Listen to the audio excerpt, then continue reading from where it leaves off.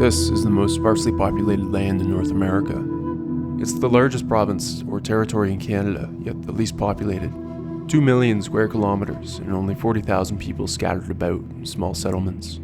10,000 football fields of land and water per inhabitant. This wilderness stronghold is the territory of Nunavut, and it seemed to us like the perfect place for a honeymoon.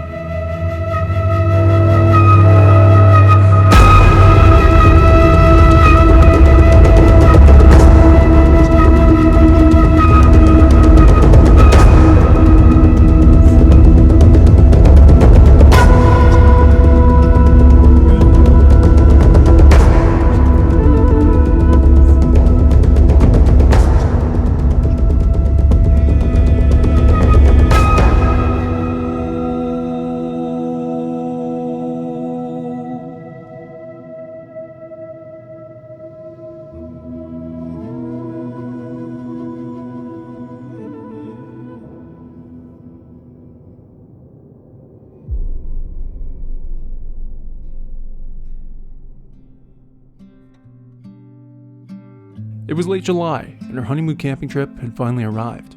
After much meal planning, packing, and gear prep, we were ready for the long drive to northern Manitoba, in the heart of the country.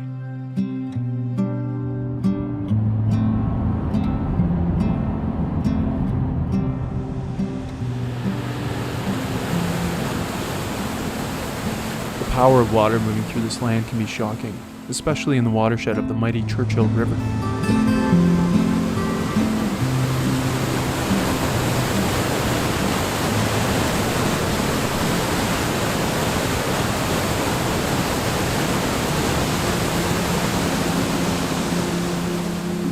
Wildfires in the boreal forest this season were blazing, giving an ominous feel to remote Highway 391. Soon we'd be leaving the boreal behind, into sparsely treated taiga, and to the barrens beyond in the Canadian subarctic. The remote mining town of Lynn Lake, population 579, was the end of the road for us, and no vacancy at the town inn meant a bonus night of camping before the trip. After finding a nice lake outside town, we pitched the tent, cracked a drink, and watched a sunset that promised a brilliant adventure to come.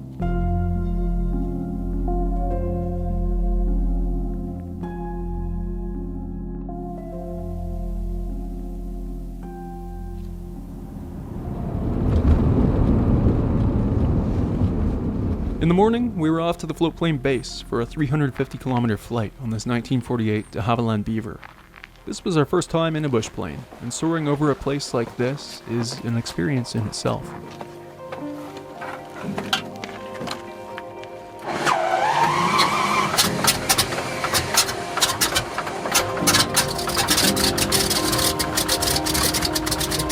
It was also our first time to the territories, first time to the Barrenlands, and our first trip with a collapsible canoe, a thin skin of vinyl over an aluminum frame, allowing it to be stowed within the cabin. Flights like these don't come cheap, but our honeymoon called for a special trip.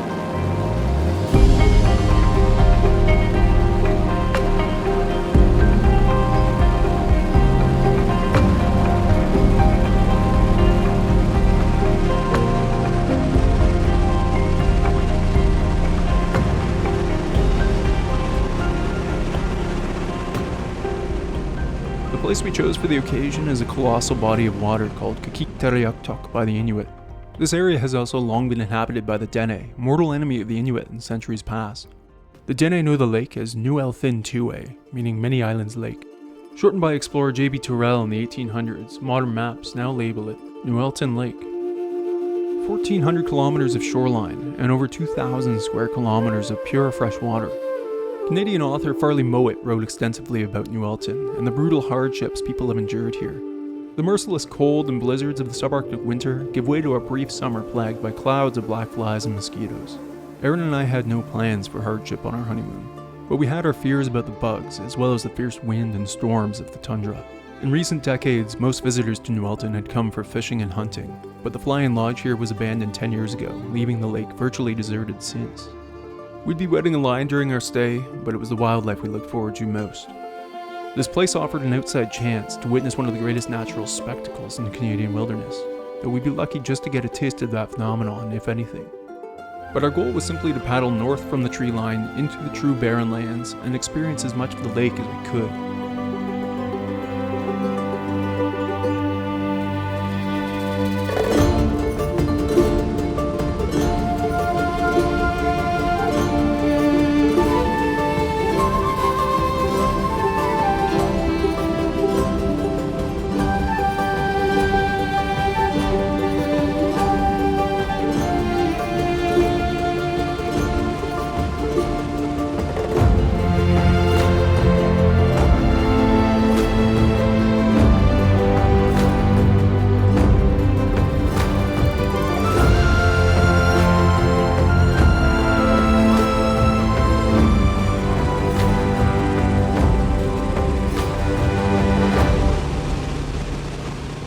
As we floated over the border into Nunavut, a good landing spot signaled us in to Indian Camp Island.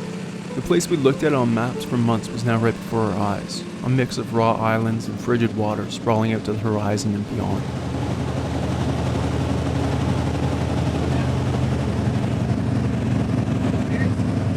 The faithful old beaver touched down smooth on Nueltin. Our cargo was hauled out, and the plane was prepared again for takeoff. No idea where to begin. I know. I literally just can't comprehend it.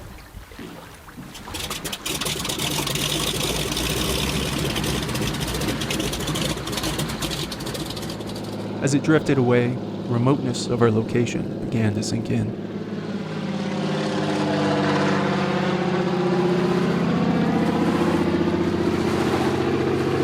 There he goes!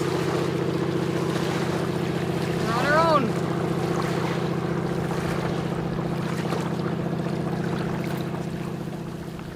We just got dropped off in Nunavut, middle of nowhere. The flight itself was an experience looking across that landscape. Just so pure and raw. We're disoriented right now, somewhat, just don't know what to do with ourselves. Overwhelmed, excited, super excited. We gotta build our canoe, PakCanoe here. We're just gonna hang out here for a bit and get our bearings. There's a very real sense of culture shock here. Yeah, it's very surreal in a good way, but it's hard to get our bearings just being plopped down In the middle of nowhere. in the middle of nowhere. Different landscape. Set up a tent, we're just gonna have a little nap and that'll sort us out. Feeling great after a cat nap. We're gonna have a quick bite to eat, assemble the canoe, and get on our way. Today might be one of the best days for weather of the trip. It's quite mild and warm. Bugs are not nearly what we expected. They can be horrendous up here. There are hardly any right now. But tomorrow the weather's supposed to change pretty significantly, so we better make some progress today.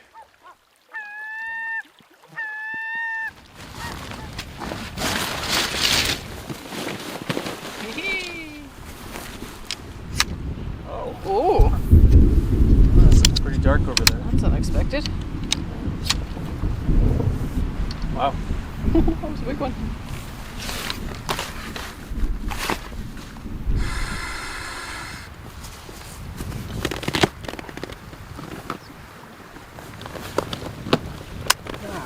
Nice. Awesome.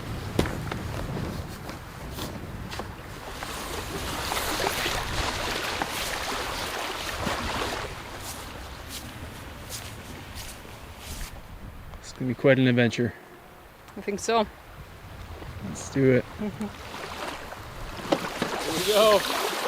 All right. We're on the water. We've got up to 3 weeks to spend on this giant lake where we can easily paddle 400 kilometers.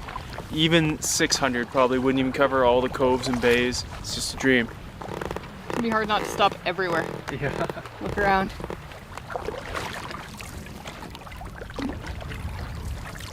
It's hard to comprehend that this is just one small piece of the lake. It's so big and I can't even grasp it right now. Incredible. There it goes. First bald eagle of the trip. Wow. Huge.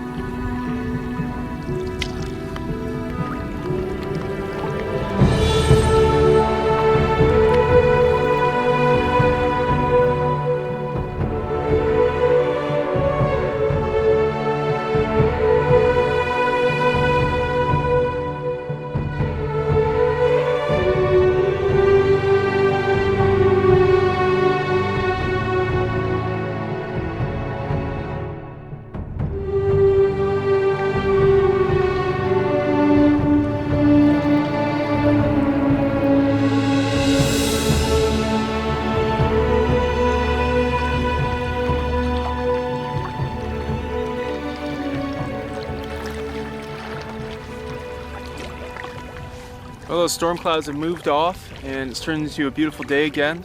We're trying to get up into a little secluded bay that'll be not exposed or as exposed to the fierce wind that's supposed to come tomorrow and potentially heavy rain. The paddling conditions this evening have turned out to be just beautiful. The wind had turned on us, but we found a little bit of shelter and it's just gorgeous calm. We'll see how much we get of this throughout the trip, but we're soaking it in today.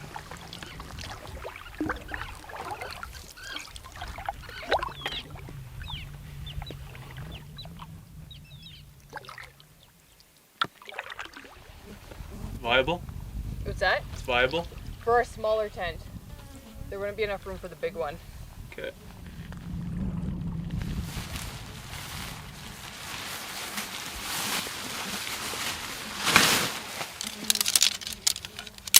Second time today we've had a storm threatening to the north of us, eh? Tent set up, rain on the way. You can see it hitting the water there. And lots of thunder. Beautiful view for Camp 1 though.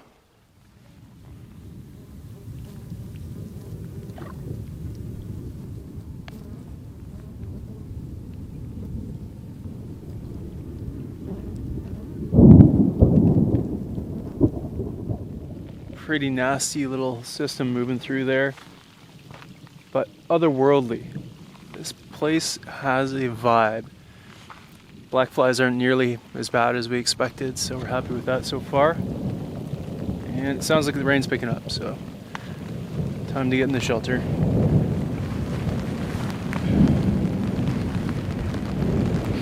Wow.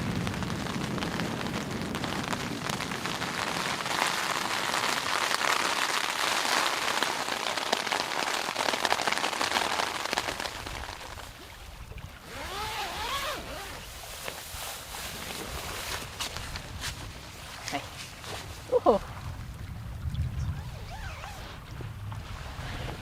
Sun's setting here on day 1, but that was a great start. Tomorrow we'll have a look at the maps, show you what this lake's all about, where we're hoping to go.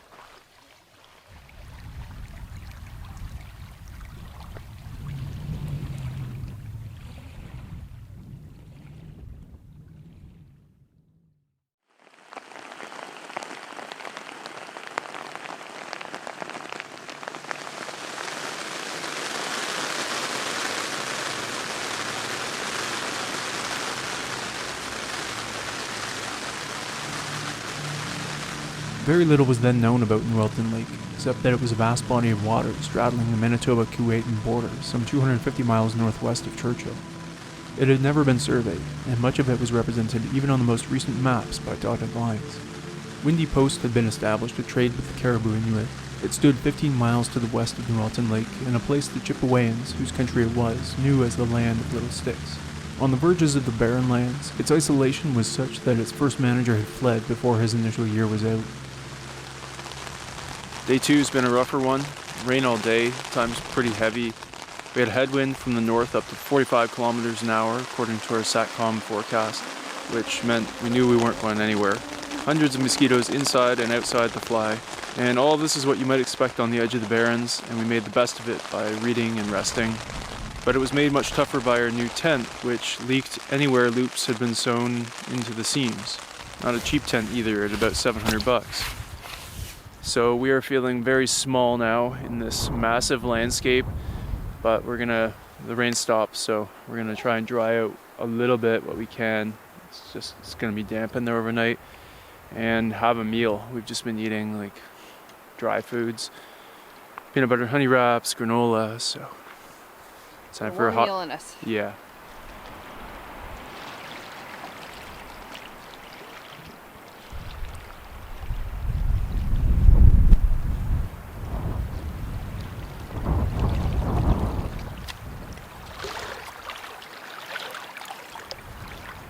Two good things about the tent situation.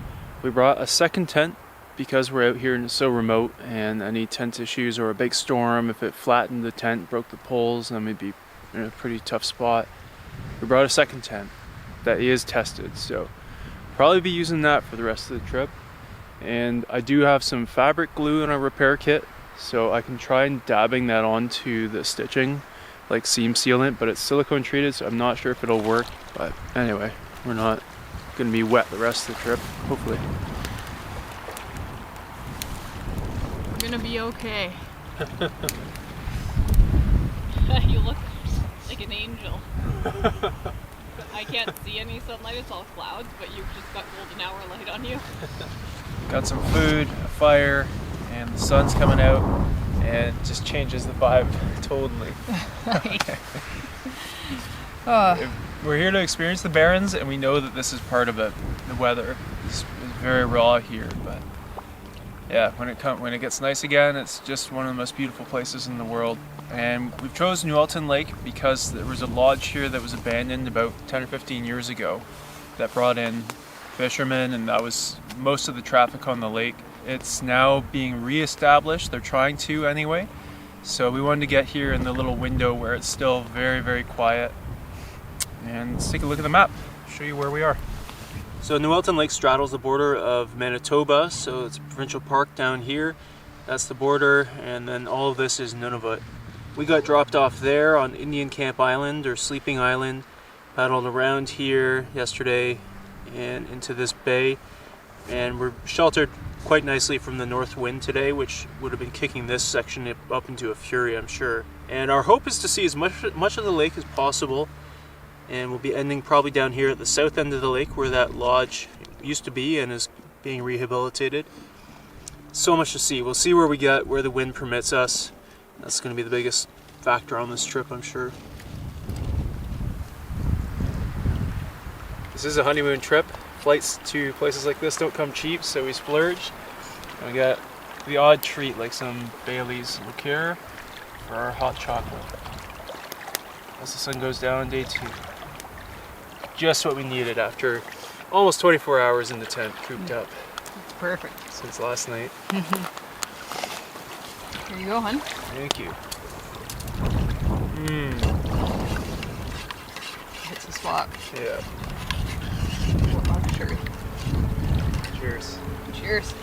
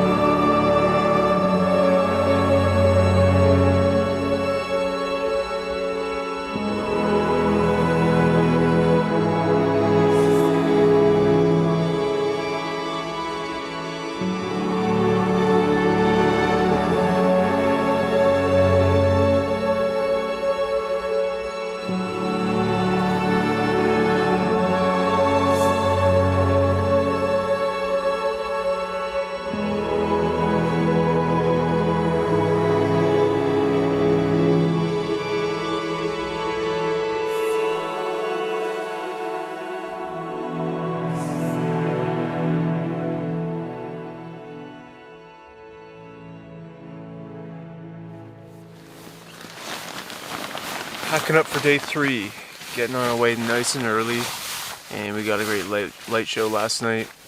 Beautiful green. There was a mosquito buzzing around my ear at 1 a.m. and it got me to woke up. I had kept the door open just in case so I could peek out, and sure enough it was bright green. Beautiful. Pillow fight.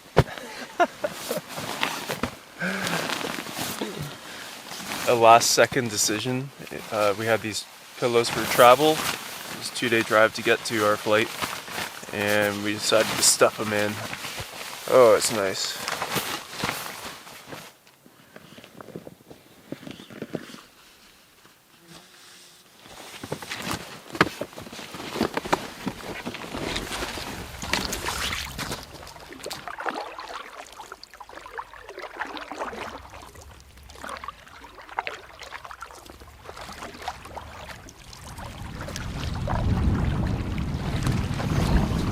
Got a north wind again today, but about half the speed of yesterday, 20 kilometers an hour roughly. So we should be able to make progress, and we're heading up the Narrows today, which should take us into the main body of the lake. Skipping across this big bay we were camped in front of. It's chopping up already.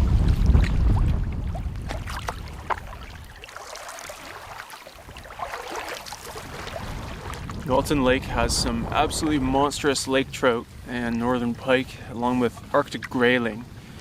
And we are looking forward to doing some fishing, but gonna take the right conditions. Right now we just want to make a little progress while we can. Usually on trips I'm really content wherever we are. I don't have that strong feeling of wanting to know what's around the next bend. But here, because it's all so new, I find I'm having that kind of wanderlust feeling of wanting to explore and see as much as I can. Camping options have been really limited so far on the trip. It's been very scrubby, stuff like this, stunted spruce in behind, but hopefully as we paddle more toward the edge of the Barrens, there'll be more options, however less firewood and less shelter, so we'll see if that actually makes things easier when we get there. We're just coming into the narrowest part of the lake now, and there's actually, you can see a bit of current, and we're enjoying this narrow section before we head into the big open lake. It's peaceful and feels safe. Yeah, there's a riffle up ahead. Interesting. Whee! First cast of the trip. Can't resist here. Boat control is pretty tough here. Wind is blowing us back into this current, and if we actually hooked into a giant 30-pound fish, it'd be pretty chaotic. Sometimes it's just nice to get a couple casts and know there's not just 1,000 giants waiting here. It's just a little too tough with the winds, so we're gonna try this on the way back. It's the one spot on the route where we have to overlap to come back through these narrows, so hopefully we'll have calmer conditions then. Eagle. Yeah. I thought that was a tall stone. Yeah.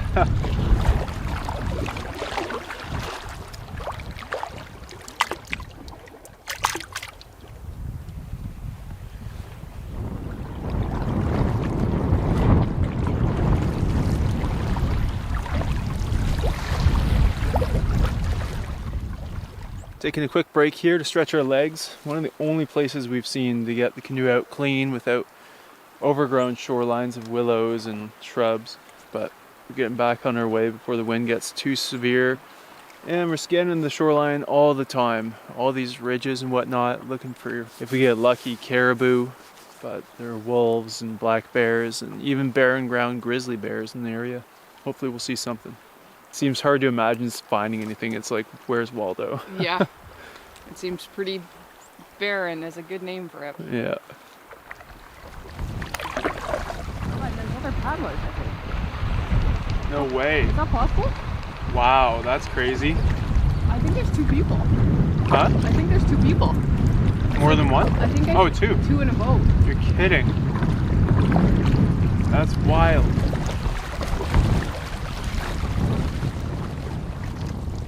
Well, we just had a shocking encounter with a couple from Maine who've been paddling the Barrens for about 50 years. They've been out on their trip for 3 weeks, and we were not expecting to see a soul on this trip, but we had a really nice chat with them. And yeah, hopefully we'll be that couple someday, having done these canoe trips for decades, and probably the last people we'll see.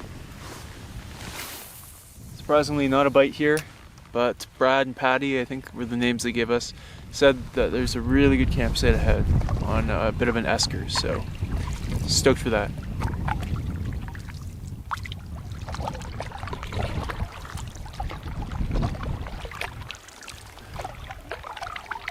So that abandoned fishing operation that I mentioned earlier, they had some outpost camps in the area, and this is one of them. Obviously been abandoned, and this one is not being rehabilitated anytime soon, just the main lodge. I'm gonna have a look. Looks like it's torn apart by bears. Bears like those. Wow. The sign was put up when it was still Northwest Territories. Now Nunavut. Wow. Would have been quite the place when it was up and running. Yeah, it's big. It's crazy. It almost feels like there was like an apocalypse, like things were just abandoned overnight.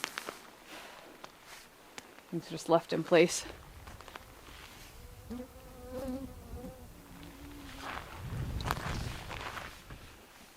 Wow. Just look what the bears did to the place. Oh wow. Single barbless hooks has been a thing for a long time on this lake. A big pile of them.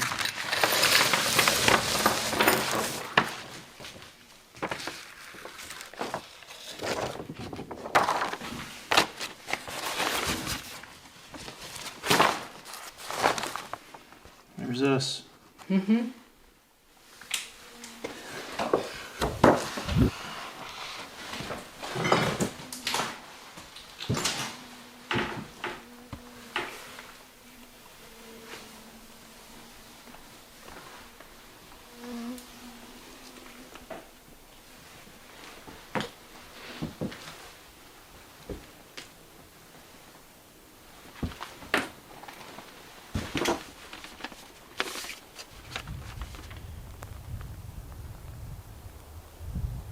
Bear did that?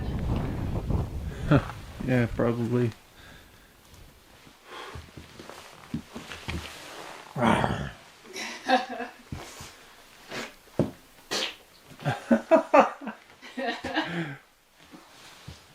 Yeah, that's pretty crazy, eh? Yeah.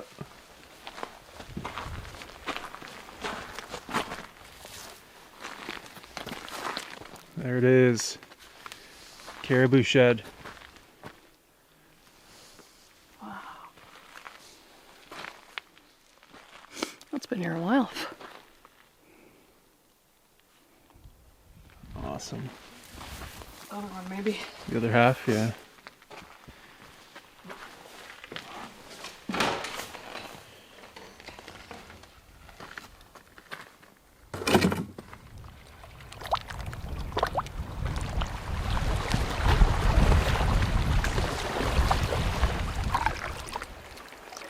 Oh, this looks good. Let's see what we got. Okay. I can stay here.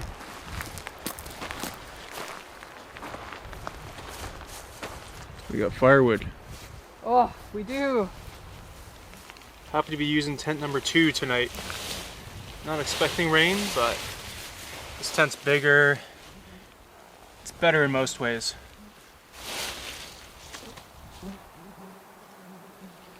Well, we're thrilled with this camp, needless to say. There's signs of an old fire pit here, but nothing else really. No signs of it being disturbed. Probably for quite a long time.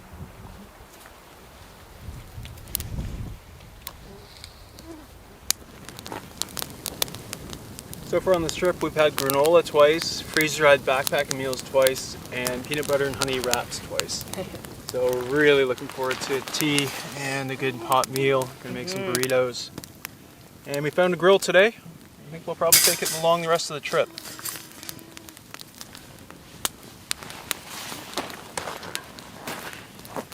Nice. This is living. Total mood change from yesterday. Yeah. Trapped in the tent for 24 hours, and now we're in paradise again. Lovely campsite. Yeah, What really a nice view. place for the canoe, easy to get access. And we can see the open lake there a little bit, where it really opens up. There's like probably 90 kilometers of fetch for the wind to build. And it looks like it's white capping there through the trees, but not our concern today. Not today's monkey. Tomorrow morning.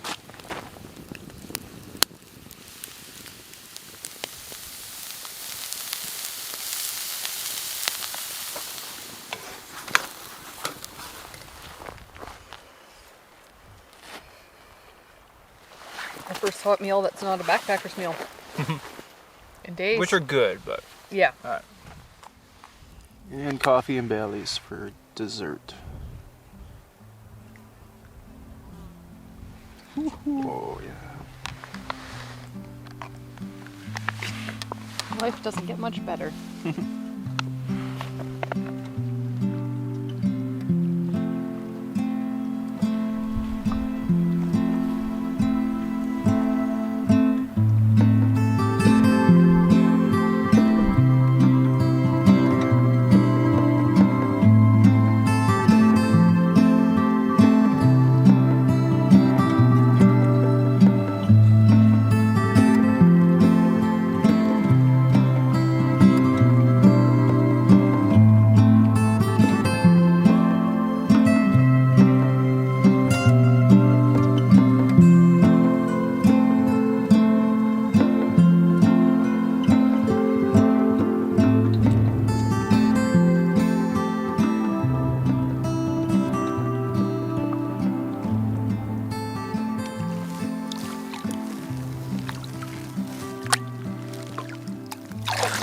up to? Gold panning. Just for fun, eh? Gonna make us rich. Worth a shot. Yeah, super fun. I thought may as well. Coming up to the territories. Be fun to find a couple little specks. Good souvenir. No luck yet. Got the solar panel on this trip and a big power bank. Getting 10 watts right now behind some cloud cover, but it's fully charged, so it doesn't matter. And then I've got 3 20,000 milliamp power banks, smaller ones, that get charged off of this, and then I can charge all my other devices. Guess what I found? No way. Look at that. And this one's not like a freebie at the abandoned lodge. No. That's so cool. Been on my bucket list forever to find a shed, and especially caribou. Wow. It's in such good shape. Oh, I'm so happy for you. Thank you. So excited. Beautiful.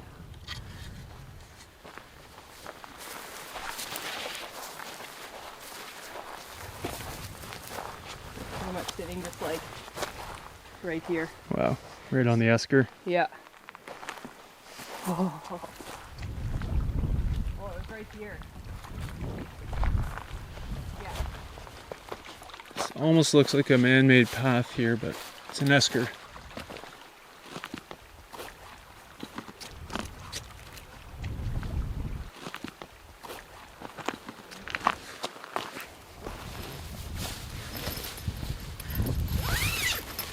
Good. This is more like it. Lots of sprawl space in this tent. We can bring all of our stuff in. Some pros and cons. This one, we've had some issues with bugs getting in. The top has a really silly hole in the design that you cinch around this pole, but it doesn't cinch tight. So we've got some stuff jammed up in there. And let's have a look at the maps. We've got many. Some old topo maps from Aaron's family friend Karen, who happened to paddle through the south end of Nueltin 20 years ago or so.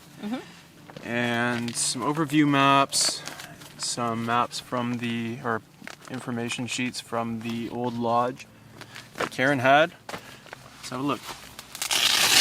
So first of all, we were just mentioning the esker. What is that? It's marked by those arrows there. An esker is an old glacial riverbed. So about 10,000 years ago, this area was covered in glacial ice, kilometers thick, and as it melted, the water went into depressions and left sediment. So an esker now is an elevated ridge of sand, but it used to be the depression of a riverbed. So it's just all that deposit from the glacier, the sand and gravel and whatnot.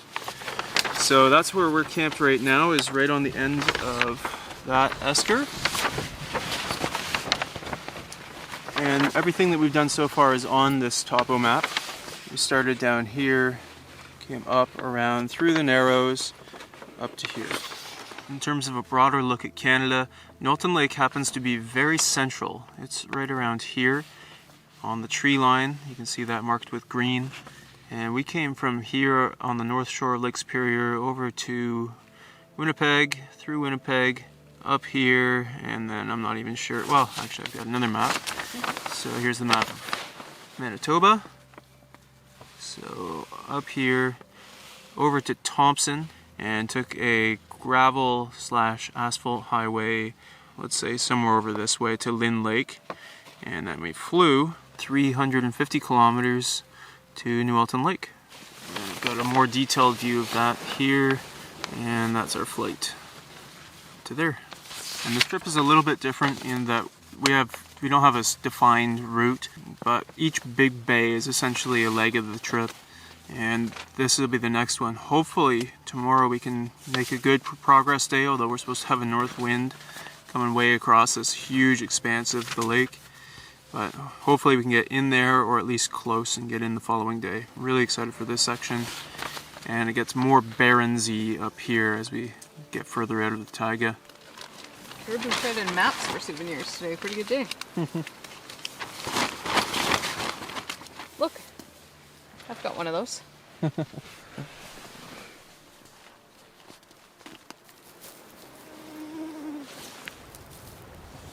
We're getting some dinner going, and I'm filling up my bottle with this crystal clear water. I feel like it must be some of the cleanest water in the world. We filter it, but I don't even know if we have to.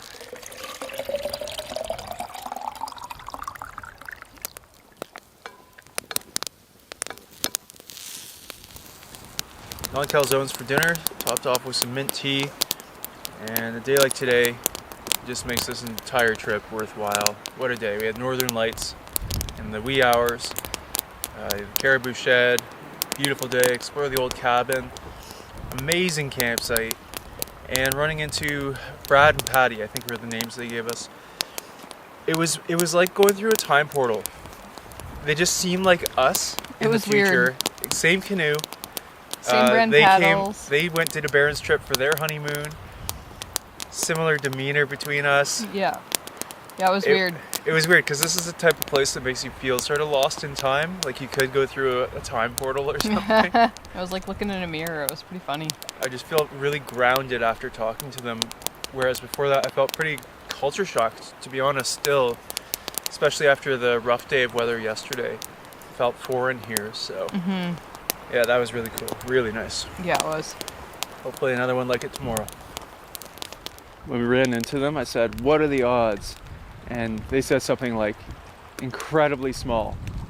They did like 40 or 50 Barren's trips, they said. Yeah, at least 40. Something like that. Incredible. And yeah, they seem pretty shocked to see us. Can't imagine we'll see anyone else. Yeah, I was more surprised than if we were to have stumbled across wildlife. Yeah. See another canoe is just... Yeah, absolutely. We could have seen like a wolverine. Yeah. And I would be less shocked. Yeah. Here in the middle of nowhere.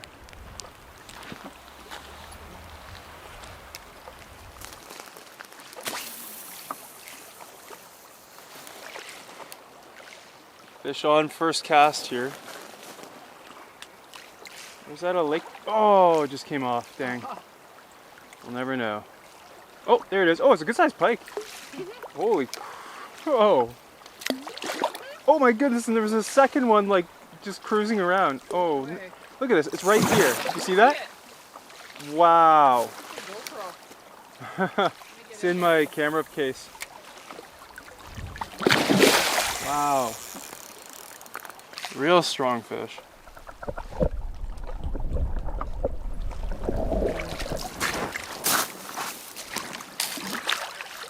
Done. What a thick plate. That's not bad at all for a first fish of the trip. Thank you.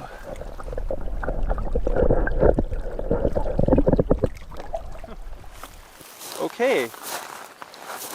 Interesting.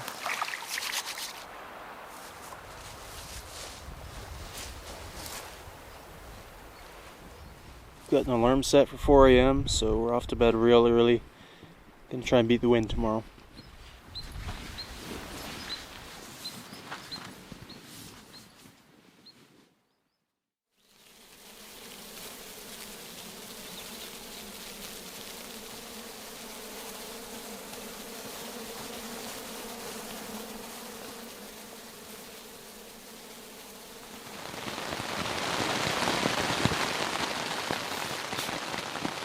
Quick showers this morning, but luckily it's past, so we're gonna get up and on our way.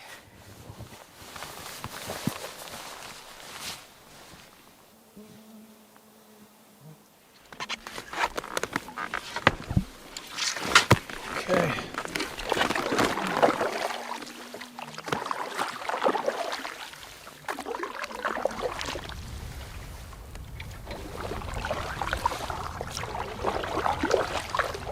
Just rounding the corner into the most open section of the lake, so we'll see how the conditions treat us up here.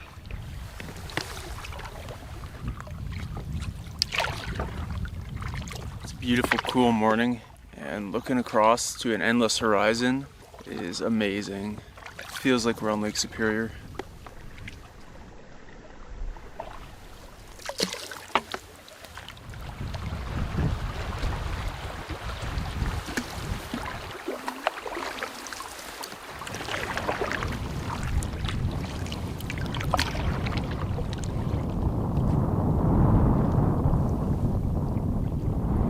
Clouds move out, the blue sky's on the way.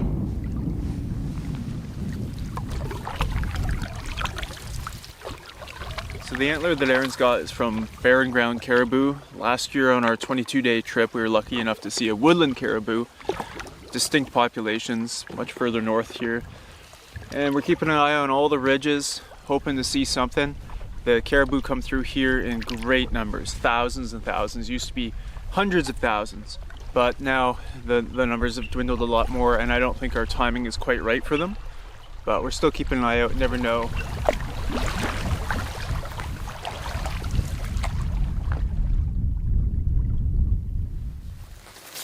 We're out for a mid-morning stretch.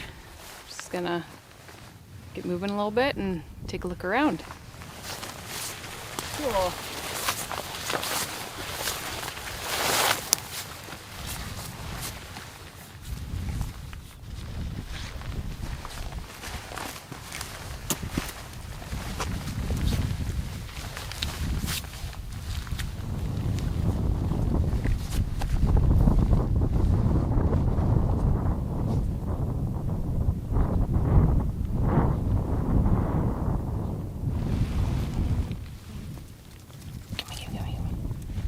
Getting into our first blueberries of the season and the trip, and hoping to find cloudberries on this trip.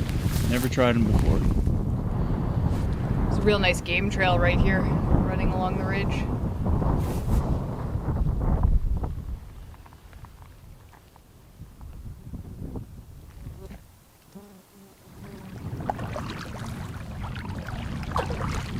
Fourth day of the trip and fourth day with north wind, which is a headwind for us.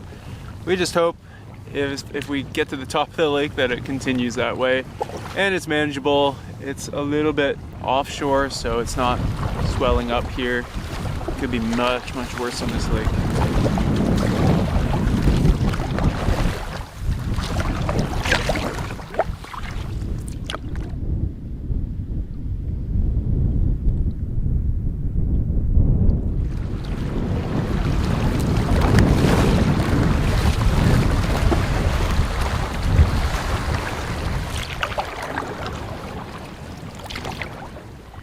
Decided to pull over and stop and have some lunch. We're gonna try and set up a little fire and cook beside this erratic.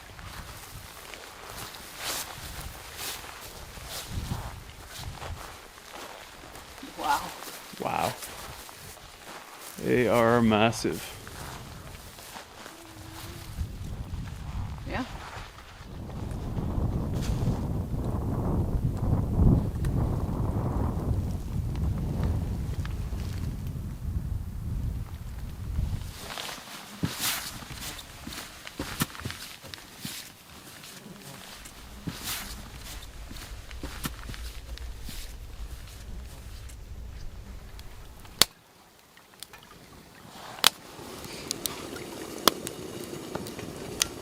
Taking a break from this headwind, rehydrating some veggie chili and naan beside this erratic.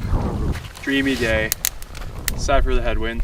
Yeah, still. But we're getting through. Yep. Making progress. Still a wonderful day. Yeah. Still having a wonderful time. We're burning dead, dry alder and willow branches from the shoreline, which I normally wouldn't touch, but as we're getting into the Barrens, that's what we would be relying on more so. Not too many spruce. There's a little stand right behind us, but they're all green. But just doing the job.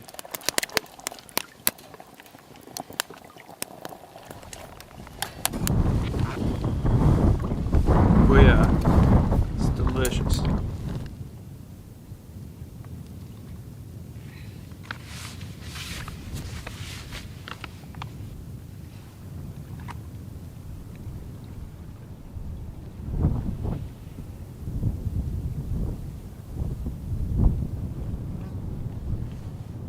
Well, this has turned into probably close to a 2-hour lunch. Soak in the sand.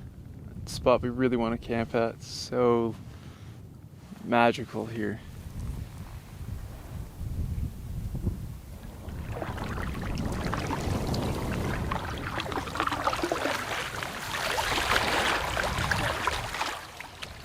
No way. Look on. Matching set. No way. That's crazy. Erin thought she saw an antler from shore, from the water, and she went to get it, and on the way to getting it, she found a second one. It's crazy to imagine the numbers rolling through here. It's crazy. That's awesome. Beautiful. Wow. That's so cool. It's one of those things, like I've always wanted to find sheds. Never have. Now the floodgates are open. All right. Can we put these on shore for someone else to spot? Yeah.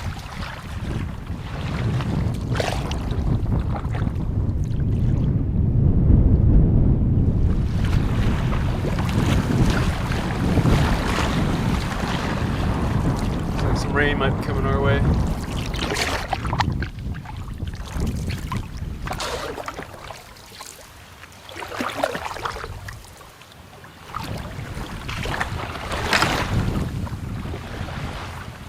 We've stopped for the day. We're both we're feeling pretty tired, and the site seemed so-so. But then once we got up top and took a look around, we found something that we've been looking forward to all trip.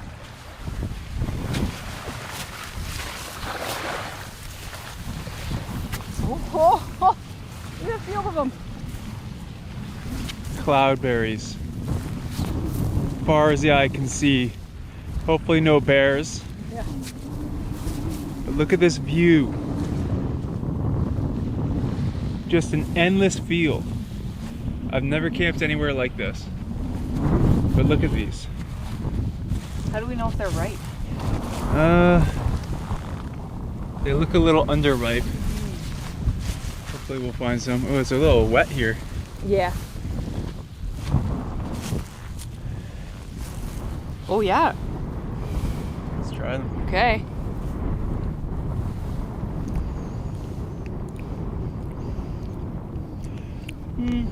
It's okay. Not what I expected.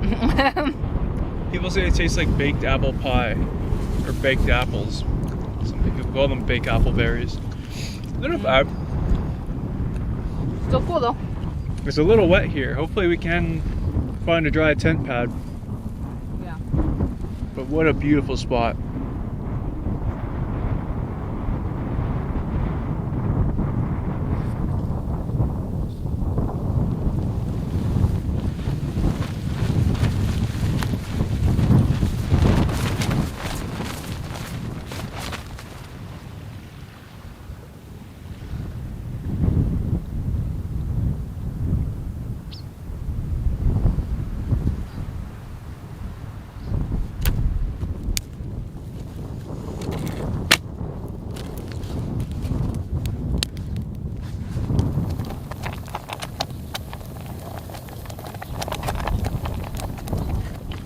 Big pot of penne tonight, and this campsite is unlike anything we've ever stayed at.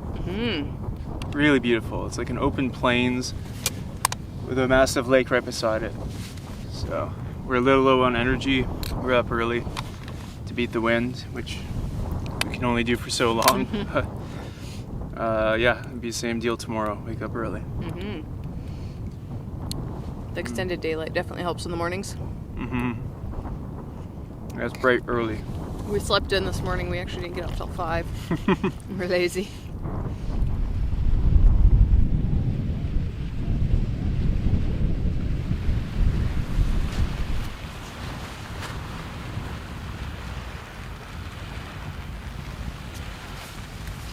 Amazing day. Just had time to get everything done before some showers came through. Better progress today. Still not great, but with the headwinds, we got about 27 kilometers done, so it was a full day. And tomorrow, we hope to get into Smith Bay and maybe the most anticipated part of the trip.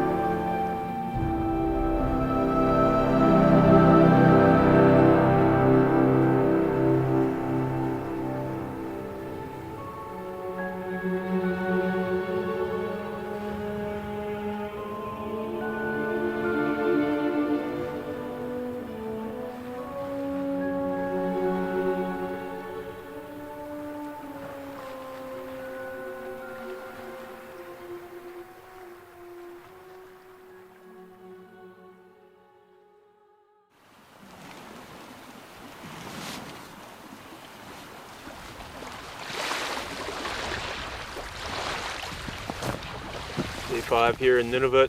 It's a chilly one, and the 5th day of north winds. Woke up at 4 a.m. with our alarm, and it seemed like there was a very light breeze, and we decided to sleep in because we needed to catch up. And 6 a.m. now, it's blowing pretty stiff, so we'll just do what we can. Beautiful day otherwise. And this is an unreal place to wake up to as well. Seems bizarre that in this huge field full of berries and grasses and shrubs to graze on, that we can't see one animal. At times it's probably packed with caribou, but not now. On our way at 7:20, pretty good for a sleep-in day. Bugs were surprisingly not much of a factor there. And today we were hoping to get into the back of Smith Bay, but measured it on my phone, and these distances are so hard to fathom. It's 50 kilometers to the end of the bay, so we'll likely be setting up for that tomorrow instead.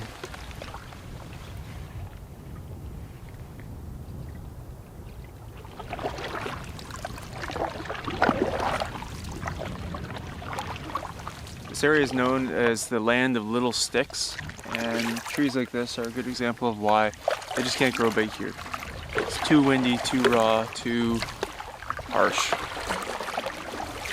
The bodies are holding up pretty well so far.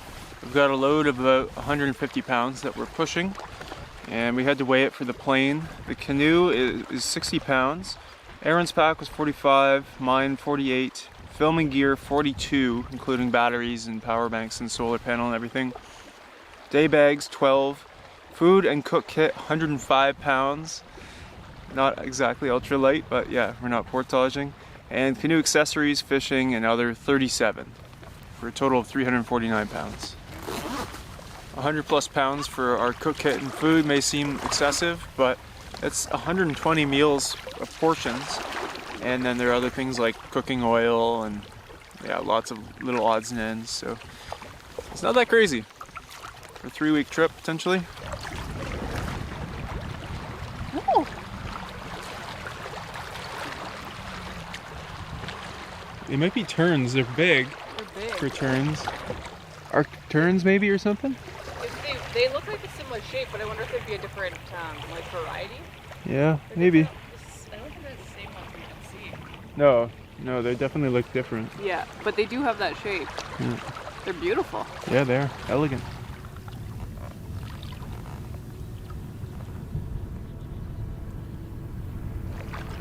Beautiful conditions right now, and we're coming up to a nice sandy esker. Big one.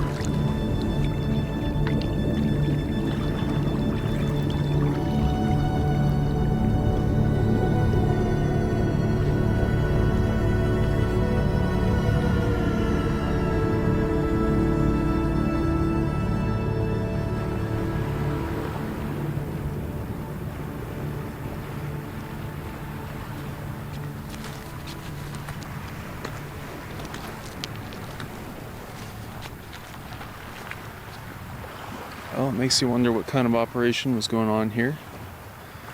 Lots of oil drums. But otherwise, spectacular spot.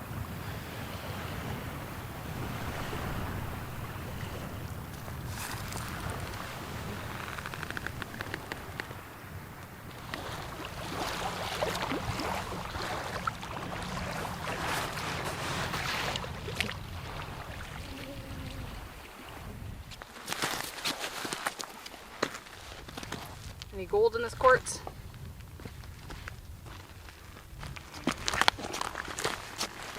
It's calm.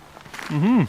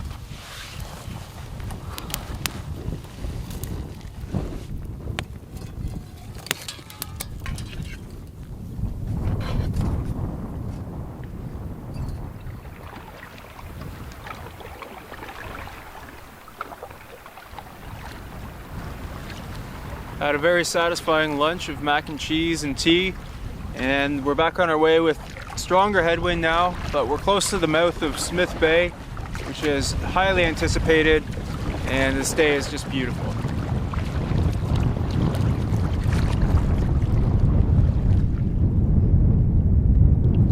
We're just about to round the corner into Smith Bay, and it looks like the wind's kind of rocking down that bay, so we'll see if we can make any progress or if we're gonna have to call it a day.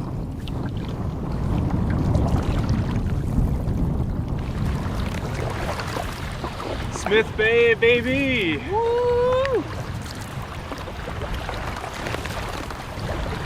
Made it. See if we'll be granted access. Yeah. Gatekeeper.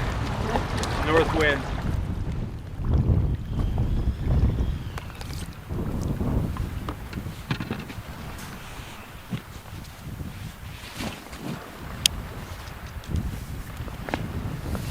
So as expected, the wind is ripping down Smith Bay. So the wind is supposed to be pretty light tomorrow, especially in the morning. So we're gonna save our bodies and just tackle that section in the morning. And we got this really cool spot. You can see the wind. And we can hike all around here and just have a nice afternoon and get started fresh tomorrow. Let me help you. Thank you.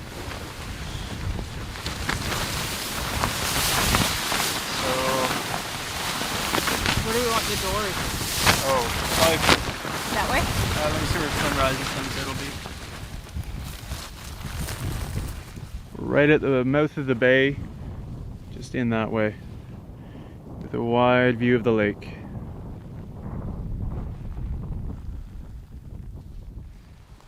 There are a few better feelings than just getting to a campsite and having it feel perfect, like you're right at home. Lots of fun to have here. Can't wait to go for a hike up in those hills there. No trees here to hang the gravity filter, but this looks like it'll do the job. We're in our nylon paradise. Nice breeze rolling through, and it's surreal to be here. 2 years ago I was reading a Farley Mowat book, first time I'd read him, about this area, and now we're about to get into the area where he stayed.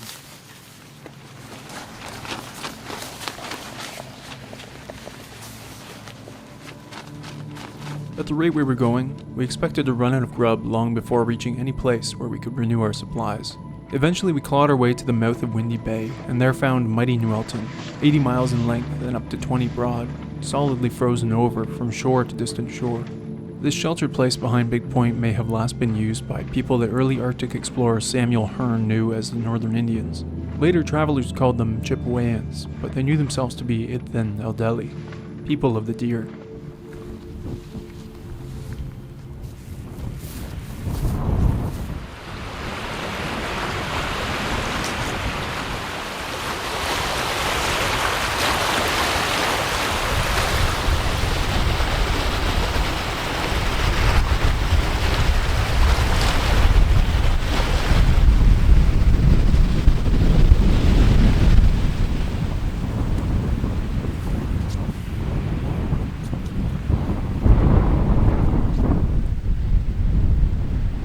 Back home we see quite a bit of quartz. It'll be running as a vein through other rocks. I don't think I've ever seen such a big chunk though. This thing's so beautiful, and just standing out in this field sparkling like this looks magical. Always frustrates me that quartz isn't worth more. That should be worth something. Feels like it should be. I'd take home.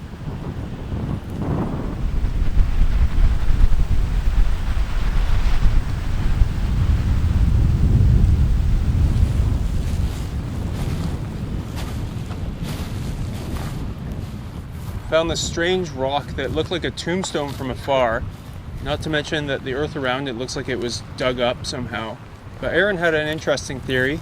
It almost looks like it was pushed up like by ice or something in the winter, like from the ground underneath. It looks like it was forced through.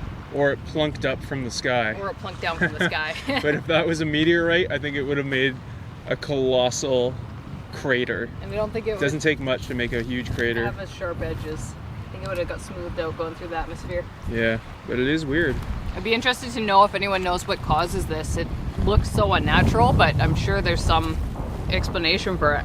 Like, I know permafrost can create upheaval, but I don't know, it just looks out of place. Yeah.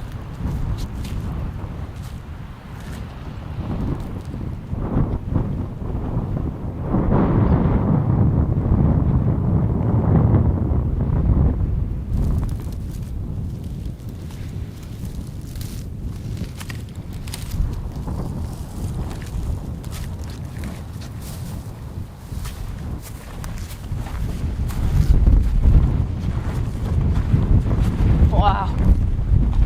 Oh my goodness.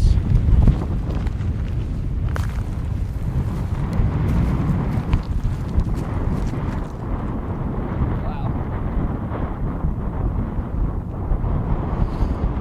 Without a doubt, one of the best hikes we've ever gone on. This might be my favorite. The best. Nothing So comes unique, close. seldom seen. You're not fighting for space at the lookout with anyone. This is Windy Bay, or Smith Bay, and I think at the back of it is Windy Bay. Windy River comes in there, and that's where we're headed. Oh, we just see our canoe down there, right? Yeah. 360-degree view. It's really incredible.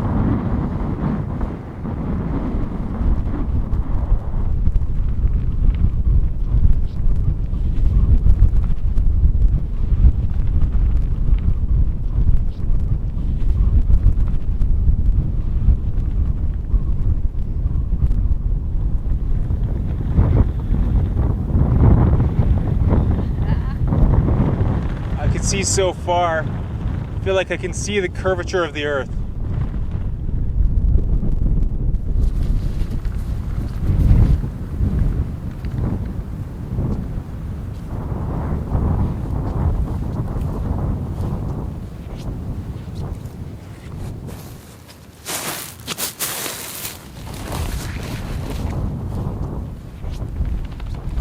There's a bit of a Stonehenge here. Kind of cool.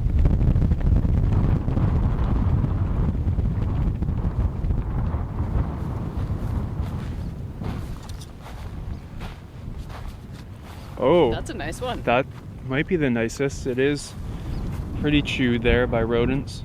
It's beautiful though. Yeah. So that's number 6, including the skull that you've seen or picked up. Yeah. Yeah. Crazy. Spent my whole life looking for one. But I've never been up here.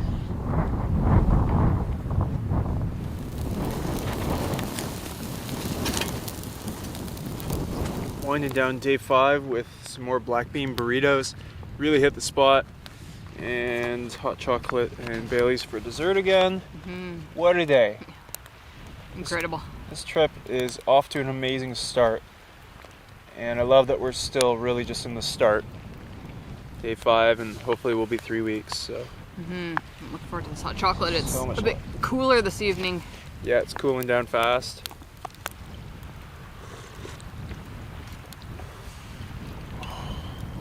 I was close to the perfect day. Yep. 9:15, just got in the tent. Wind's dying down, bugs are starting to come out, and we're in the safety of the tent. Tomorrow, I'll show you what we've got planned. It's gonna be a good day. So we're camped there at the mouth of Smith Bay. Tomorrow, we hope with good wind conditions to head up here. Many features of interest here. There are cliffs which may have peregrine falcons. Then there's the Windy River outlet where there used to be a fur trading post. See if we can find any remnants there, and of course fish the outlet. Then there's the Little River, as it's known in Farley Mowat's books, and he camped and had a little post there. Well, Charles did, Lake Charles. Charles Schweber was a trapper there, and Farley Mowat stayed in his cabin. And then on this side, Farley Mowat wrote about wolf dens in the Eskers here, so it's jam-packed in there. We can't wait, and this is supposed to be a good campsite here on this big island. What more could you ask for?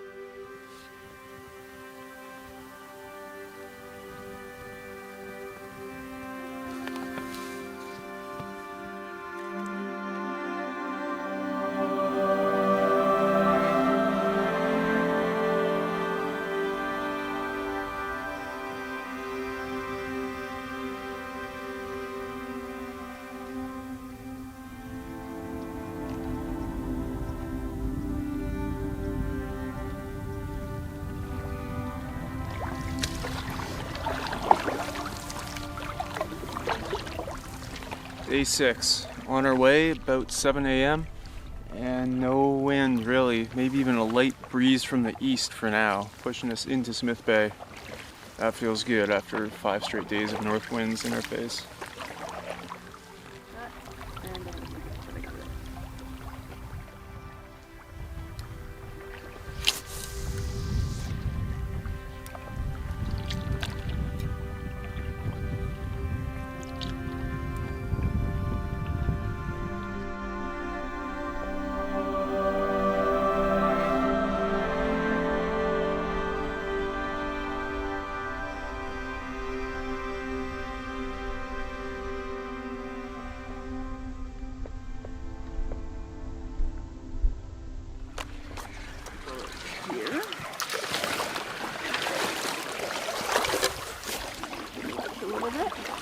Nice.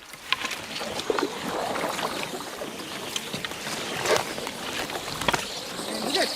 Nice. Yes, so. Oh, no way. Double.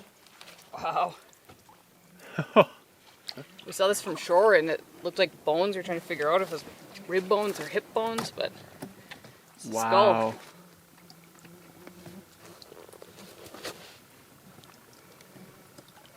Crazy.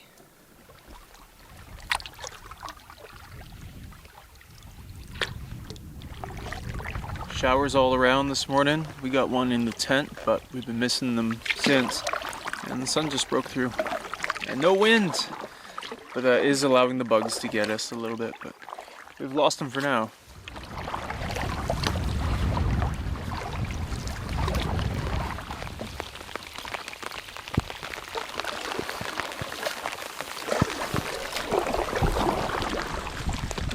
Rain's coming down now. Pretty deep into Smith Bay now. Not much to report. It's a bit rough around the edges here. All the shoreline has a thick barricade of shrubs and jumbled rock, and it's very hard to even get out anywhere, so hopefully the campsite opportunities are going to improve.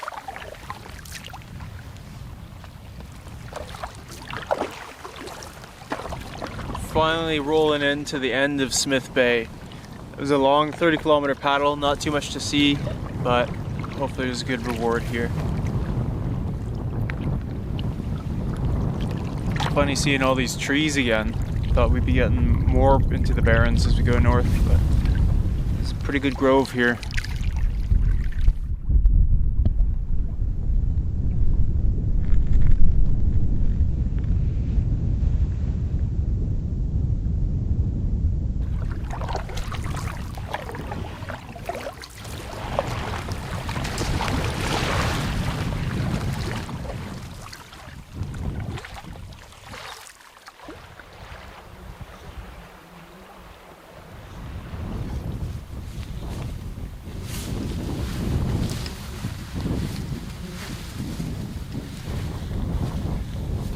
Well, we finally arrived at the end of Smith Bay, and as soon as we got here, we were out of gas. Both of us just crashed for an hour or two, and I'm just making dinner here. Erin is more content with sleep than dinner, and she's not hungry, but I'm gonna bring her a hot chocolate and Baileys. Amazing to be here. Read books about this place, and there's so much to see, but we need some sleep. So Erin was able to rouse herself at the mention of Baileys and hot chocolate. Feeling much more human now. Mm-hmm. Cheers. Cheers. To Smith Bay. Smith Bay. Windy River tomorrow.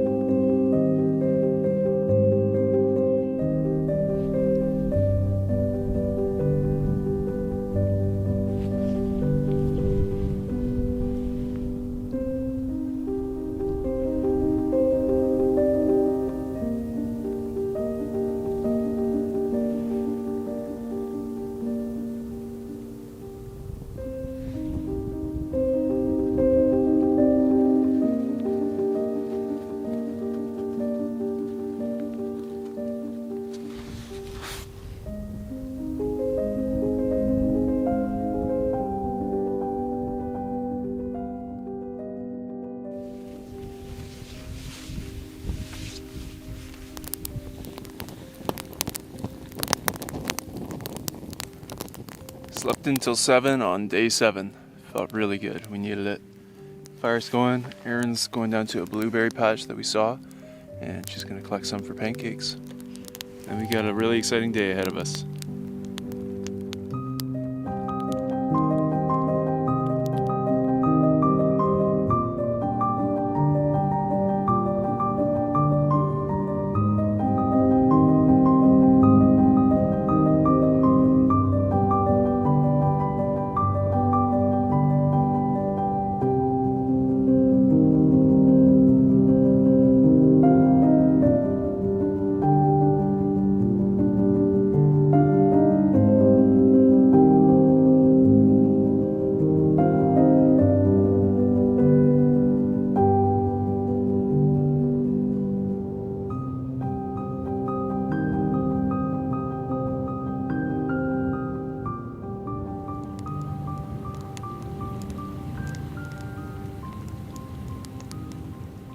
On the menu this morning we have blueberry pancakes with freshly picked blueberries and a side of cloudberries and coffee to drink.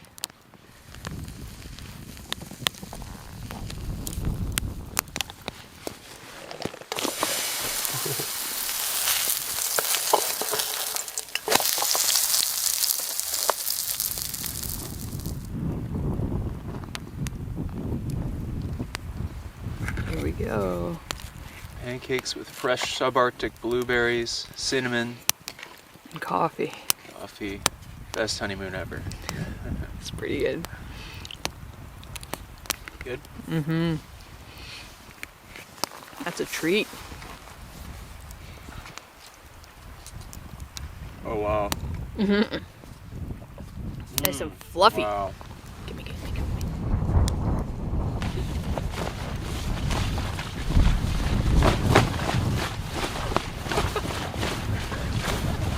Putting your body into it.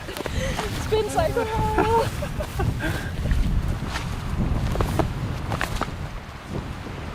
So we stuffed ourselves with pancakes and got ahead on laundry. We weren't planning on doing it this early in the trip, but it's a perfect opportunity. It's windy, sunny, and yeah, the wind is really up, so we're just gonna sit tight for the morning. Looks like on the SATCOM forecast it might reduce a fair bit in the afternoon, so we'll get on the water then. One thing I wasn't expecting in the Barrens was how deep the soil is. Like, look at that, this little trowel goes down there so easily. And it's beautiful, rich soil.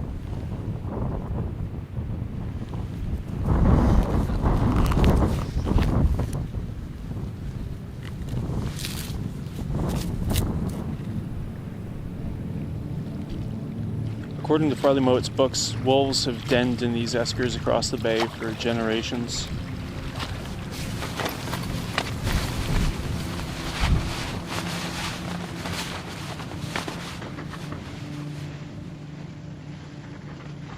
Numerous almost beyond belief, some observers estimate that as late as the 19th century, 10 million caribou still inhabited the Canadian North. La Foule could appear in such numbers as to literally blanket the landscape, yet in a few days might be gone again. Where did they go? To what destinations? And for what reasons? Vast as the Arctic prairies are, they can provide only so much bounty. Utterly dependent on that bounty, the caribou must forever be on the move. It is not for nothing that the Ithin Aldeli call them children of the wind.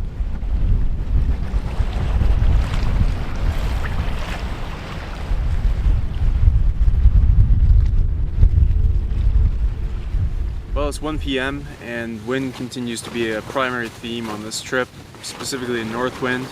It's still blowing hard, and on the SATCOM there's nothing but north winds in the forecast to come, so Won't be bad once we turn around.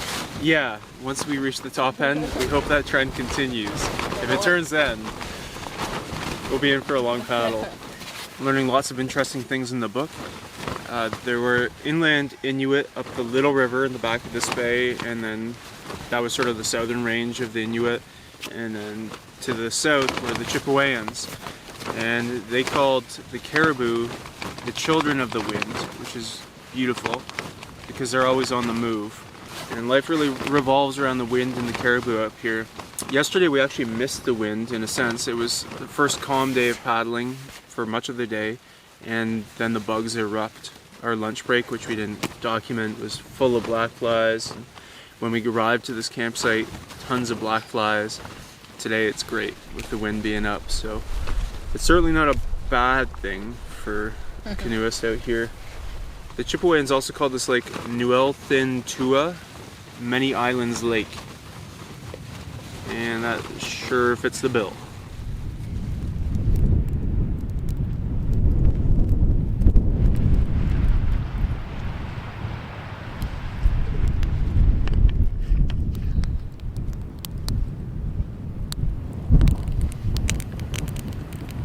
Had a good lunch of noodles and broccoli.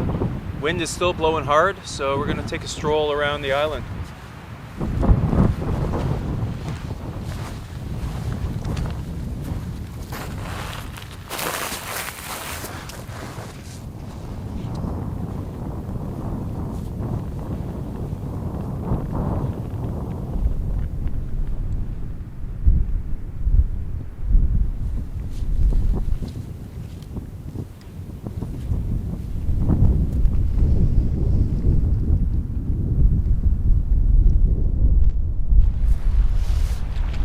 4 o'clock now, and the wind's finally starting to let up so we can get on the water.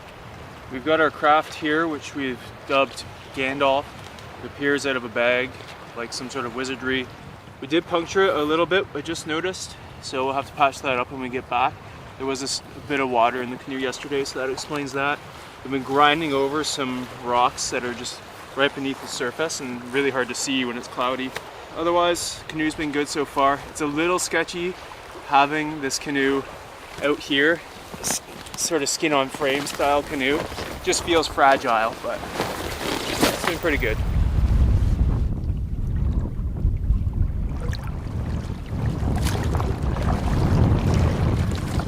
So we're starting out on the north side of the bay to get out of the wind, and because Aaron saw some white blobs floating in the distance, which we think could be swans, so we're hoping to catch up with them.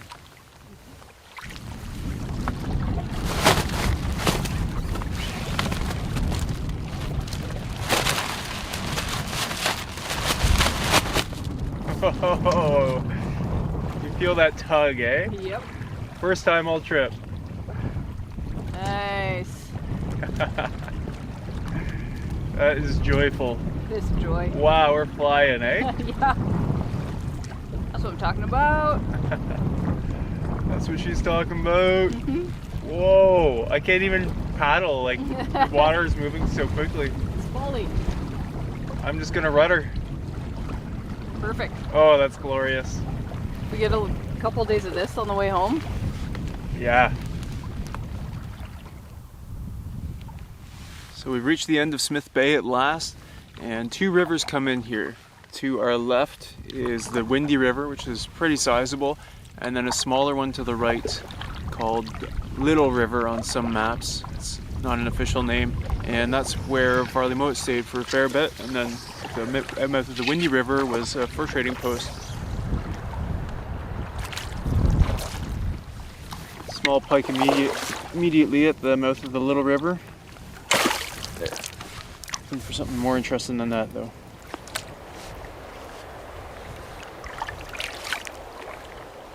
So I got that pike on first cast, then Erin got a pike just by dipping her lure in the water before she even cast, and then nothing. So that's it for the mouth of the Little River. Gonna move on, and no sign of the cabin. We're not gonna go marching all through these shrubs, thick bush, and black flies. So just have to imagine it. Working our way into the Windy River, which is much more significant. Lots of current here, and we can see some remnants of the trading post. So I'm gonna check it out. Brave the black flies.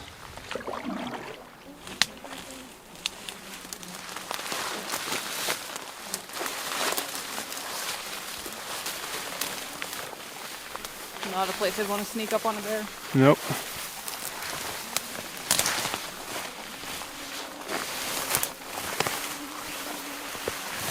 Wow. There it is. Glad we found something. Not too big. No. And getting logs this big here is no easy task.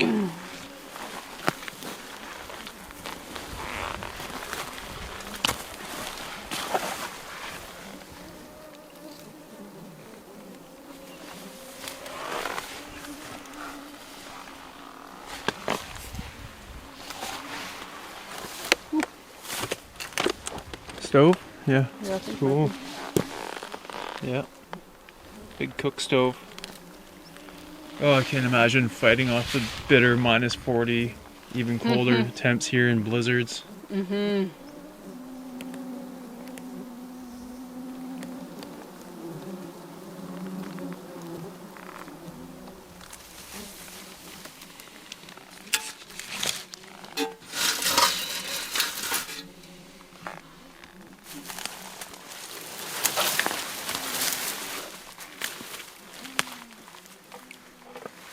Departing windy post now. Leave only footprints, take only black flies.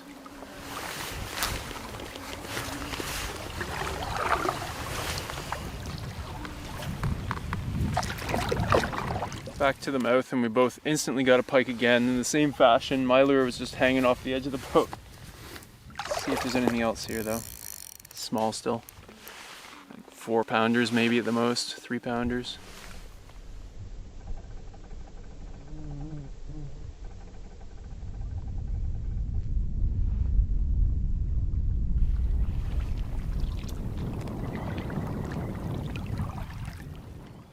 So the lodge we passed on day 3 had another outpost camp here in Windy Bay, or back of Smith Bay. These were abandoned 10 or 15 years ago, and we saw this from the water. Look at that. That's wild.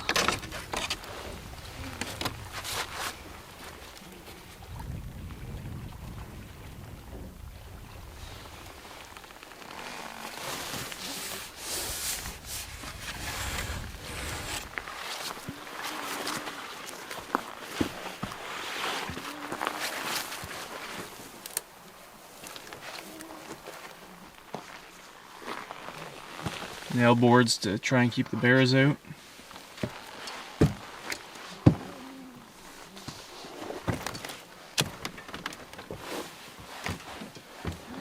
What?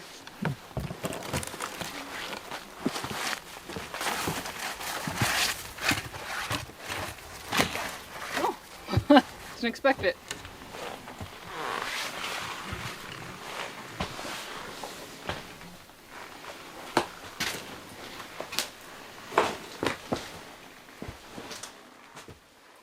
Classic. Good choice.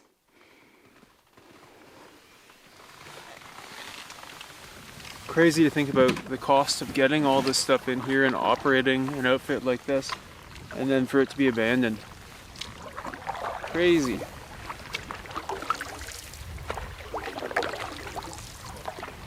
Nine o'clock, and we're just getting back to camp, close to sunset, and the wind had worked out pretty well for us. We were able to drift down the bay with the sail, and it's not too bad coming back. Timed it well.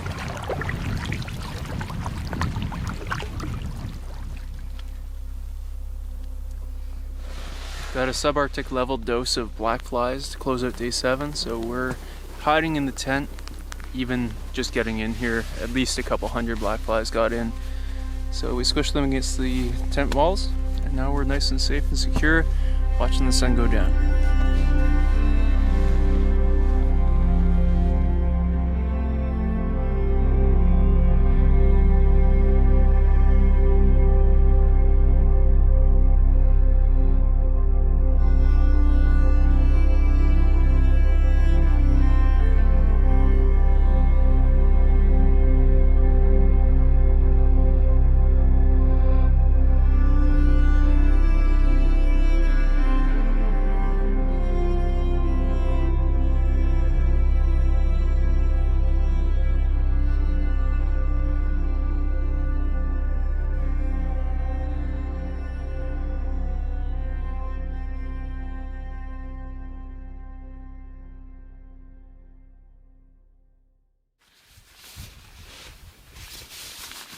Getting started for day 8.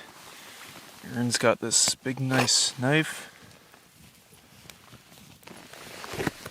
And things are very dewy this morning, so just baton into the middle.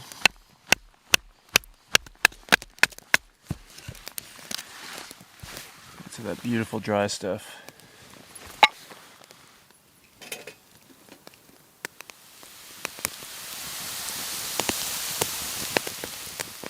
Closing up shop here. Aaron's packing up the stick stove. Doused this area and tried to rake dirt over it where it was a little scorched, even though it's unlikely anyone's going to pull up here anytime soon, if ever. Still good to reduce our trace. We've got some shoe goo in the repair kit, put it on last night, and it seems pretty solid.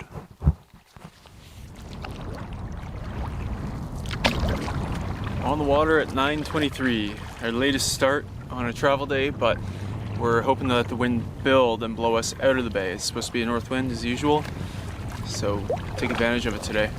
Hopefully get some more sailing in. Grew quite a taste for that yesterday. So the wolf dens are supposed to be somewhere along this north shore, but I have no idea where. This bay is so big. When I was planning this trip, I thought, oh yeah, we can try and check into these spots and have a look around, but it's just massive. The island we camped on was 4 or 5 kilometers long. I think I did hear a peregrine falcon shriek this morning though, but we're still shocked that we haven't seen anything because the barrens allow you to see so far and it's so exposed for the most part. It's pretty wooded in here. But we keep holding out hope that we're going to see a caribou or a small herd, if we're really lucky, on the horizon somewhere. They go north to the Barrens for the summer, and then they come back down to the tree line, according to No Man's River, the book I'm reading. And then apparently they go back up for a bit, and then come down. So there's always a chance that we'll intercept them. In the book it mentions Arctic terns too, which we think we saw a couple days ago. And he says that they have the longest migration on Earth of any animal, going from North America in the summer over to Europe, down to Africa, Antarctica, and then back up the Americas. 30,000 mile migration each year.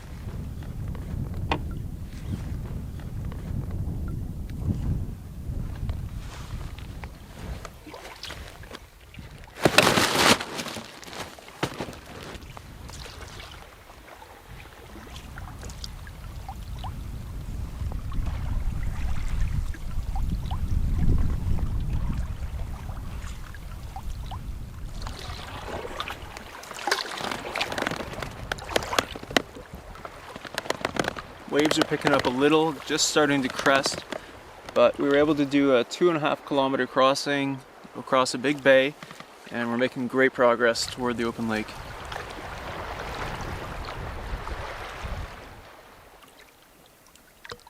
Coming around the leeward side of a big headland, and I can't tell you how rare this has been. Some nice exposed rock for getting out on. Got the canoe tied on, just floating in the water, stretching our legs. What a beautiful spot.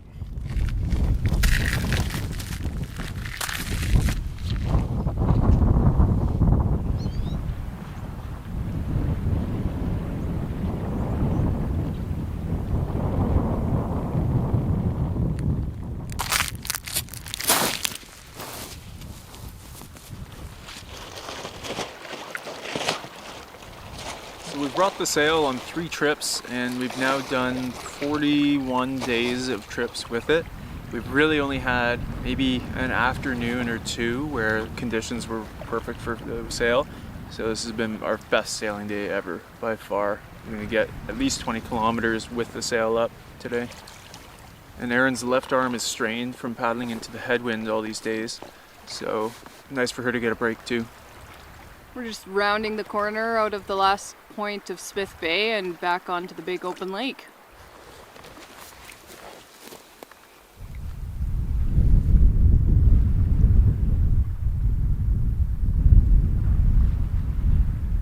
It's a big one. Wow.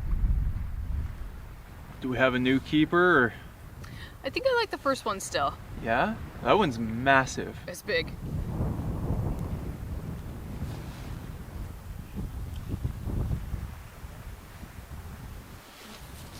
So there was an eagle feather on shore, an antler on the land, and just a nice spot with a big view of the lake. So decided to call it a day. Mm-hmm. What a beauty. Sailed almost the whole way here. Winding down day 8, looking across this massive lake. Non-calzones, trying to eat up our fresh stuff, and hot chocolate. The bugs were coming on pretty bad here. And as soon as we lit the stove, whew, gone. Back home, I find lighting a fire sometimes helps with the bugs a bit, Up here, it's been like a switch almost, which is a godsend. Yeah, it's been really nice. When they come on, they come on. Mm-hmm. They're thick. Yep. Going for a little walk after dinner. And yet another one. Beauty. Oh, that's very white, eh? Pretty nice. Oh, is that a keeper? Could be. Maybe.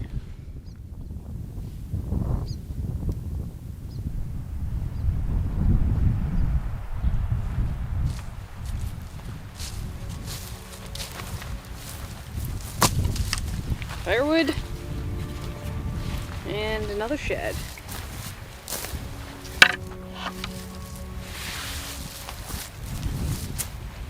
Good day's work. It's a handsome collection.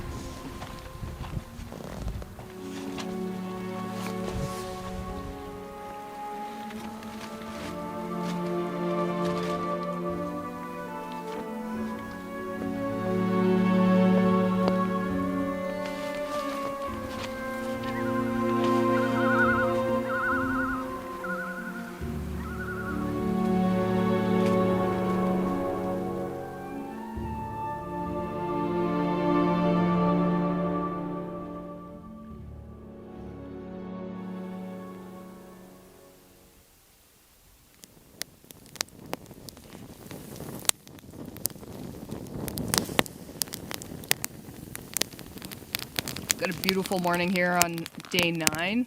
We're picking up some chili for breakfast, and the wind's not supposed to be too bad for us today, so we're really hoping to make some good progress. We want to get as far north on the lake as we can. There's still about 50 or 60 plus kilometers left to get to the top end of it. A few cloudberries for dessert, and we're on our way. My favorite thing about cloudberries, aside from their taste, is how pickable they are. They just present themselves perfectly. That is nice. They're kind of like a peach, a mild peach. That one's moldy. Let's get some produce out here, some fresh stuff. Mine is a little too ripe.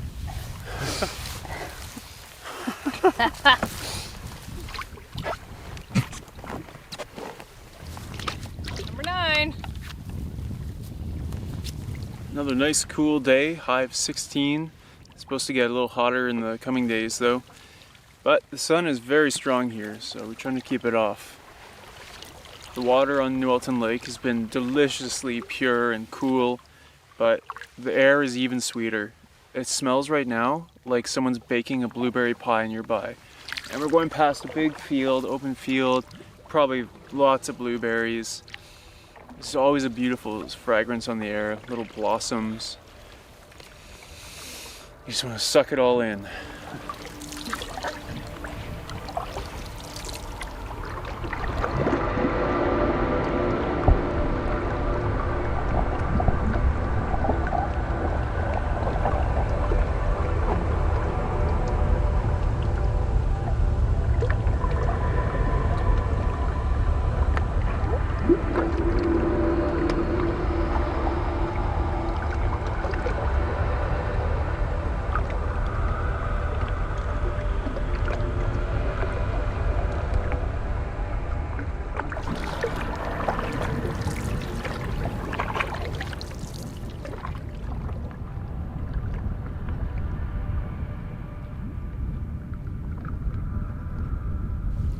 Well, the shorelines are a lot more hospitable today after the last 4 or 5 days where it was hard to find anywhere to get a clean landing on shore.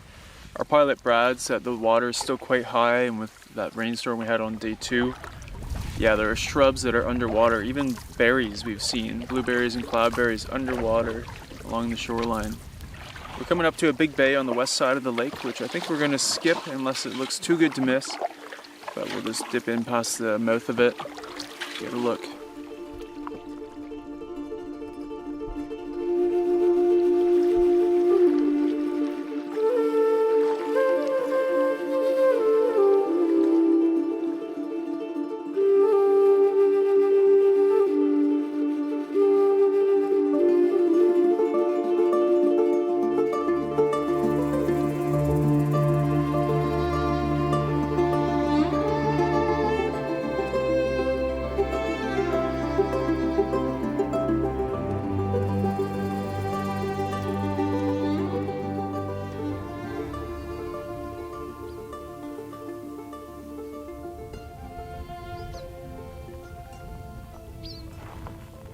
Well, we spotted sort of an irregular pile of rocks and had to check it out. It might be an old Dene hunting blind. Over this big wide field. Makes sense. Very cool. So we're getting very distracted today. Just so many nice places to get out and explore. And there's a nice esker above here, so we're gonna have a walk down it. And we're taking smiles over miles today. Yeah. Who cares how far we get? Can't pass up places like this. No.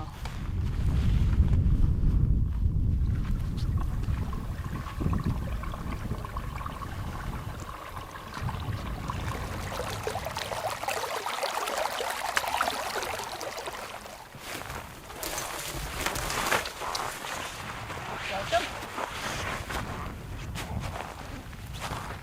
My esker.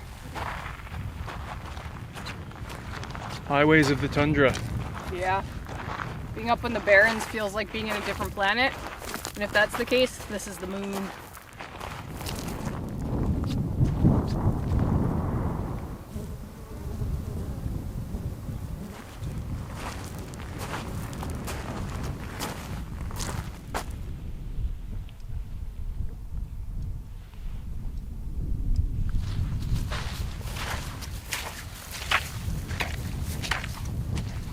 Well, yet another spot where it's shocking not to see any creatures really. Just plenty of black flies. We haven't seen one mammal yet of any kind, not a mouse. Hard to believe. We're looking across mile after mile of territory.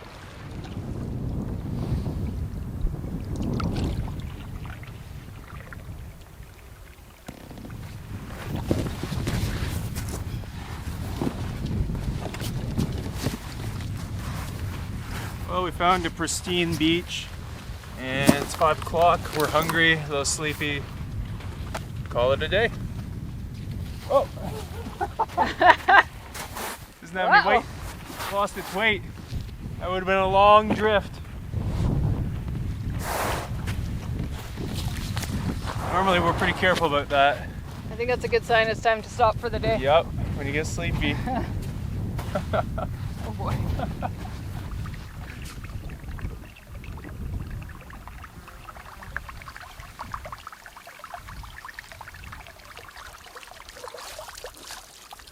Well, that makes you think about the dry suit. Yep.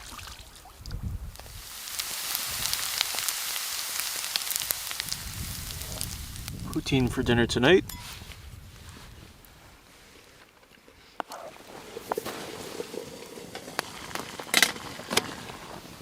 Some more hot chocolates to close out day 9. Another beauty. Another beauty.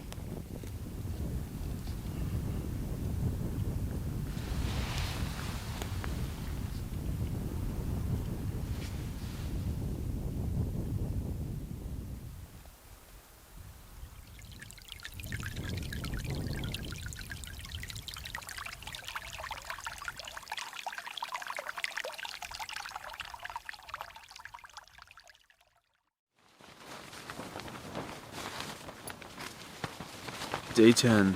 Wind blew all night, still going this morning, and as a result, the site has been impossibly unbuggy. They've been definitely not as bad as could be in subarctic, but it's getting later into the season, so this is what we hope for. They wouldn't be horrendous. I'm cooking up breakfast and tea. Erin's making wraps, peanut butter and honey wraps for lunch, and that'll fuel us for the day.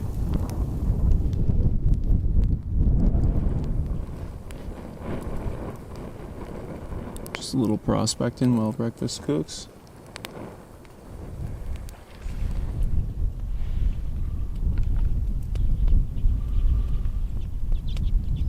Anything interesting? Not yet.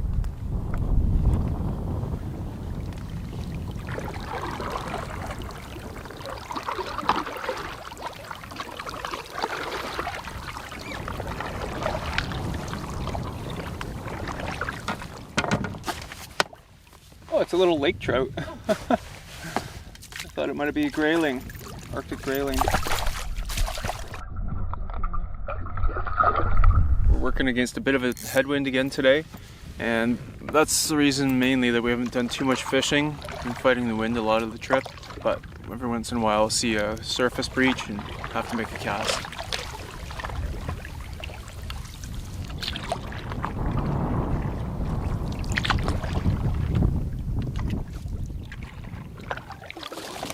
Whoa! What is that? Sorry. Oh. Sorry. Just passing through. Ptarmigan, I think.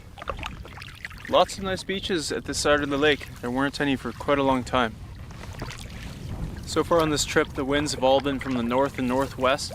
Today, and for the next few days, it looks like it might be more so from the west or west-northwest, and that's allowing it to catch the forest fire smoke from western Canada, and it's starting to create a bit of a haze in the sky, and we can smell it faintly, but it's nice right now. It's like cigar smoke.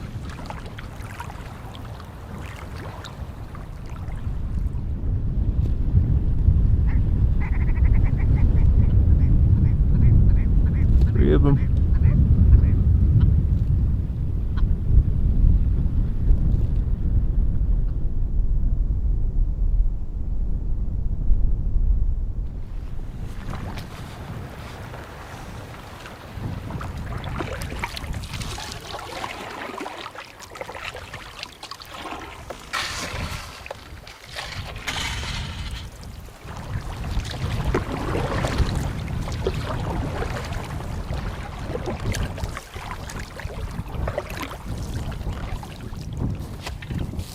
John spotted this one. It's a set.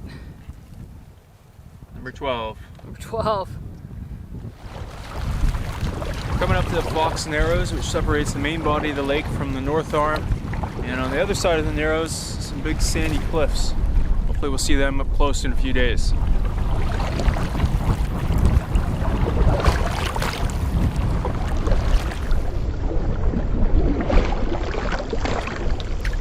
Started this trip around the tree line, and they're becoming more and more sparse. Now there are just about no trees here. This is pretty pure barrens.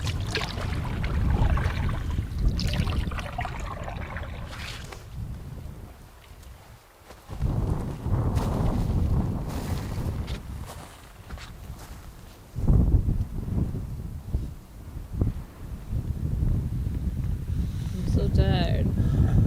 I'm tired. Taking a quick break here, saw some trees and thought I might try to camp by them for some firewood, but not really a great camping site otherwise, but quite beautiful. Some big erratics up here.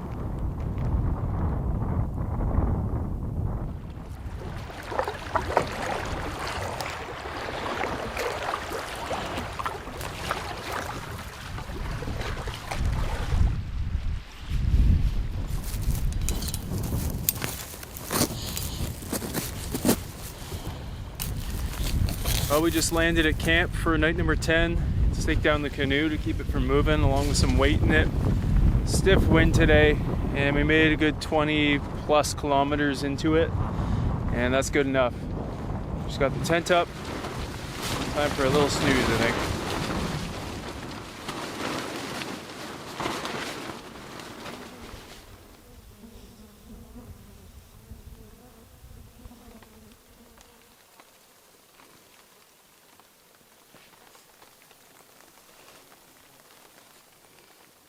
Well, we're winding down day 10 here in the tent. Black flies have come out now that the wind has died down, and we are pretty tuckered out after a full day of paddling into a headwind. Got the noodle arms. Yeah, blazing subarctic sun. So, yeah, but we're loving the Barrens. We're in it now, that's for sure. And through 10 days, we still haven't seen a single mammal. So, well, we saw Brad and Patty. Yeah, right, the two paddlers. So I guess they call it the Barrens for a reason.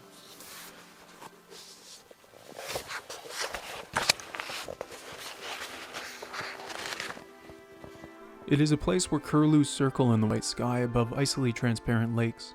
It is a place where gaudy ground squirrels whistle from the sandy casts of vanished glacial rivers, where the dun-colored summer foxes den and lemmings dawdle fatly in thin sedges by the bogs. It is a place where minute flowers blaze in microcosmic revelry, and where the thrumming of insect wings assails even the greater beasts and sends them fleeing to the bald hills, seeking the long wind to drive the unseen pursuers away. It is a place where the black muskox stands foursquare to the cautious feints of the white wolves, and where the shambling giant of the land, the massive Barren's grizzly, slouches solitary and untouchable. And it is the place where the caribou in uncountable hordes once inundated the world in a river of life that rose below one far horizon and flowed, unbroken, to the opposing one. We've got a good day's paddle to get to the north end of the lake, hopefully tomorrow, and then still a long way to come back on the other side.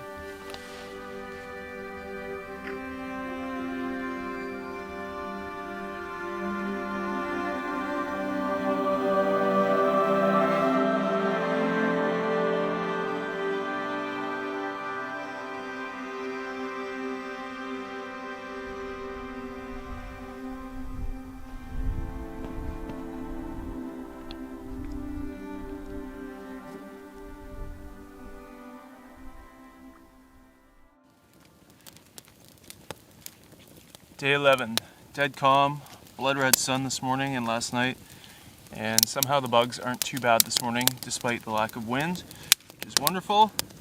And this little pile of wood, sticks, that's all I could manage to find in this area. Little grove of spruce over there where there's a few dead ones, tiny, and some driftwood and the odd piece of dead willow or shrub.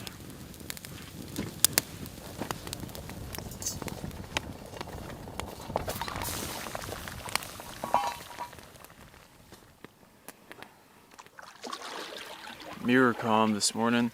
I haven't seen the lake like this once on this trip, and it's already sticky hot, so try and make some ground before it gets crazy hot this afternoon. Big heat wave coming in the next few days. Hardly feels like the subarctic with no wind, hot, and barely any bugs. It looks like it.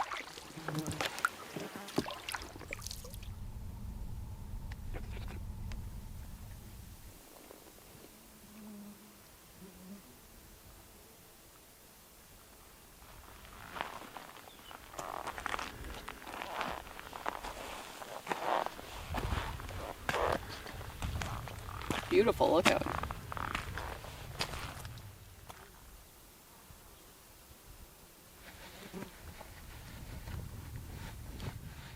We were just lamenting the fact that it's way too early to set up camp because this is an amazing spot with this big erratic, and stumbled upon this little ring of stones, almost grown into the earth now.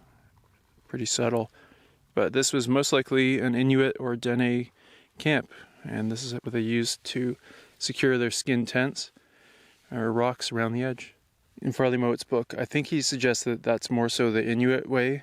So, anyway, super cool. Moat describes this as the northern territory of the Dene and the southern territory of the Inuit, and apparently they were mortal enemies historically. No sign of artifacts here, but some exciting stuff on this beach. Looks like caribou tracks. And we've not only not seen animals on this trip, but we've seen very little evidence of any mammals. We've seen, when we first got here, the beach we got dropped off at, there were some moose tracks. We saw, there's bear scat, I think one moose scat. Wolf scat. Wolf. Once, but very minimal, and then like lots of hair. But the signs of animals and mammals even have been low. So just seeing the relatively recent tracks of caribou is exciting. Small ones. Mm-hmm. They're up bugging the ptarmigan. Yeah, we've been seeing some ptarmigan in the last 24 hours. So cool. Pretty beautiful birds. Yeah, they're really beautiful. They've got a great call too. Yeah. Nice.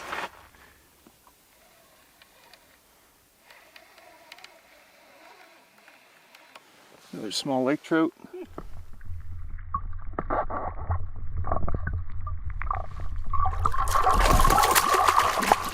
There it goes. Ptarmigan laughs.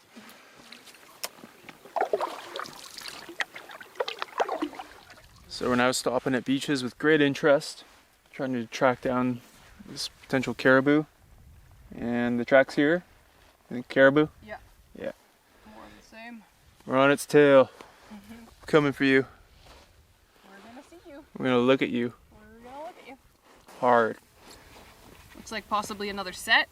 Number 12 and 13 on the count. Broad ones. These are big ones. Wow.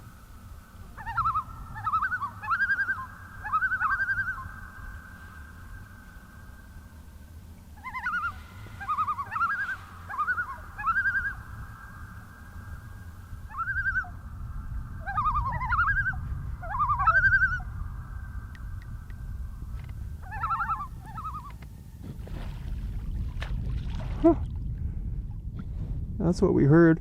Just saw an otter. Surprised to see one this far north.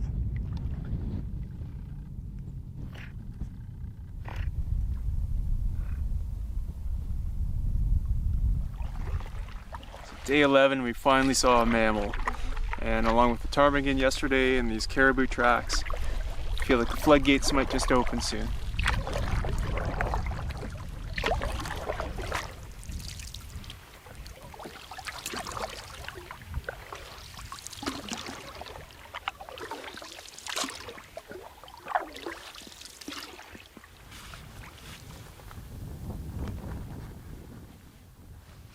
Ooh. Arctic grayling. That's a first for me. Little minnow bait. They're very scaly, so I'll leave it in the water. Don't want to hurt its scales, but I'll give you a look. Got these big, beautiful fins. Look at that dorsal fin. Beautiful.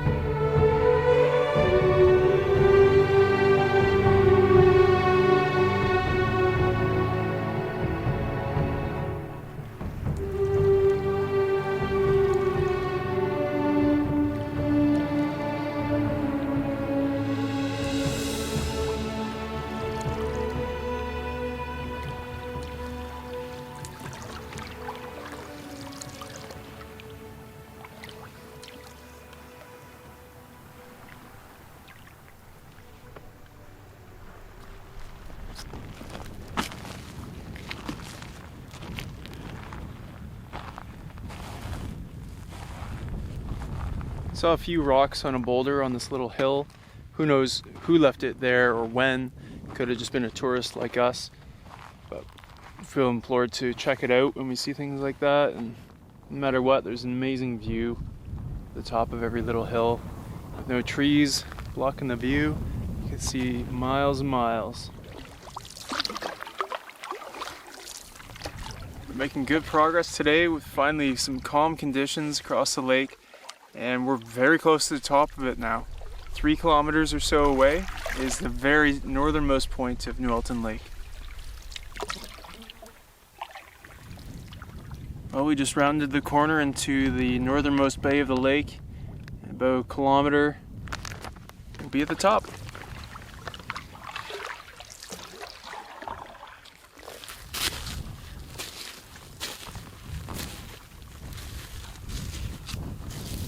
We made it. Made it. Top of the lake. But still a long way to go.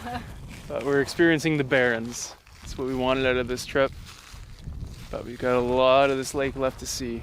Farthest north we're gonna see though. Yep, this is right at the end of the lake.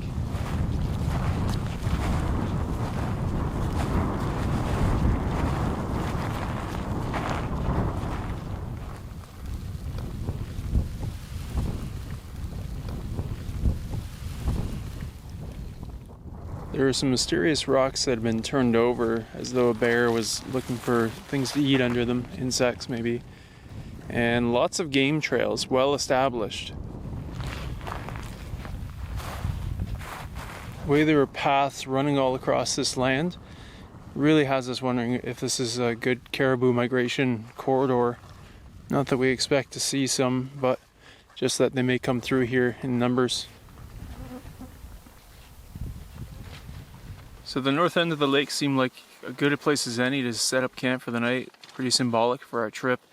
So we've pitched the tent and we are resting in here out of the sun somewhat. Little shelter from the fly and from the bugs. We're a little sun-baked again, but happy to be here. And here's where we are on the map.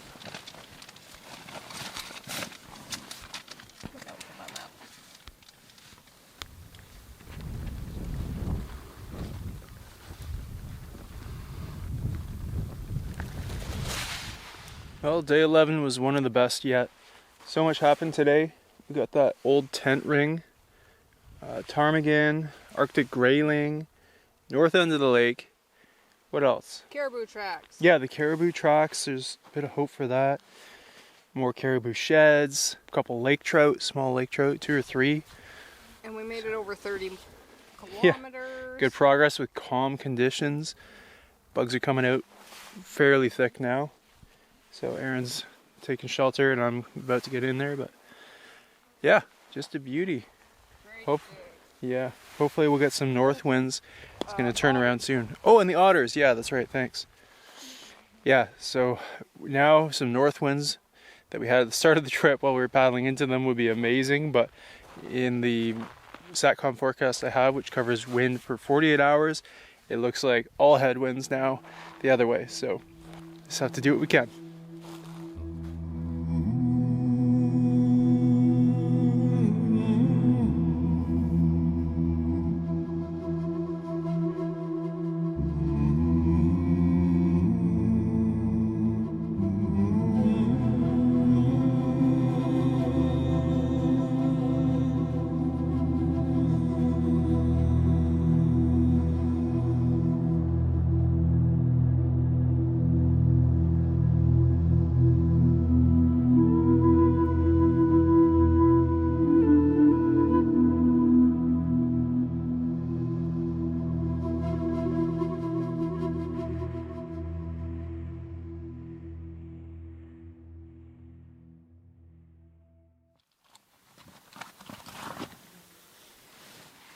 Hiking up here for day 12 at the north end of the lake, and today we have a high of 30 degrees in the forecast, tomorrow 32. So we're going to be trying to get off the water in decent time, along with very windy conditions it looks like in the afternoons. Mirror calm right now, and it's time for us to begin our migration south. It's funny reading this book, No Man's River, and learning all about the caribou migration. They head north from the tree line in the summer, and then sometimes Moet describes a reverse migration where they go down and then back up, which is sort of like what we did for Smith Bay, and then back to the tree line before winter. So it's time for the long haul back.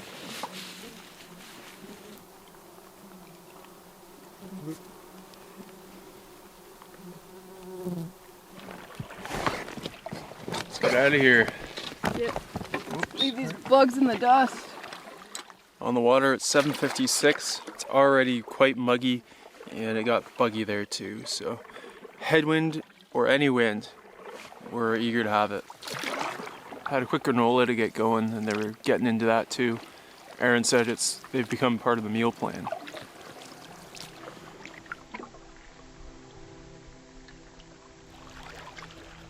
That was a caribou.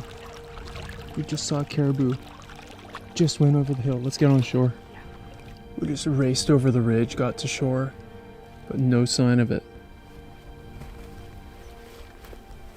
It's awesome to see though. They're here. Just saw the top of it, and then it was gone. It could be taking cover somewhere in these shrubs.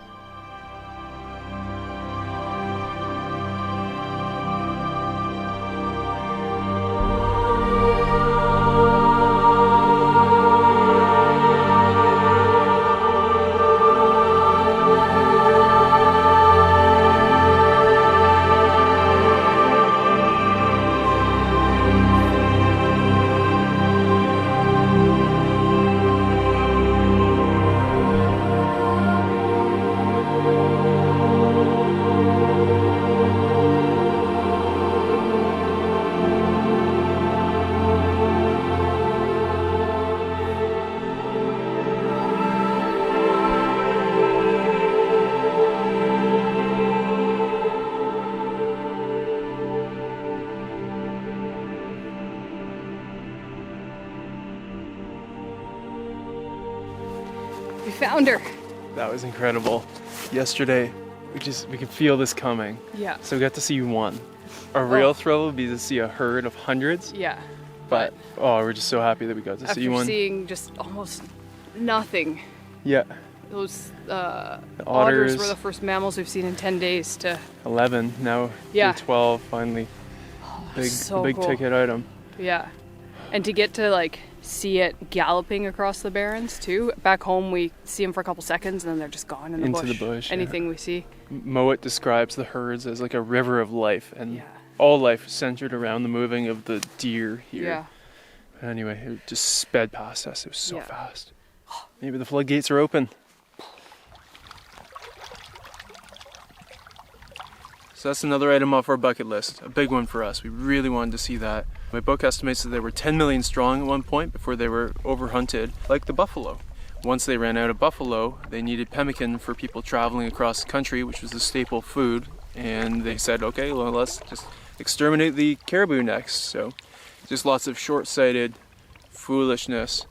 But thankfully, there's still some hanging on. There's still decent numbers, but not like there used to be. In the north arm of the lake here, there's countless islands, so we're gonna hop through them today.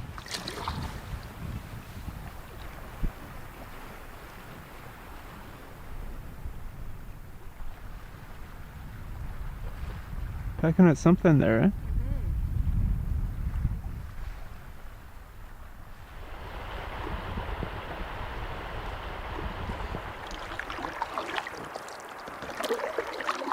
So we're at the northeast end of the lake now, and there's some current here on the open water.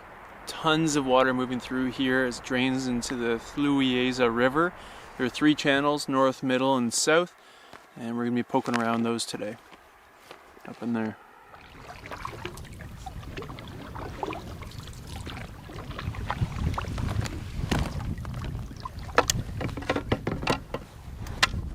So the northern channel up there, the current is actually very strong.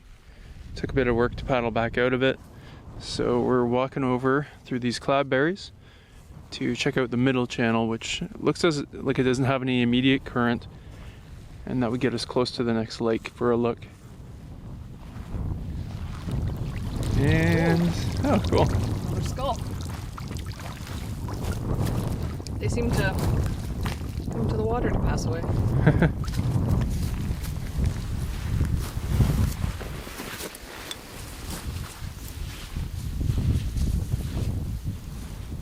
Well, there's lots of action here. Probably some wolf scat. Looks like it's got lots of hair in it, yeah. Oh, we're really liking the vibe here. So we're gonna head down this middle channel and hopefully find a good place to camp and explore.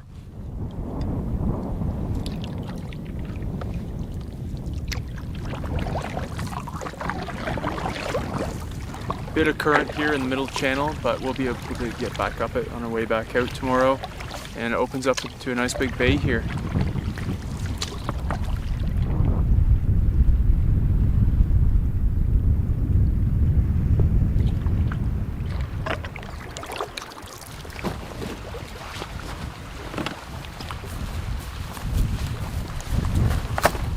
Well, we are happy campers. Just pulled up on the perfect spot here.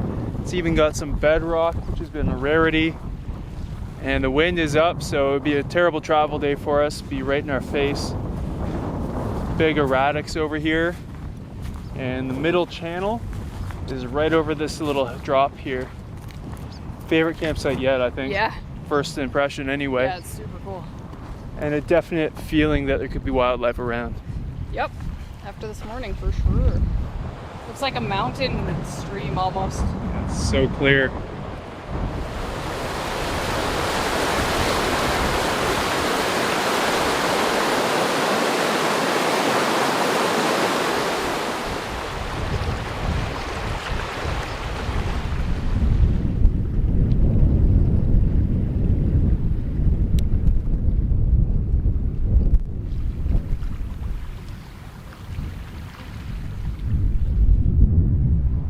So it's mid-afternoon and we just had lunch and did a little laundry to keep on top of it. Oh, we got a good windy, hot day, and now it's time to go for a hike. Really excited for this one. The next lake down is called Seal Hole Lake because it actually has freshwater seals. However, I doubt we'll see any. It's also got us thinking about polar bears, which sometimes go inland to follow seals wherever they are. But we're 200 kilometers from Hudson Bay, so I don't think they come this far inland. I'm pretty certain. But any white blob on the horizon is giving me pause.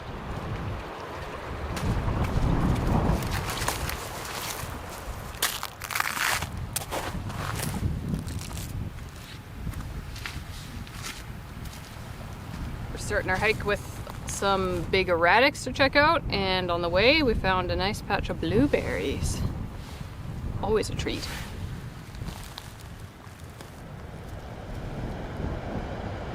What a special spot. You can see the North Channel Rapids in the distance too, part of it. Way over there.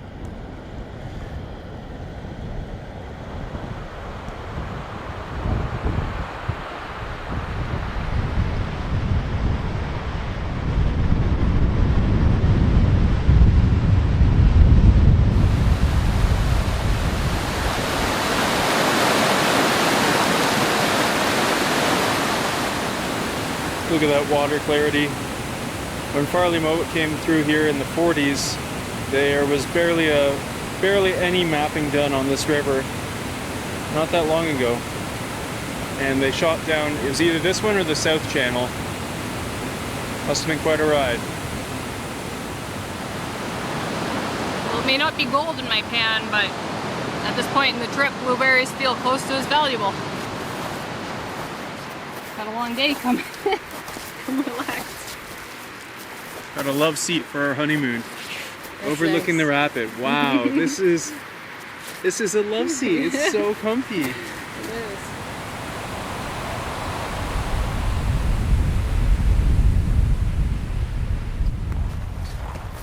A lot of white stuff. Yeah.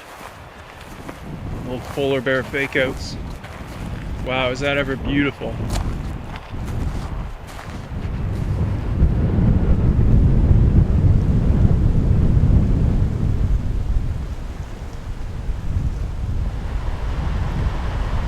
Saw a caribou, where'd it go?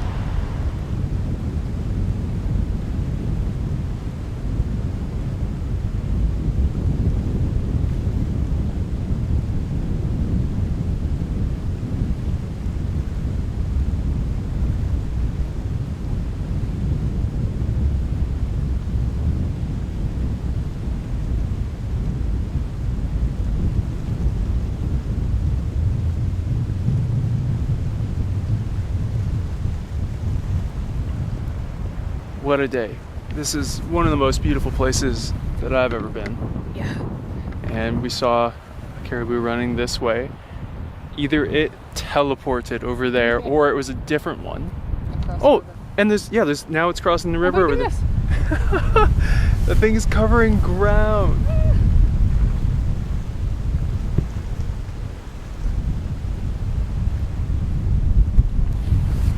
It smells like poo-poo here. Does it? Don't smell it as much Mo now. described the barnyard smell, and there's a herd near. Okay, so I think that was the same one. Based on how fast we just saw it run down there to that little shallows, across that whole island, and up and over the ridge in absolutely no time. What incredible travelers. Children of the wind indeed. It moves like the wind. It does. Disappears like the wind too. There's the poo-poo smell. Yeah. We're smelling manure-ish smell, so that could be a sign of a caribou herd. Fingers crossed.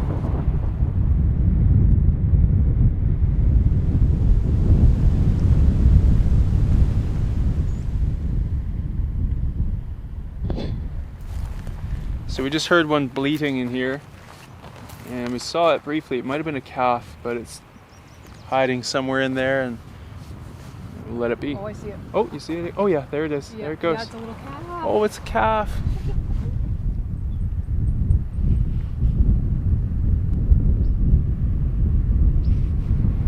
Little Bambi.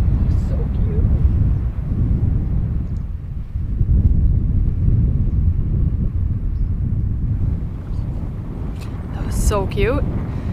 adorable. We just heard him go, bleh, bleh.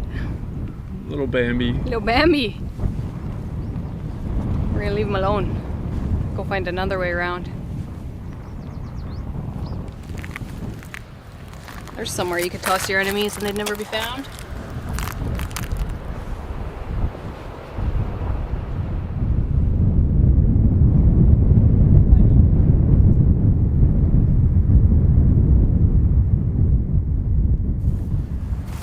So we just came up this ridge. We're trying to get around where we saw the calf to not bother it too much. But it's right there. And then we came up the ridge and it was right there. Oh. So now we're gonna go back down just out of sight. Yeah, we'll stay off to the side of it. Oh, stomped its foot at us. Oh, Bambi. Oh. You're okay. You're okay. So cute and exposed. Oh. You're okay. So that's Seal Hole Lake behind us. Can't see any seals from here. I don't even know if there's a population here still, but we're not going home empty-handed, that's for sure. Yeah. Our only path to continue towards it is between the mom and her calf, so we're not going to do that. Yeah. Out of safety and respect for them, we're going to steer clear, let them reunite and stay out of their way. Yeah.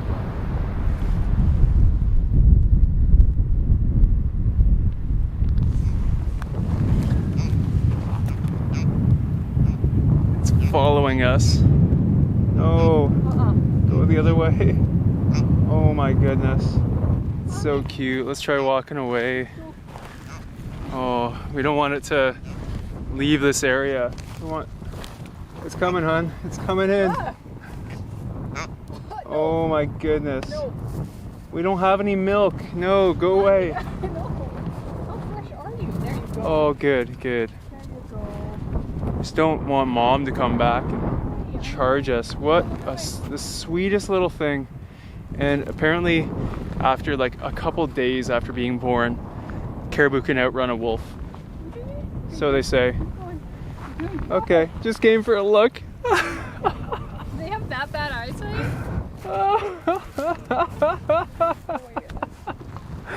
Good. The sweetest little thing. Oh my goodness. Yes, go that way. Good job, buddy. Yeah. Okay. Awesome. Okay. Happy ending. Mama's over there somewhere. Yeah. Good. Wow. What an experience. Can't believe that. Everything in me to avoid the instinct to snuggle it. I know. It's so sweet. Greet it with open arms. Oh. We got chased by a baby caribou.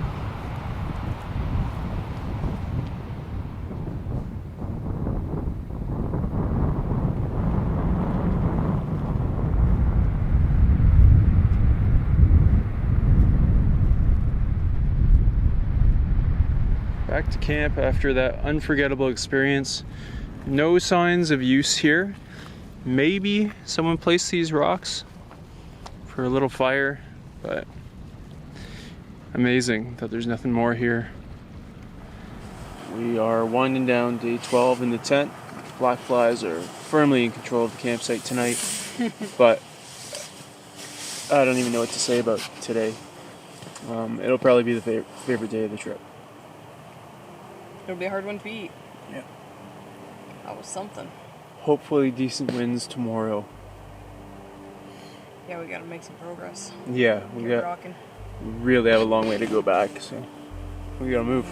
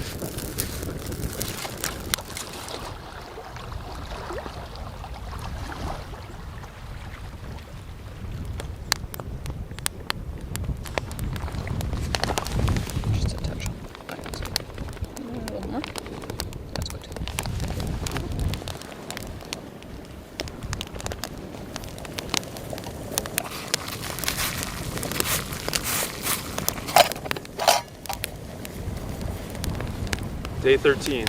Stiff headwind this morning. Bugs are pretty horrendous. And our bodies are a little worn out, our paddling muscles and whatnot. So we've declared it a rest day. We really have a lot of progress to make, but with the headwind, we're better off saving our bodies and putting in bigger days with better conditions. And an open fire has reduced the bugs quite a lot. Actually, 95% of them. Before, they were pelting our skin like rain. Yeah, that's exactly what it felt like.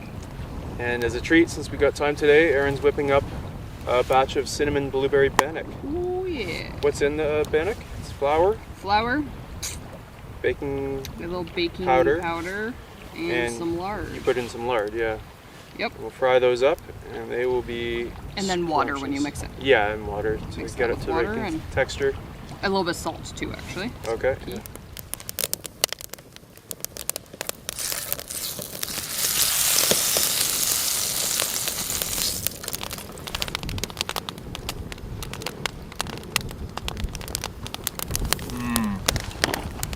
Blueberries are so juicy in there. Mm-hmm.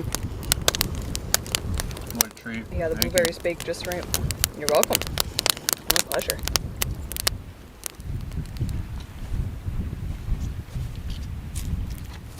Since we have the full day today, we decided we are going to make another run for Seal Hole Lake, and hoping that the caribou and calf have carried on since they're probably on the migration. And it's just too beautiful of a place and day not to explore and see some more.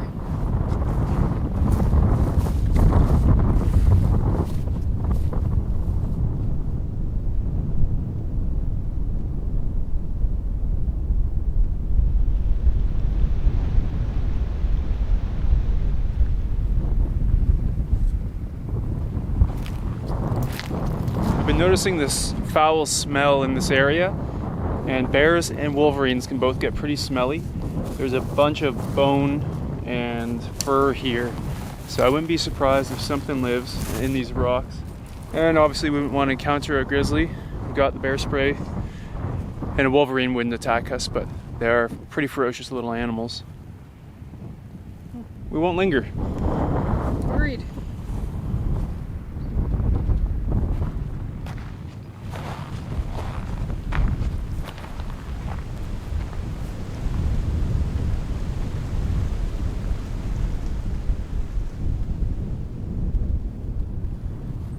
So we just got across from that ridge over to here. There's a small lake here. So many of these little lakes up here that I wish we could spend time on. And Seal Hole is just over there.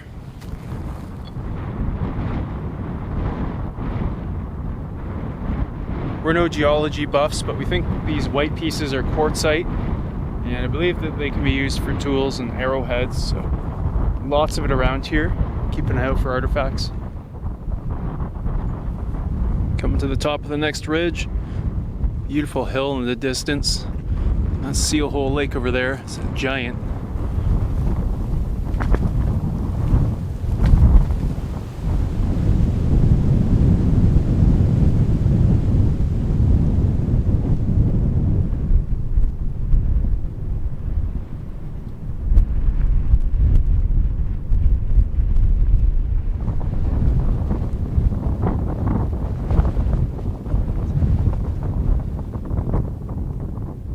There are so many stones that look suspicious, like they may have been placed here, like this rock standing up, hardly any lichen on it compared to the others.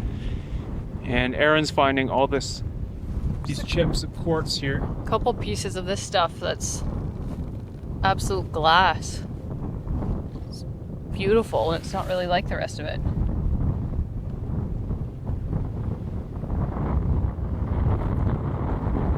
This is an unbelievable place.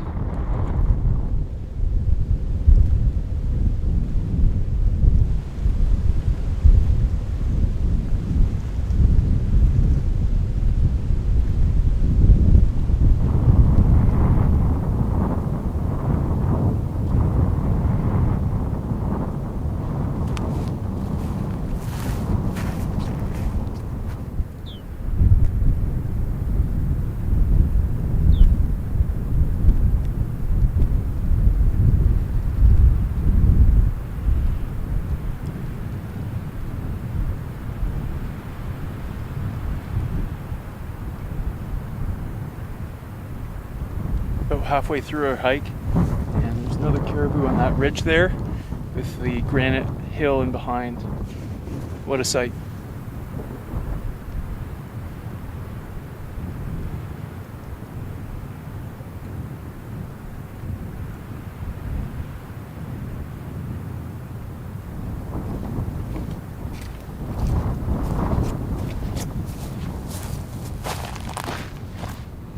So we came from the far end of this lake all the way around this far side, and now we're working our way back.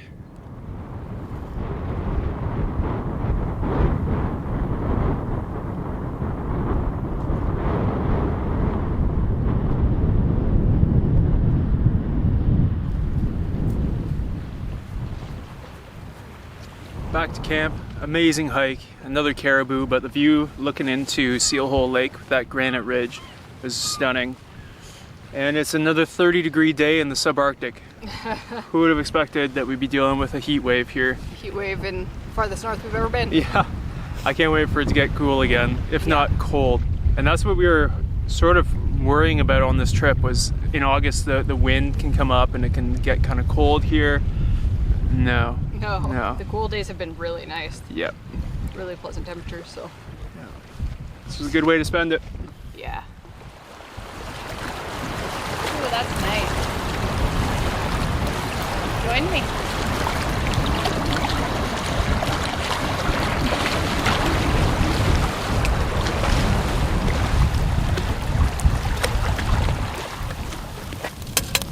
Doing our final ration of black bean and hash brown burritos, along with the last of the cheese.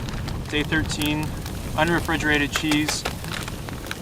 Nothing special about it, but it lasts out here. This probably speaks to how preserved it is. That's what I was going to say, it's probably highly processed. That's what's special. But it goes a long way to improving meals out here.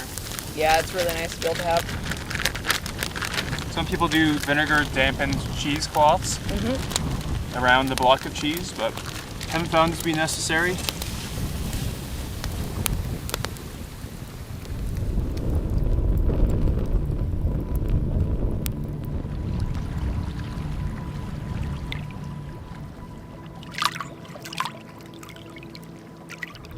I'm starting to wind down for the day, and so is the wind. So I'm gonna get into the tent before the flies get bad. It's amazing hiking through this land compared to the boreal forest where we live. It's just a tangle and a jungle there, and here it's so open, and all the vegetation has to stay so small for the wind so it doesn't get blown over, and the blistering cold and blizzards of the winter season here, which is probably about 8 months.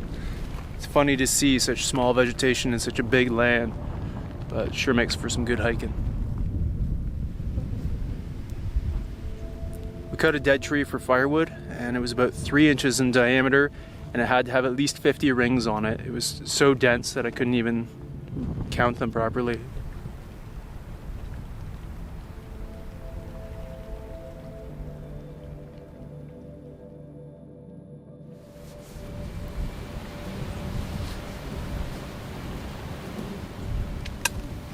Day 14, still buggy out there, and we're kind of looking forward to escaping this bug hole, even though it's been an amazing spot otherwise. Still got a pretty stiff breeze blowing in our faces to get out of here this morning, but we gotta go. Gotta make some progress. Yeah. Get some miles. Miles over smiles today. That's right. And some granola in the tent, just so we don't have to eat out there.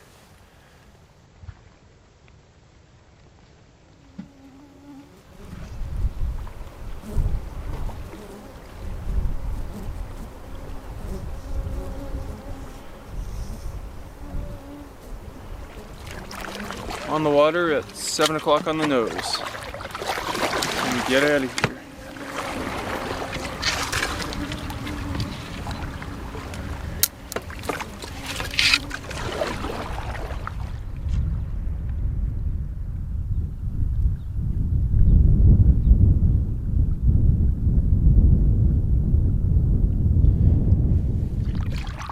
Caribou number 5. When we got to the northern end of the lake, we could just feel the activity here. And yeah, it's been a treat to see them all. Wind is pretty mild right now, So it's a great start to day 14.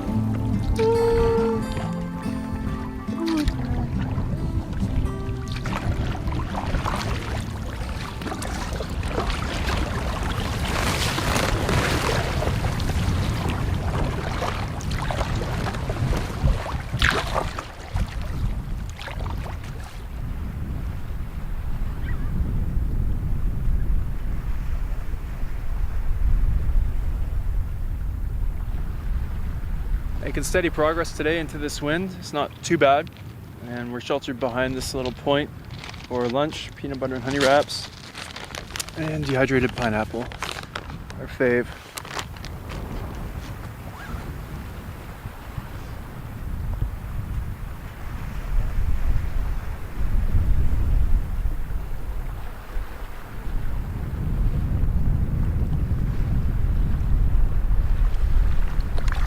So we've been paddling for 7 hours into this headwind, scratched out good 20 kilometers plus, and we're hoping to stop in the next hour or so, call it a day.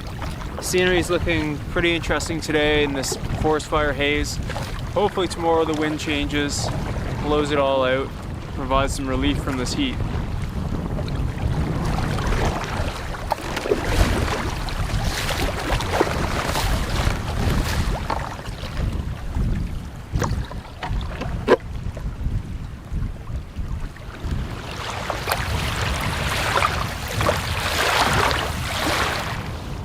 Taking a quick break on this island beach, and we're hoping to go over into the back of this bay, and that'd be the end of our day.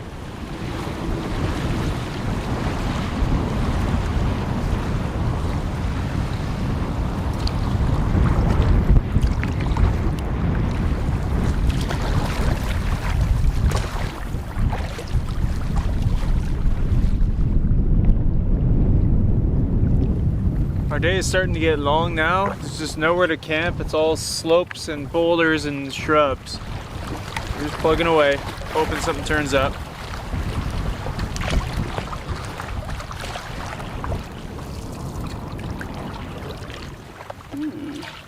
Dark sand. Black sand. Yeah, what a refuge.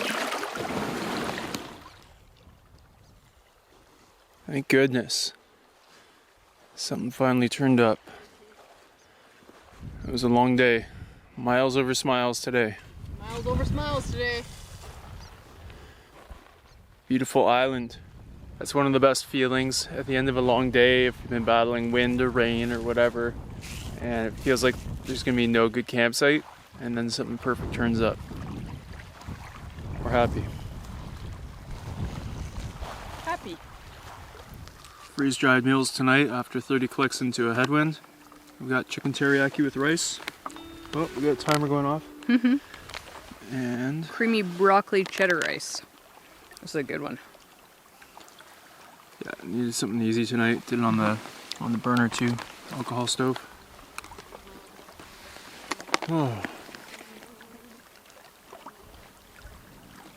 That last campsite on the Fluvieza was amazing, except that it was a bug hole. So it is so nice to be out here on an island with no bugs virtually.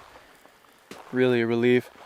This is our first island camp of the trip. Essentially, we stayed on the one island, but it was 5 kilometers long, so it really didn't feel like an island. That's true. But yeah, now we're out here. As I was brushing my teeth, I went for a little wander and stumbled across this graveyard. Looks like most of the remains of a caribou. We haven't seen so many together. Usually we'll find a piece here or there, but to see kind of all of them like this is pretty unique.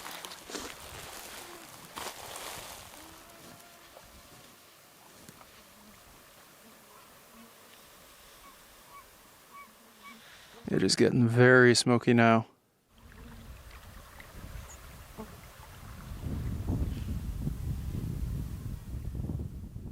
We got a visitor. Here.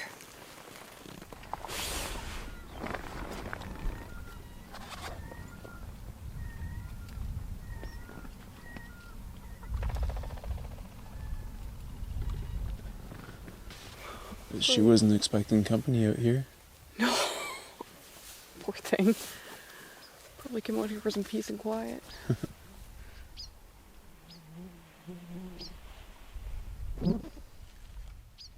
What a close to day 14. Yeah. Yep.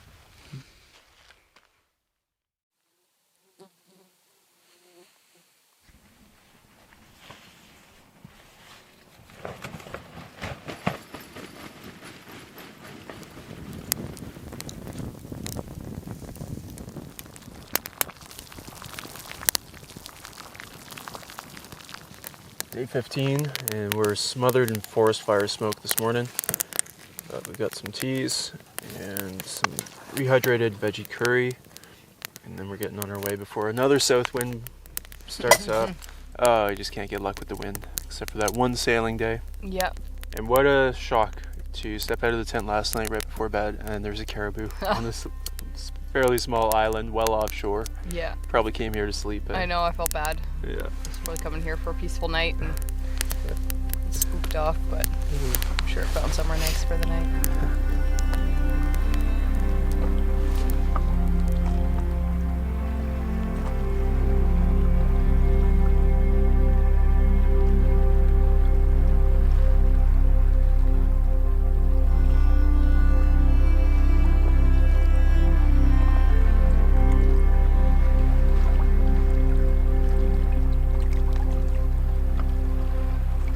About to get on the water.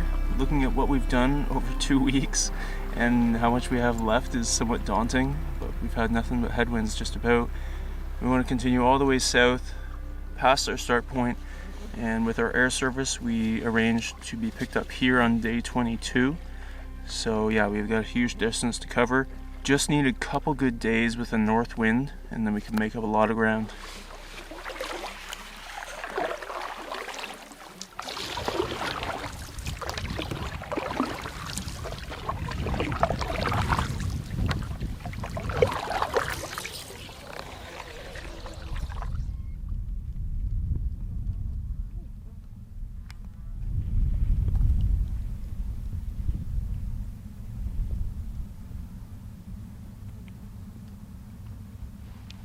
Caribou number 7.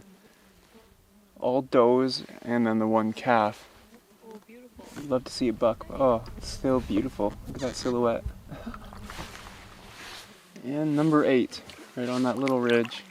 Smaller one. Wow.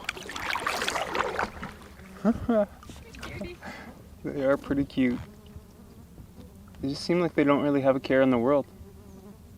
Goodbye.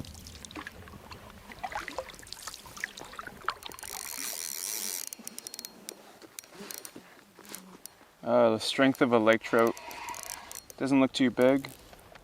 Finally got my line back in the water now that the wind died off suddenly. Looked like it was building.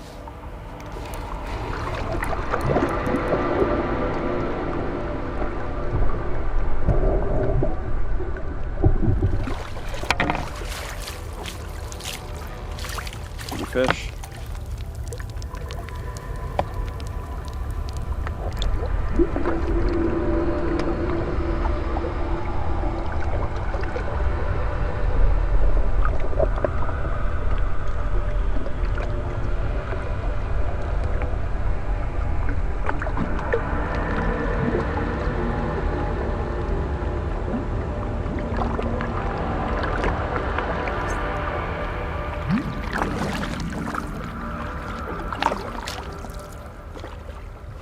6 days ago we went through the west side of the Fox Narrows, separating the North Arm from the main lake, and we're about to head back through there. Excited to have a closer look.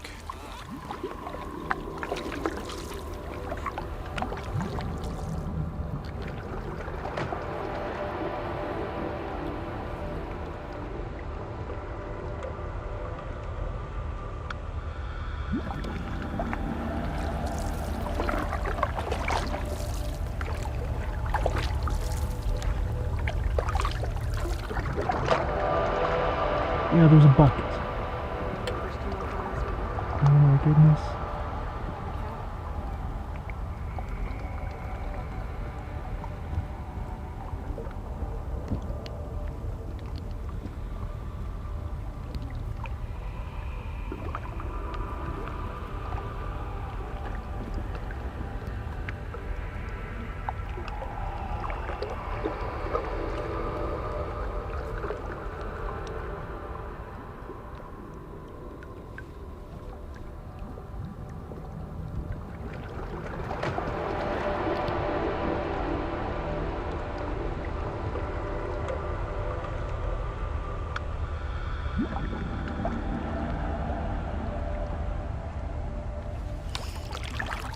Wow. That is what we hoped for. They're going over the ridge now. Whew. There were a couple bucks in there. Yeah, two or three. Two or three. And a good group. I don't think you could call that a herd, but that was fantastic. Wow. We recently passed by 2 dead caribou on the shoreline, which is sad to see, but they feed so many other animals up here. And then shortly after, that nice little group of them. Wouldn't be surprised if there's some wolves around here with a couple carcasses.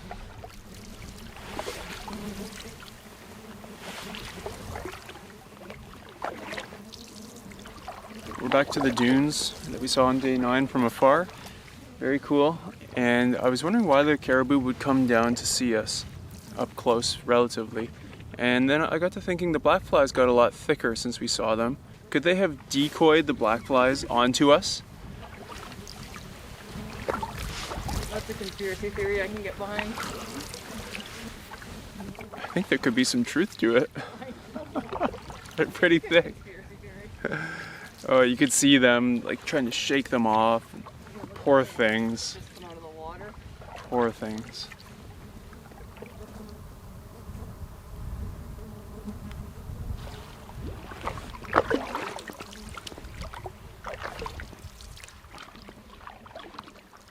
There's a section up in the hill here that's clearly excavated by something that's reasonable size. My guess would be wolves, which is pretty cool. And then we saw 2 corpses not too far from here, caribou. So yeah, it would make sense that there is some predators living close by.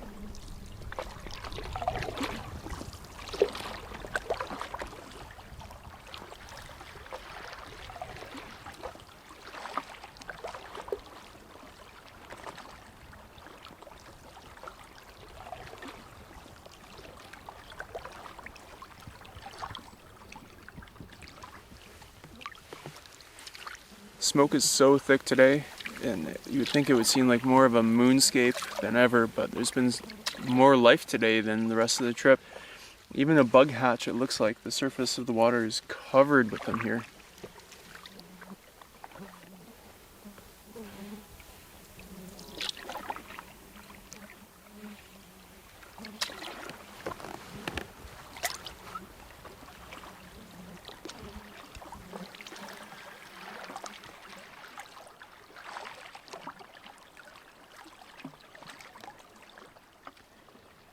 Making good progress here with these calm conditions.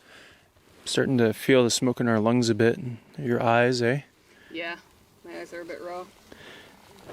But here are some distinct tracks.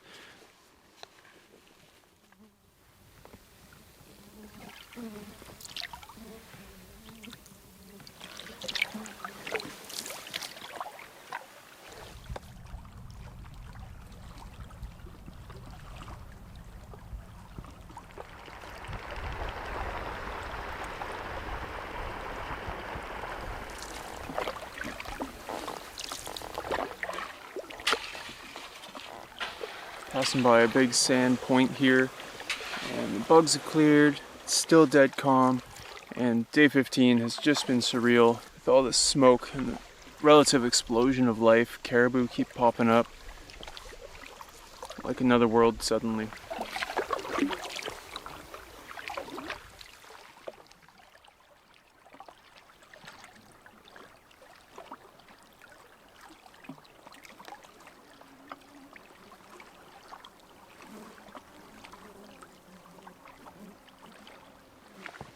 Crazy. There was just one line in the trees there on the shoreline and didn't move at all. I hope it's not injured, but we have seen a few dead ones today and smelled more. So in this river of life, there's little bits of death too. Just coming into Hammerhead Bay and spotted another small group. Can you keep her still, hun? Oh wow, okay, oh my goodness. There are a lot there.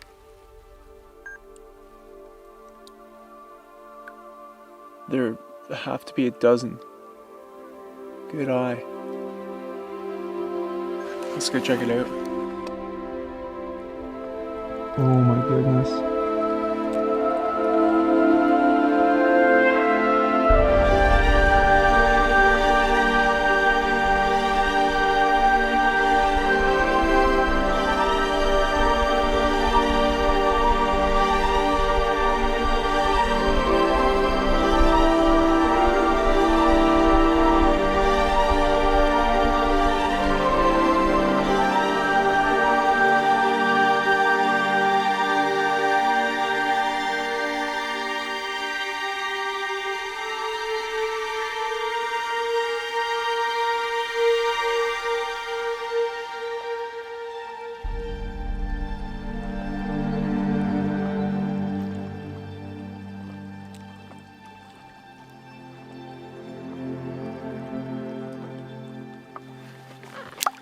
That was unbelievable. That's what we wanted to see. They went over a ridge out of sight, so captured them respectfully from the air. Could have got some amazing shots if we put the drone right in there, but obviously we're not going to harass them. That makes our day. What a crazy day. Today's just been something else. The fact that we've been able to see so many caribou, literally countless. We've been trying to keep track, and after that batch, I've lost count. It just is magical. Dream come true. Yeah. Literally feels like we've stepped into a storybook. Interesting that the wind died today and the children of the wind were on the move. I wonder if it's the bugs being really bad in these conditions that keeps them on the move. But yeah, floodgates are open. And as we cross Hammerhead Bay, come out of it, a bite. This one's staying down a bit.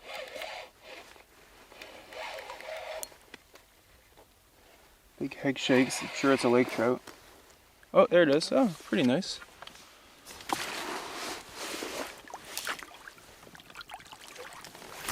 Lovely fish. Still not big for this lake, but it's a nice trout.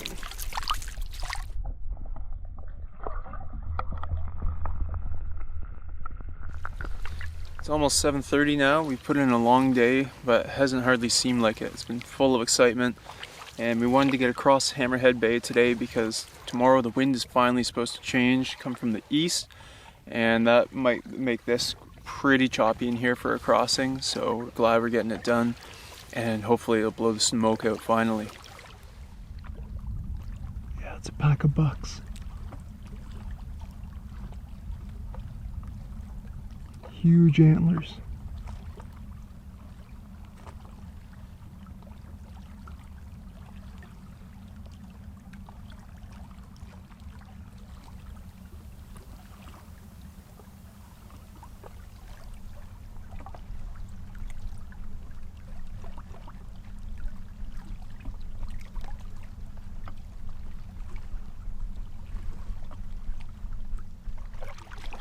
Half a dozen bucks. Huge racks.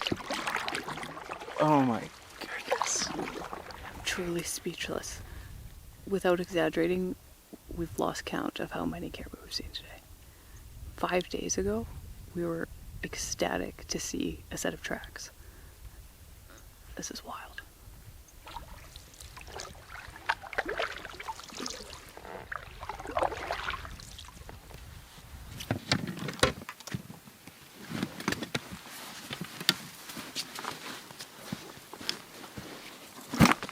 So the bucks just wandered off down there, and there's a beautiful beach here. We're across Hammerhead Bay, and we're gonna call it a day. It's about 8 o'clock, so. Today's August 14th, and from here on forward, it shall be known as Caribou Day.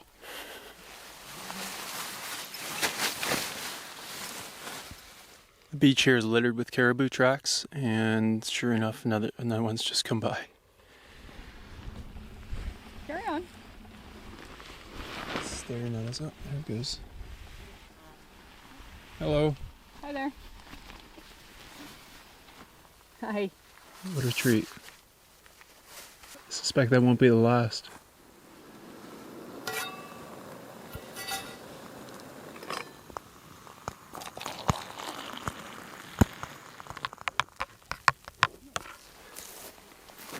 So we feel so satisfied today that we don't even need dinner. It satisfied our appetites too. Just a little chocolate and a hot chocolate. Thank you. Seems like the perfect way to send off this day. One of our best days out here, ever. Most unique, most memorable.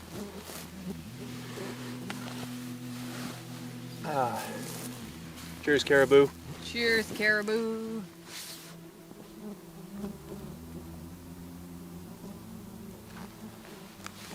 Seems greedy to even imagine seeing anything more today, but we'll walk up to that little ridge there, and that'll give quite a good view.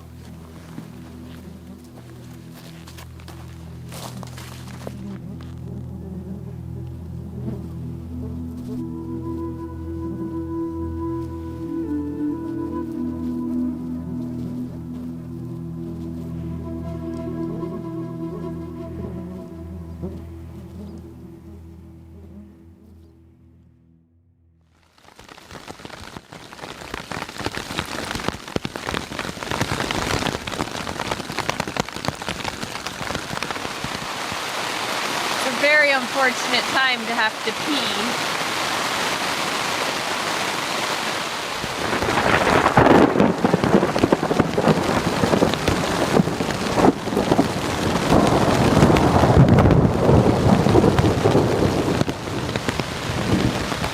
Waking up to a good electrical storm on day 16, and there's nothing else tall around us, so a little unnerving out here. I'm gonna stay on my pad.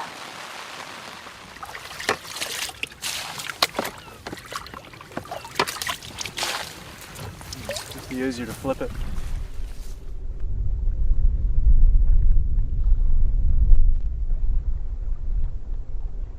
Huge herd of caribou just went over that ridge. Like it was nothing. We wouldn't have known if we were in the tent. Heavy rain this morning, and we've been tent bound. Some thunderstorms, and we just hopped out. Wow.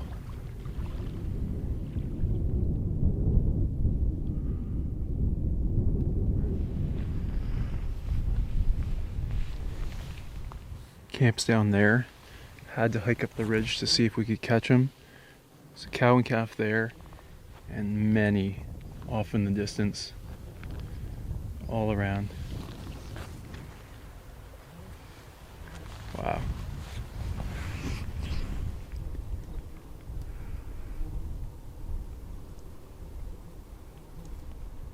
On the hill, they do blend in. Yeah.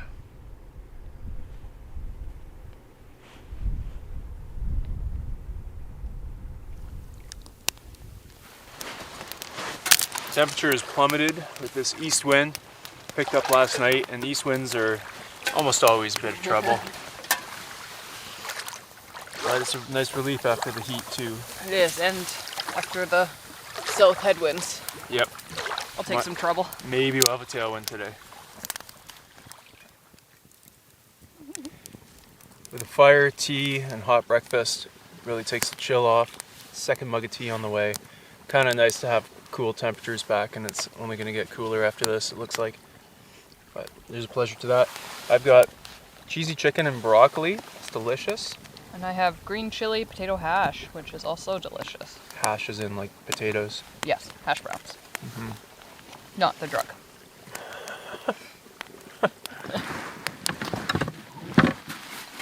Almost ready to go here. And it's funny how we didn't see a single mammal for the first 11 days. Day 12 we saw one caribou and we were overjoyed. And now a herd walks past us. We might have been 100 this morning that we saw. I wouldn't be surprised. It was huge. And now the odd one that passes by. We look up, admire it, and go, move on with our day. We're spoiled now. Yeah.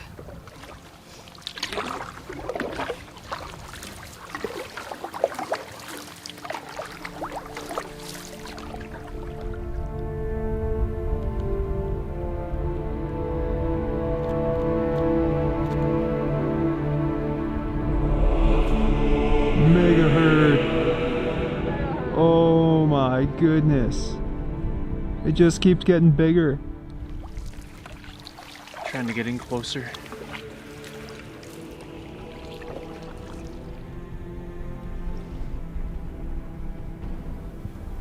There's one particularly massive set of antlers. I think I'm looking at him.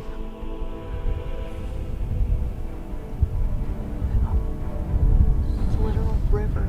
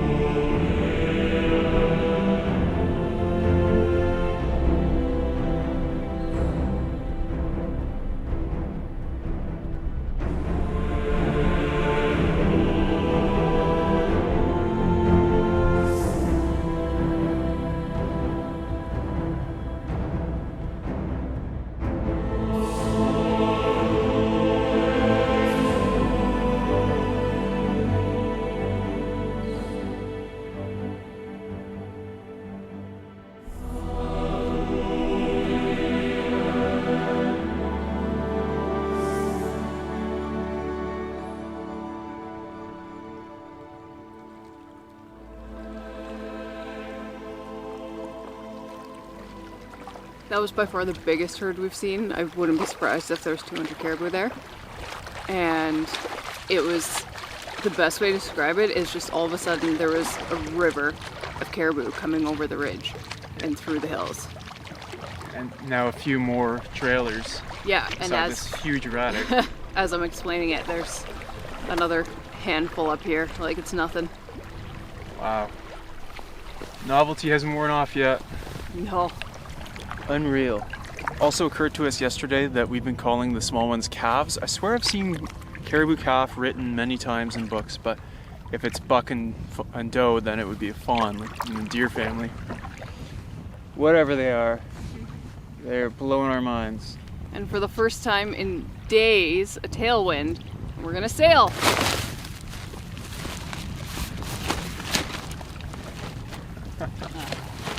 At last! At last! Sailing through the caribou. I see you, Antler. Oh, there's at least two younger ones too. Or maybe, doe.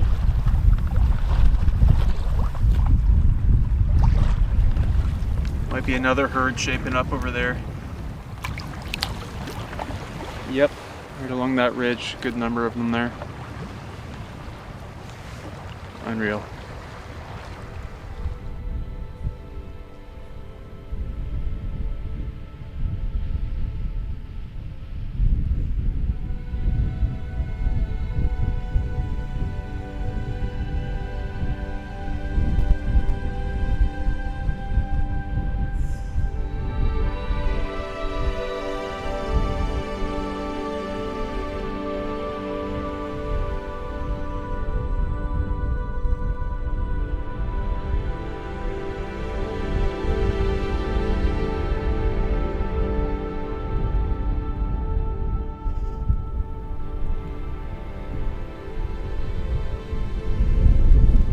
Getting a little intimidating, eh?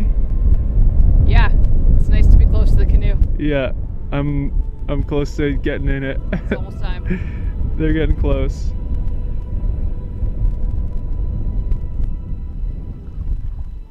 Yeah, we're down at the canoe now, just in case. Some of those antlers are just unbelievable.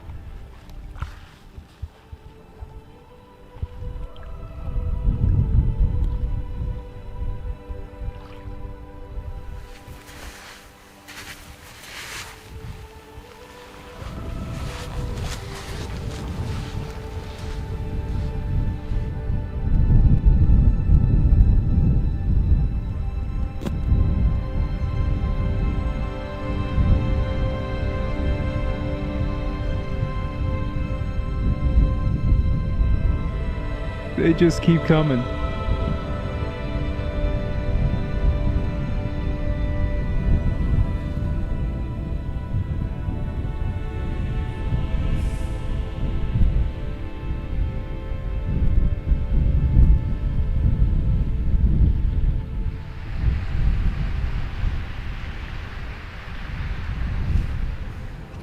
As we were watching the herd of caribou flow across this ridge here, a couple came over the hill right behind us, and I thought it was maybe just a couple stragglers from that herd, and then just all of a sudden it was flowing with caribou right behind us in this field.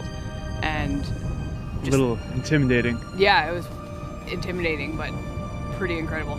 Yeah.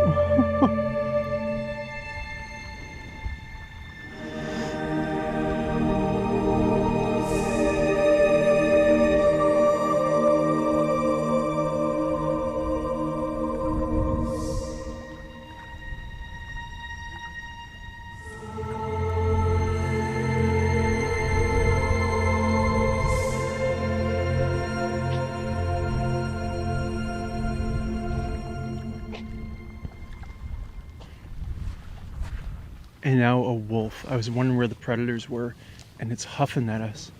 It's pretty close now. Beautiful, beautiful wolf.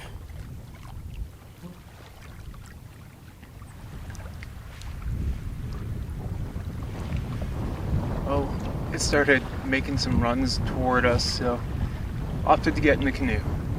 But that is just awesome. There it goes.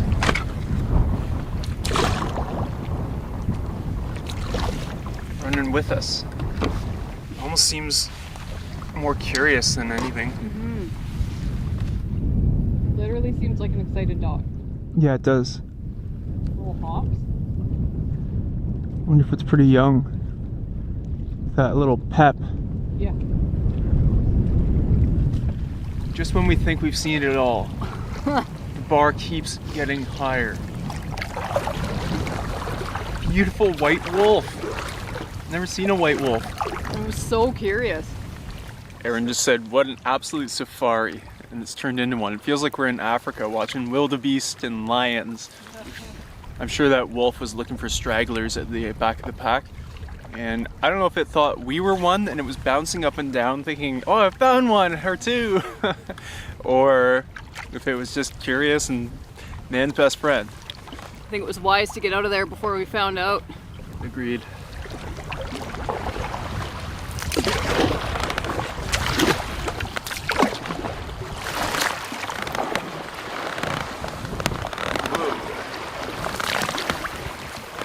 A little choppy.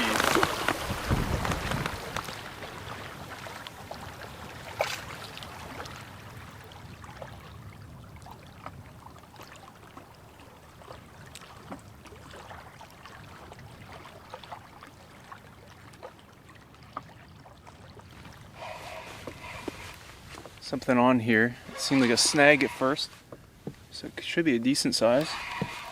Well, it's bending my rod pretty good. See, it's a decent lake trout. I can't move it. Oh boy. Now we really want to see this thing. What is on my line? This lake has giants. I've just scratched the surface fishing wise so far. Oh my goodness. Oh, look at these big bubbles coming up. It's big lake trout. They can burp from their air bladder out through their gut. Oh, yep, it's coming into view. Okay.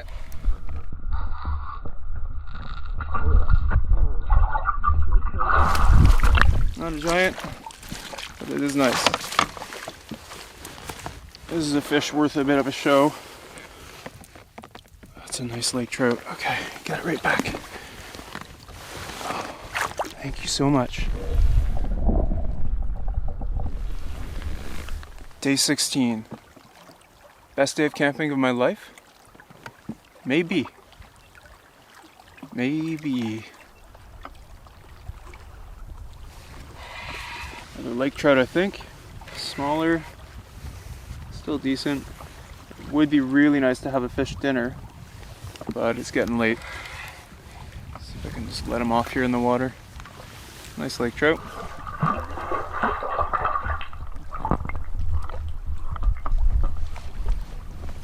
There's an Inukshuk up on there on that ledge. Who knows who left it there when? Only questions, but interesting to see. You can imagine.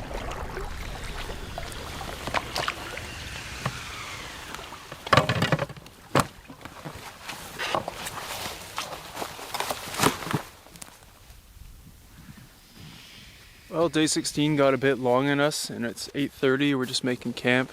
There was nowhere good to camp for a while, but wouldn't dare complain about this day. It's probably, we both agree, the best day of camping of our lives.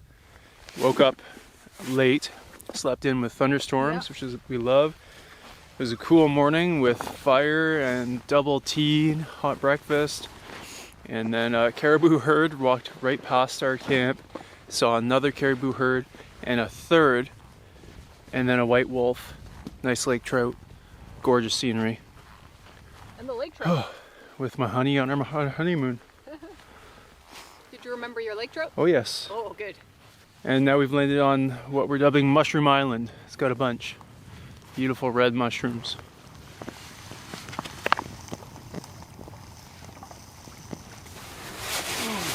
There's a chill to the air. Kind of makes you want to keep your life jacket on for a little warmth.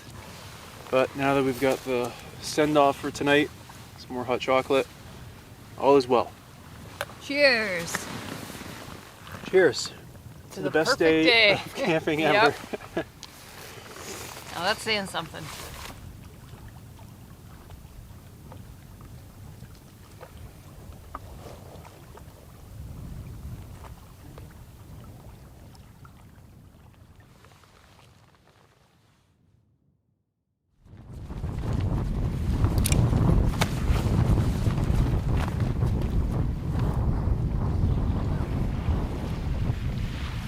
Day 17. It's supposed to be really calm this morning according to the SATCOM forecast, but already a pretty stiff wind, and we've got a big crossing to make over the mouth of Hearn Bay. It's just a massive bay, maybe the biggest on the lake, and yeah, we'll have to see what we can do.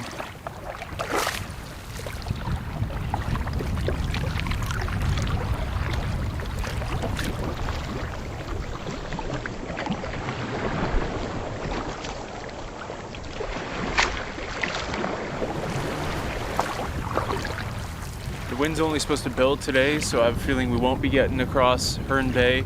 But the sun's come out, tucked behind an island right now, and it looks like a beautiful day if we're campbound. And slowly but surely we're getting back into that sparse taiga forest, and camping opportunities are getting a bit slimmer here. Shorelines are getting pretty shrubby. Oh my. Oh wow. They're coming out of the woodworks.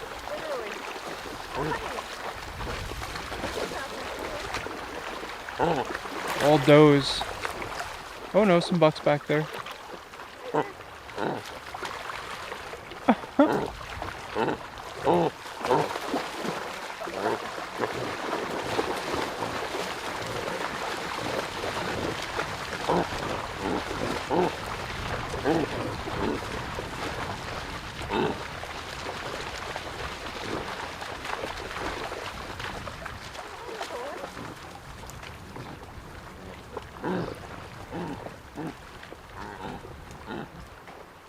Well, that was unexpected.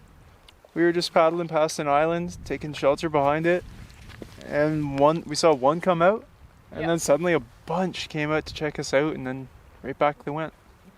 And the black flies are now here with us. We had none, but they ditched us. They ditched the black flies on us again. That's their game. Yeah. Two here.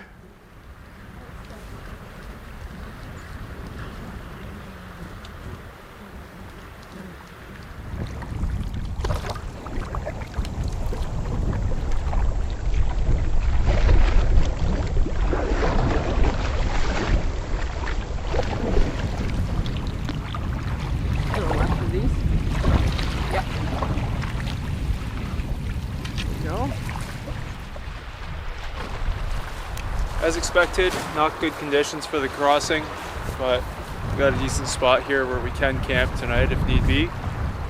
Have a good meal, see what happens.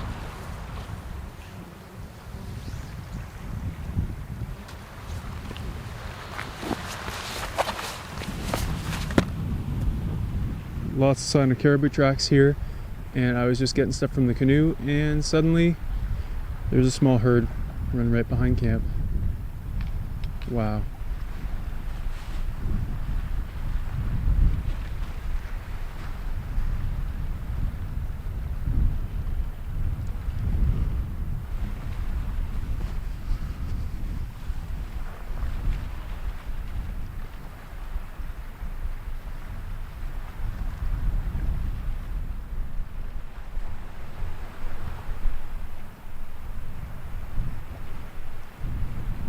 It's just crazy when you're doing something and you turn around and suddenly there's a herd there. They're so quiet. They're so quiet. There was at least 30 or 40. And yeah, if you didn't look up, you wouldn't have known they were there. Yeah. But the ones this morning were grunting. Yeah, they were cute. But the other, usually they make no sound.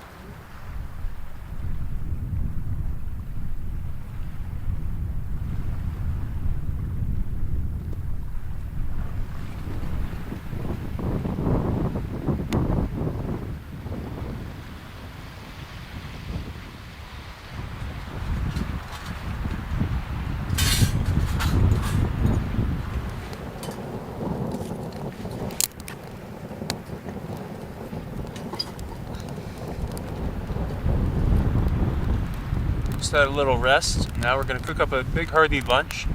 Found some old tamarack here. It's a tough wood with a twisted grain. It's unduly difficult to saw through, but it also burns really hot. So nice fuel for us here.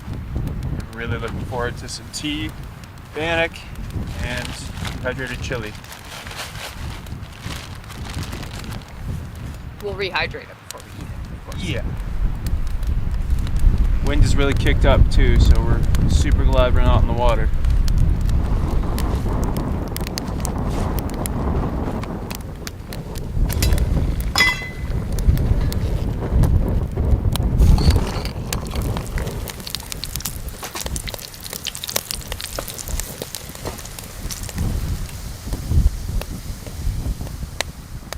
Some dark clouds swirling around too. Little chili sliders.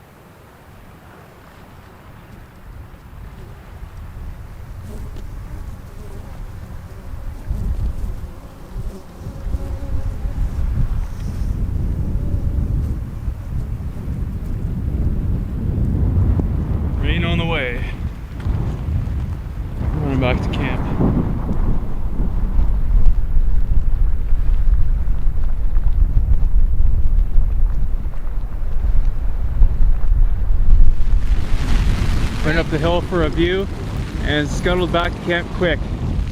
Here comes that curtain of rain.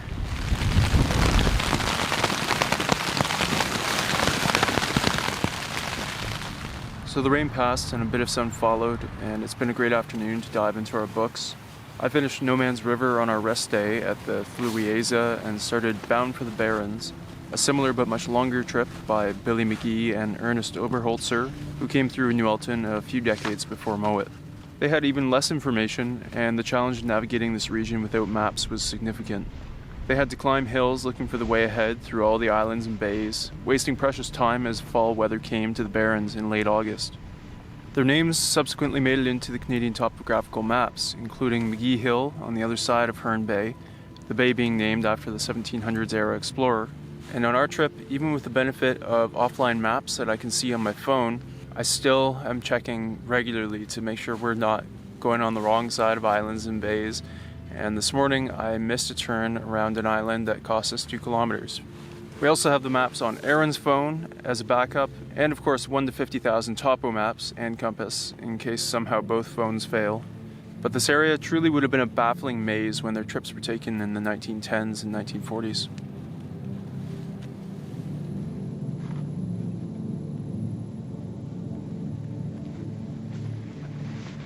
A trying passage lay before the two men. Nueltin's shoreline is indented with deep arms, tortuous inlets, and hundreds of blind bays. Its surface, in places a maze of islands as far as the eye can see, elsewhere presents a canoeman with windswept traverses on which land may drop from sight.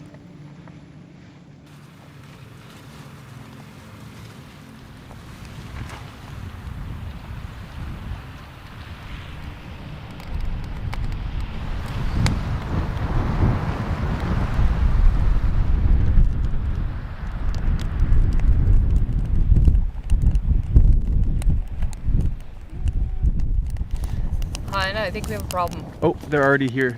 I don't think I made enough craft dinner for all our guests. Yeah.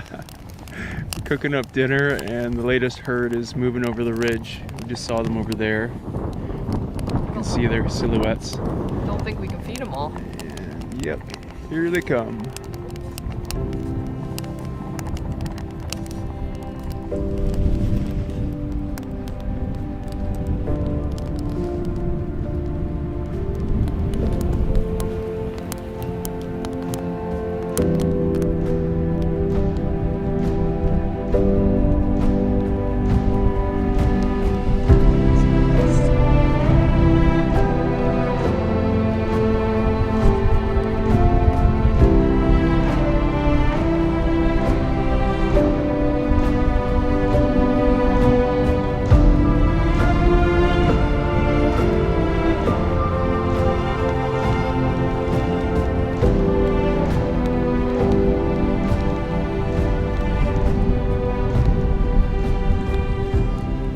This is the river of life, crawling all over the place.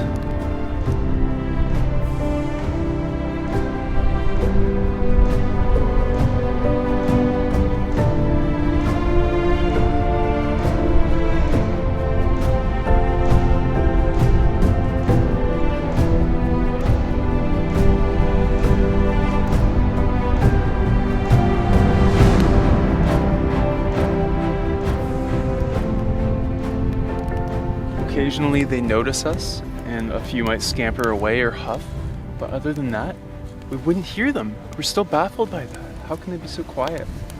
They're hundreds. This is the biggest herd we've seen. Truly the river of life.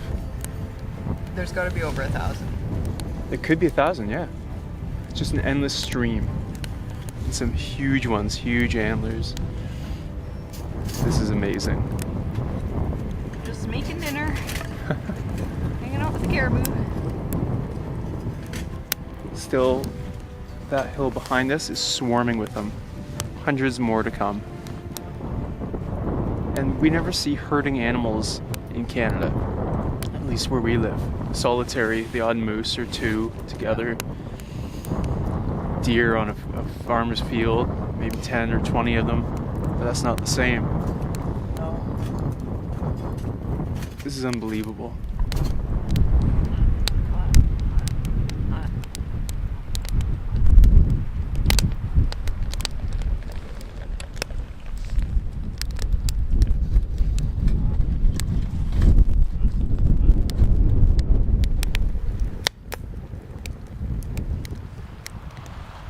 showers across the lake, and they're just grazing right here, getting closer and closer, it seems. Probably the most dramatic scene that we've ever had on a camping trip, or in our lives perhaps.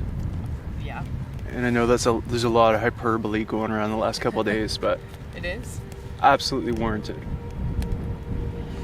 Never had any experience like this in my life.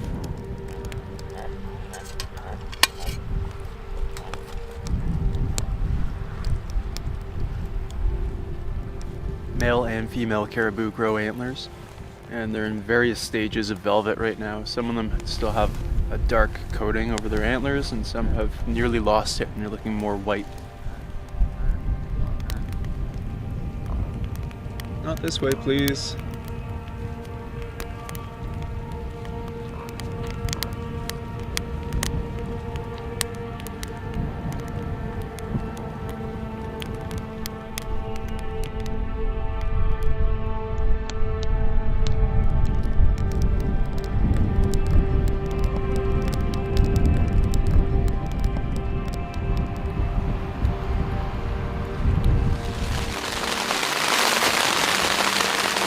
The rain just hit and it looked like it might be a lot, so we scuttled into the tent. But they started coming through at 7:25 and it's now 8:18. And they're Almost still an hour. going. Still going. Yeah, it's slowed a bit, but still relatively steady flow. And when I read Farley Moat's books a couple of years ago for the first time, he described La Foule, which is the migration, and them going in front of their train for an hour and a half, endlessly. Yeah. And now I've seen it. We've Yeah. seen it. On our honeymoon. On our honeymoon. During dinner. Oh my goodness. On like a sort of low day. Not emotions, just unexciting day. Slower day.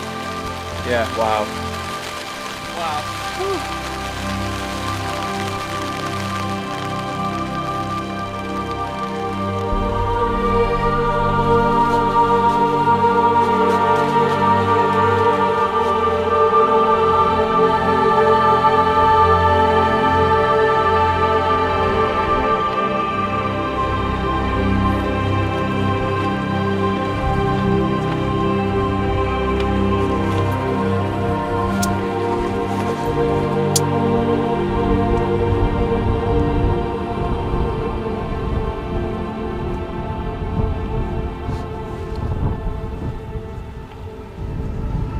They are sort of coming back down the hill now.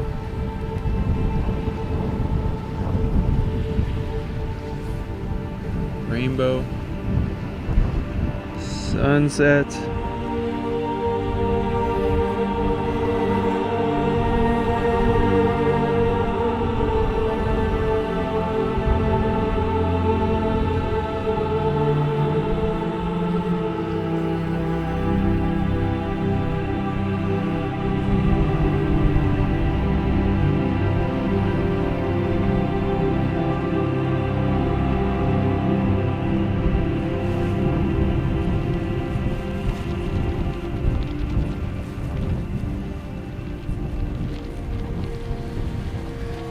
Obviously, they're very happy with the grazing opportunities here. They are getting close.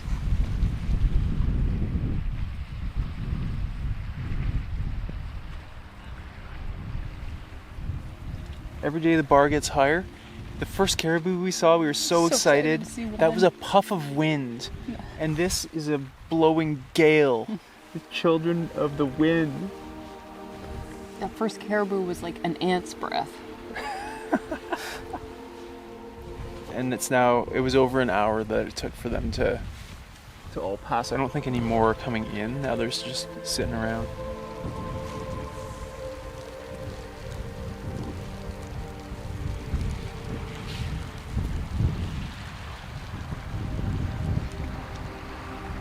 This is getting freaky.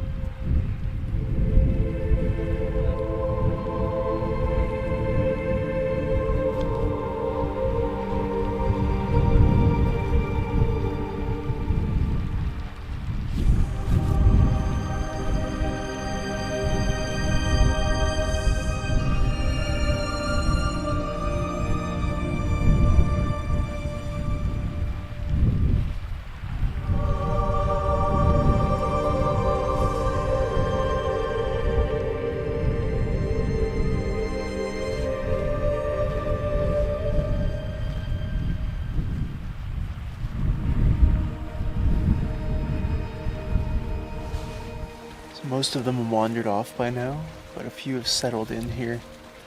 So we might have some company tonight, ready to settle in too. I hope they don't snore. But it's okay if they do.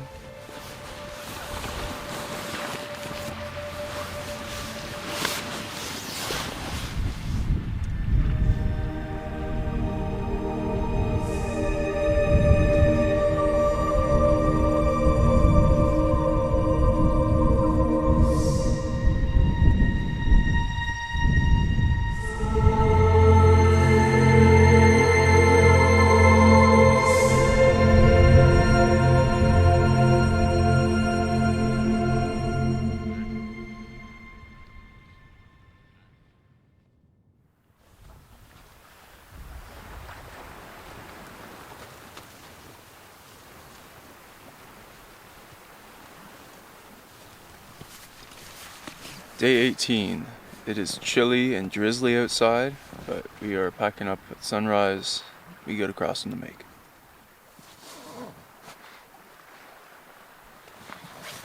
For the first time on this trip, bringing out the secret weapon, dry suits. 6 or 7 kilometer crossing, island hop really. Largest crossing is 2 kilometers between those, and it's cold, the water is frigid, and the wind is picking up. This makes it much safer.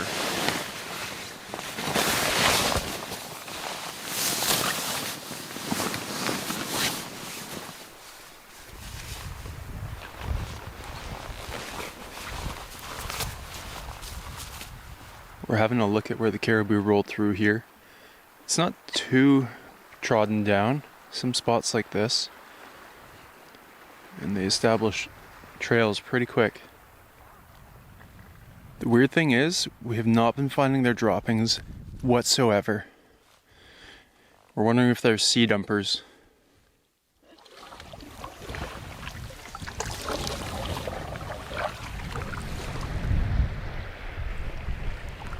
Alright, here we go. Cross Hearn Bay. Conditions are great for us right now. Perfect tailwind, no rain, and actually feel plenty warm enough in the dry suits. Let's do this.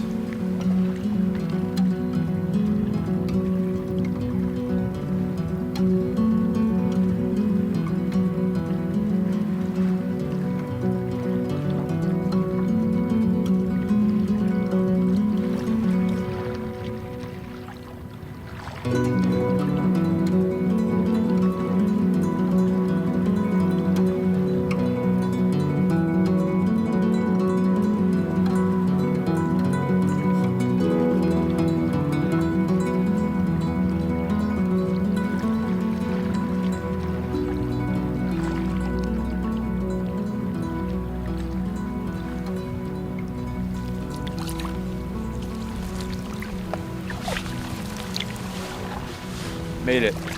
We're behind the big point now. If the wind had been any stronger, we wouldn't have been able to do that. Some of the swells were licking the gunnels, and if the wind had picked up and caused those waves to break, it wouldn't have been possible. So it was just perfect, enough to blow us over here. Now we're back into the Narrows, which we rushed through, and then working our way into the south arm of the lake, which we barely saw at the start of the trip.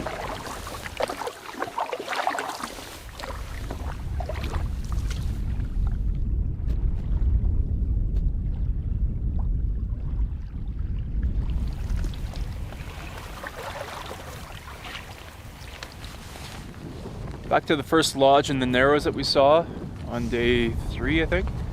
And it is real chilly. It's a cold northeast wind. So we're getting some tea and freeze-dried meals going. That'll go a long way. Yeah. Making good progress though, really good.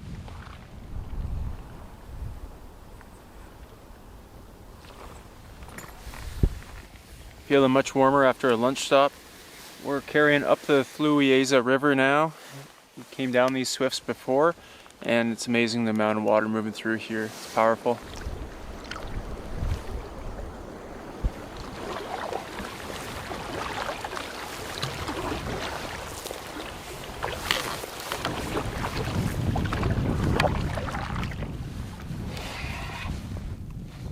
Decent pike on, I think.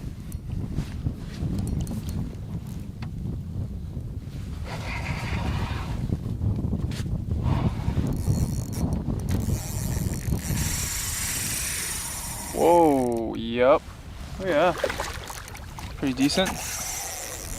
Similar to that one on the Esker campsite.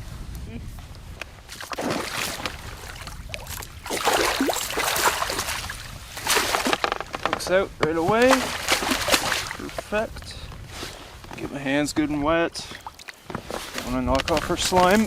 Oh, thick. Oh, goodness.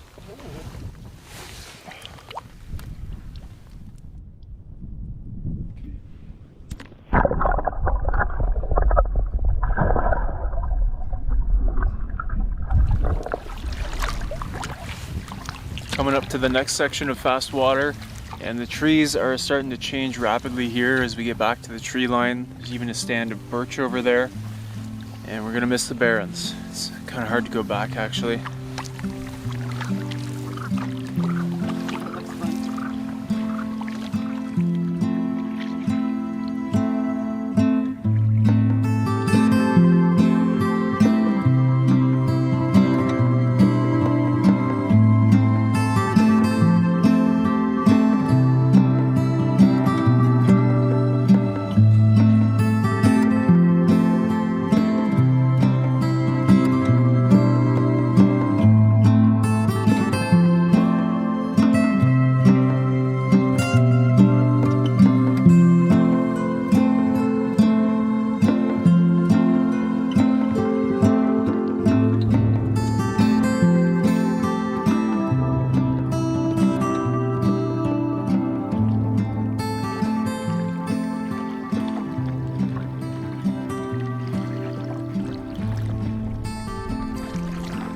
Coming out through the Narrows into the south arm of the lake.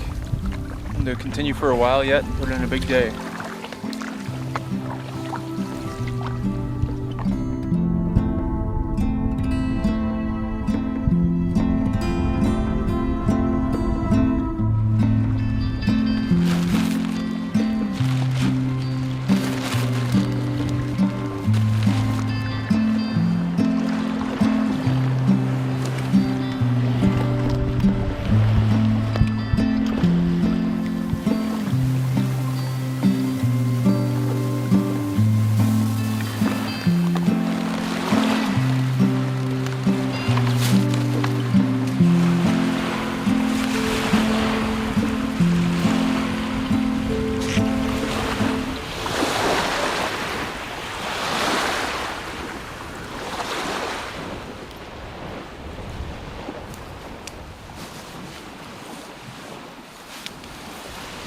So in the south arm, we felt compelled to do another big open water crossing, close to as big as the one this morning, just small islands in between, and it brought us back to square one.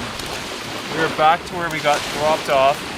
We covered as much distance today as we covered basically in the first 4 days of the trip. Yeah. Although we were storm bound for day 2 and day 1 was our travel day and here our flight.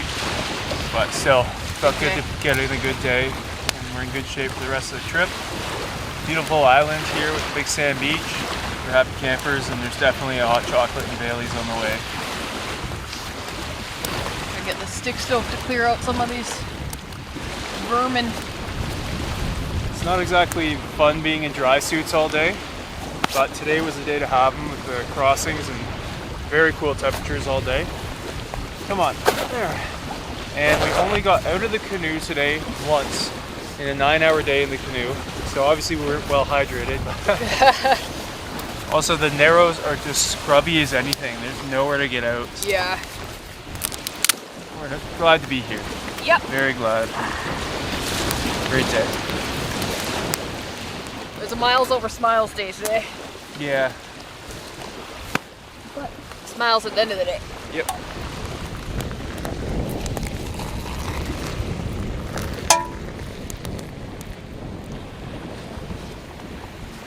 Ew, big squishy mosquito.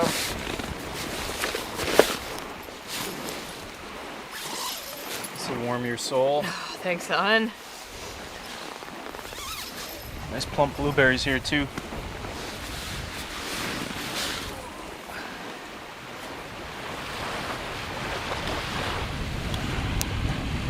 Pot of penny to close out day 18. Thank you.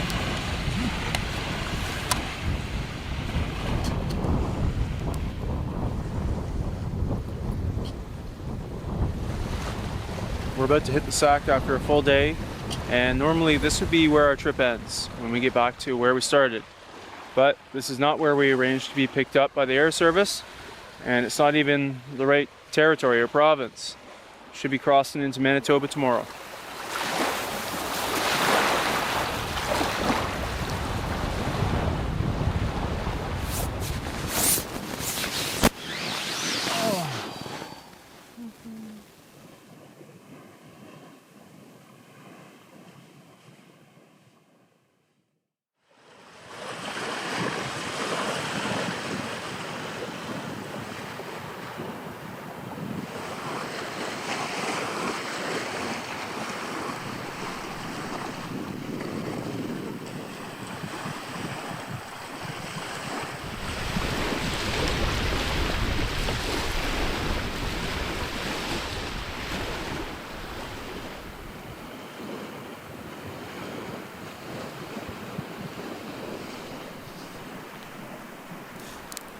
Cotton candy sunrise from day 19. Getting on our way in good time. Wind is pretty neutral right now. Maybe it'll help us briefly. And then tomorrow looks pretty rough with the wind, so we got to make progress again today. And I'm on breakfast duty. Aaron just made up some peanut butter and honey wraps, so we should be good to go in just a few minutes.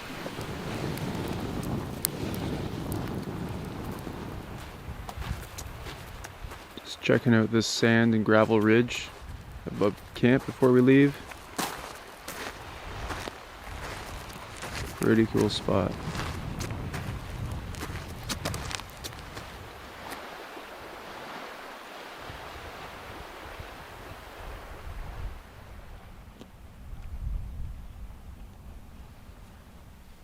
The bone collector returns. We've lost track, but they're still fun to find. I'm sure many a creature have come onto this big island. Yeah. And probably many Dene and perhaps Inuit have camped here as well. Pretty prime.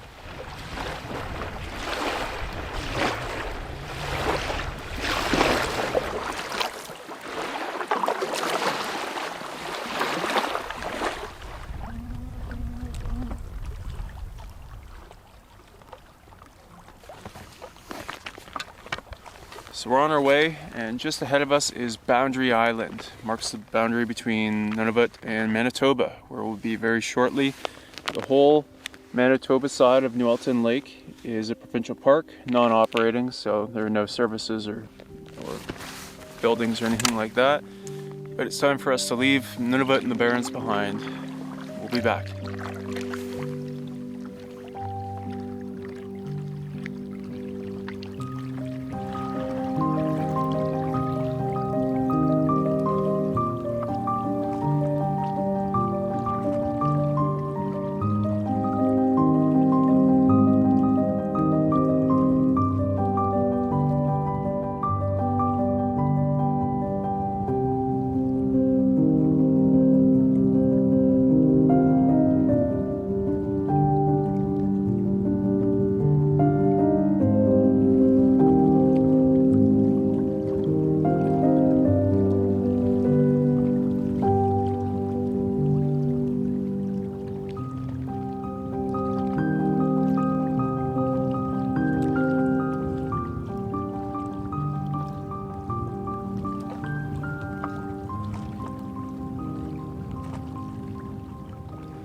Popped on shore for a break, and the bone collector added to her collection. Nice. Skull. Yeah, it's a really nice preserved one. It's older, but Yeah. yeah, it would have been a big animal.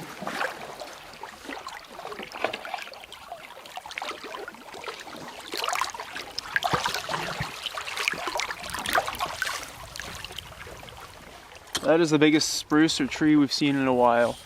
Working our way down into Manitoba, 25 kilometers in, and we're going for our first stop here. The main thing we want to see, which is the mouth of the Putahau River. There's also a long esker there that runs at the outlet.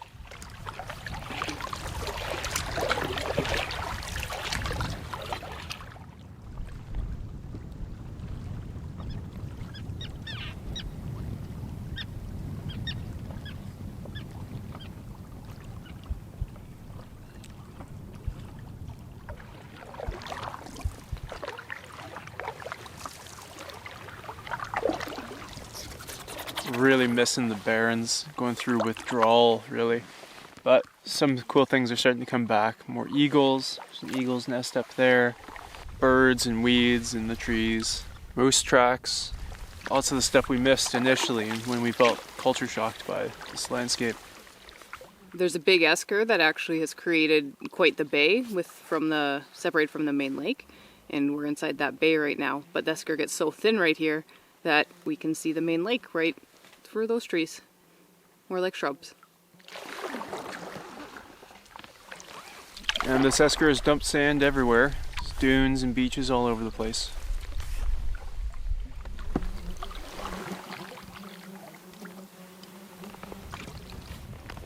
Pulling into a spot here that looks like it's got some good potential for camp for the night, so we're gonna hop out and check it out, see if we can find a place to lay our heads. So we've got a really cool spot here. It's a double-sided beach. There's a cut-off pond here essentially. Unlimited driftwood for fires. Gonna set the tent up right there. Assuming that's more porcupine activity. And we're seeing lots of new stuff again, including some birch bark. What a treat.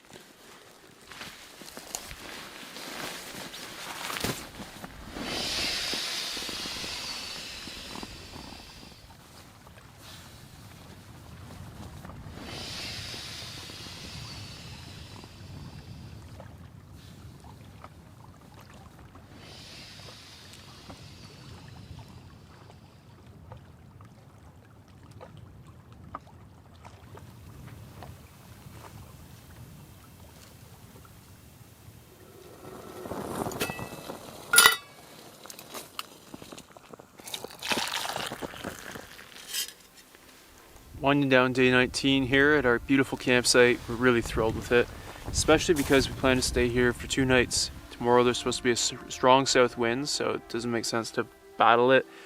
We've put in a lot of distance over the last 6 days and our bodies are feeling it, paddling muscles and joints. So yeah, we're just gonna enjoy this. This is our honeymoon, so why not? Plus tomorrow we want to go over to the Putahau River and check that out.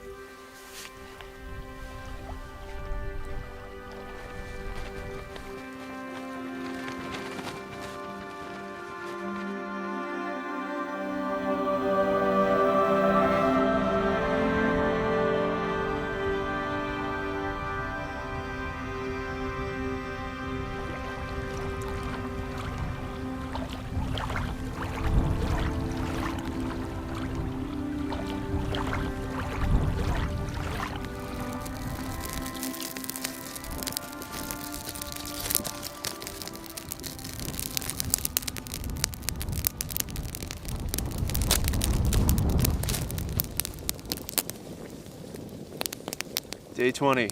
Looks like it should be a beauty, and at this point in the trip the cravings for stuff at home are officially starting to set in, and we're flying back to a remote mining town called Lynn Lake, and then we have a 4-hour drive to Thompson where there are quite a few restaurants. Those are top of mind lately. But we got coffees, and yeah, that'll do.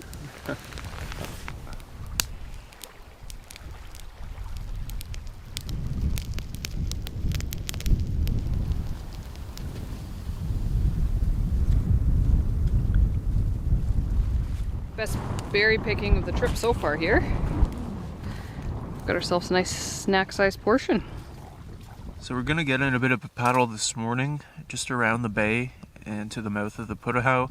Our original plan was to get around here to this southern part of the lake where the Fluvieza flows in, but we'd have to fight some really strong south winds flowing up here today, tonight especially, and tomorrow to get there. It doesn't sound like a nice end to our honeymoon, so for now we're sitting tight in here.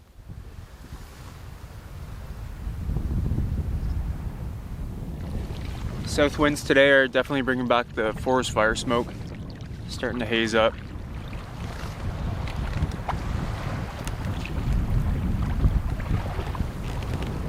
We're rounding the corner into the mouth of the Putahau River.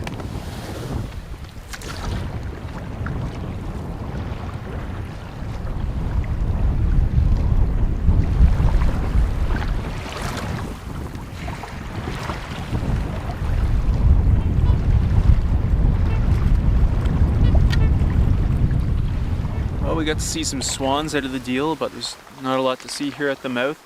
And the waves and wind are building pretty quickly, so we're gonna head out and get back to camp before it starts to pile up.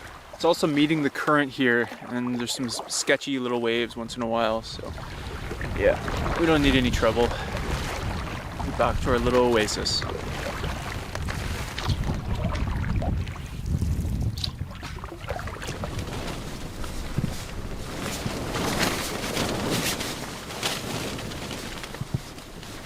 On the night that we saw the huge herd of caribou, John mentioned that in No Man's River, there's a piece that talks about the herd crossing the train, and I'm just reading it now, and I got to that part, and there's a pretty fitting paragraph here. La foule, the throng, was the name coined by early French explorers to describe one of the most impressive spectacles on Earth, the mass migration of the barren ground caribou. We remained stationary for nearly 2 hours while the living river flowed unhurriedly across our path. We've had a nice afternoon in the tent reading while the wind blows, and we're going to hike up a hill nearby and have a look around.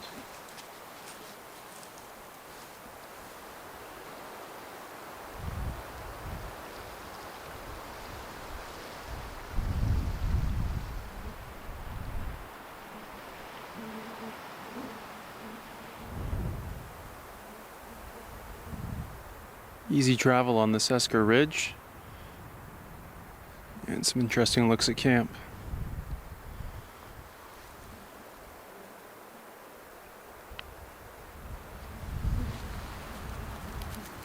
Back to camp for a fire and tea, and today is the least we have exerted ourselves by far. Short paddle. On our other full rest day we went for a good long hike, so today was easy and we're not too hungry, so we're just gonna have some popcorn for dinner. A treat we've saved all trip. Fish popcorn with some salt and vinegar powder. Forest fire smoke is getting really thick, and it smells different. It's not that light cigar smoke smell, and hopefully I'm not getting close because now we're back in the reach of forest fires. That's true. The weather forecast on the SATCOM also shows potential for a huge storm tomorrow, midday into the evening. We'll see if that delivers. It might be for the best if we get some heavy rain with this smoke.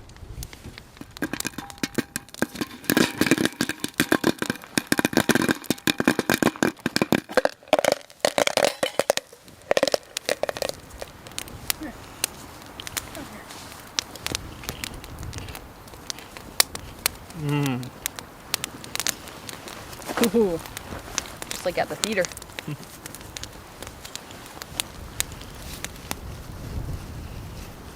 Last year on our big trip, we invented a little song to sing as we paddled to pass the time, and we wanted to continue that tradition this year, so we've got a little ditty for you. Nueltin Lake is a lake with so many bays and isles. Nueltin Lake is a lake where we must make many miles. Nueltin Lake is a lake where the headwind blows all day. Keep one eye on the map or you might just lose your way. In the land where the traveling caribou too must go. Deep down in the lake where the pike and the big trout grow. Where the tree line fades and the eskers guide the way. On Nueltin Lake in the Barrens we will stay. Felt like a real oasis here yesterday, but with this forest fire smoke feeling close and making things pretty dark, it's got an ominous feel now, and potentially a big thunderstorm tomorrow. A little bit of a spooky vibe now.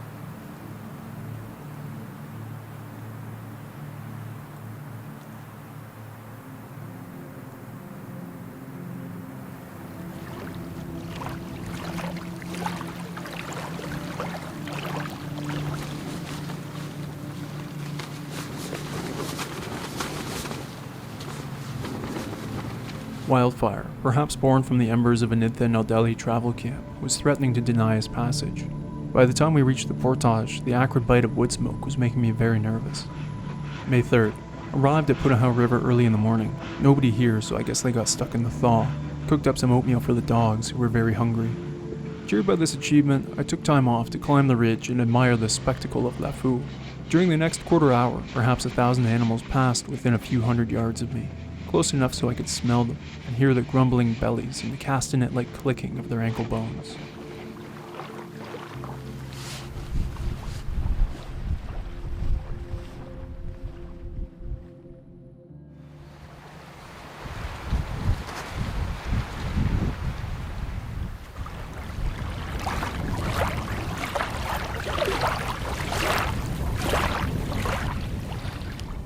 Day 21, and we're glad to be out of the tent after a fairly restless night. The wind hammered the tent, causing the tent walls to bulge in on us.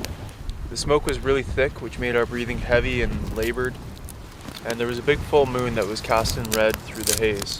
So we're glad to be up with coffee and waking up to a surprisingly beautiful day. Surprisingly blue skies today. Yeah, and we're just going to explore on land today, hike the other side of this esker. We're not getting in the canoe today, so we've asked our pilot to pick us up here, which he said should work. And yeah, just gonna enjoy the last day of our honeymoon. Last full day.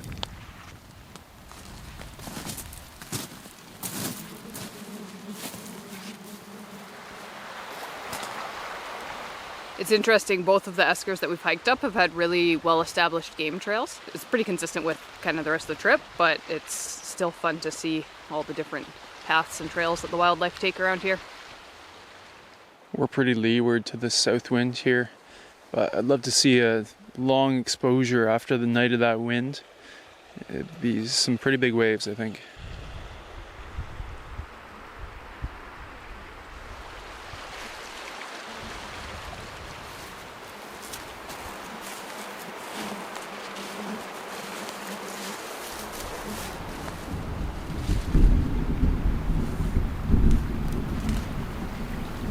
The storm's on its way.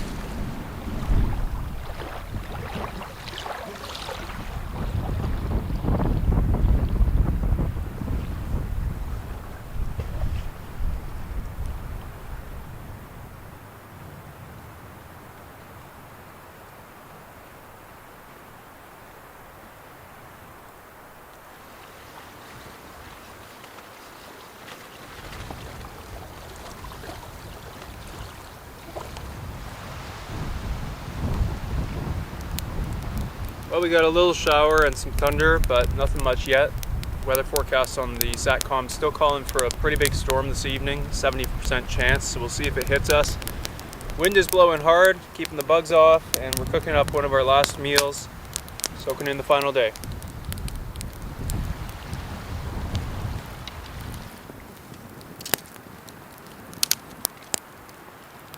One more hot chocolate and Baileys to round out this day.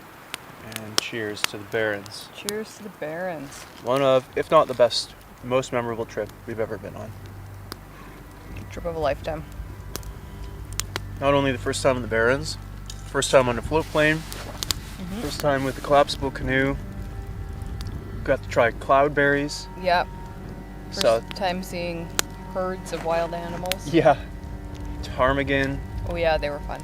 and new views that were unique compared to anything we've seen before. And it didn't even start that promising. When we first got here, yeah, I just had that really weird vibe, unsettled, and felt like I was a foreigner here, so used to the boreal forest, and seeing the trees so small and stunted, and getting walloped. We had the storm on day 1, thunderstorm, and then on day 2, big all-day rain. Big walloping. Our tent got pretty drenched, and we were very damp and felt pretty beaten. And then day 3, it all turned around. We ran into Brad and Patty and had a nice chat with them, found that esker campsite that they pointed out to us. Yeah, I found my first shed. Yeah, that's another first. And from there on out, it was a dream. It just got better and better. We went up the west shore of the lake, and the scenery there was one of the best of the whole trip. There were rolling hills. We were getting our first views of the Barrens, huge erratics, and we were really enjoying that section. We had headwinds the whole way, but most of the days we could scratch out 20 clicks or so.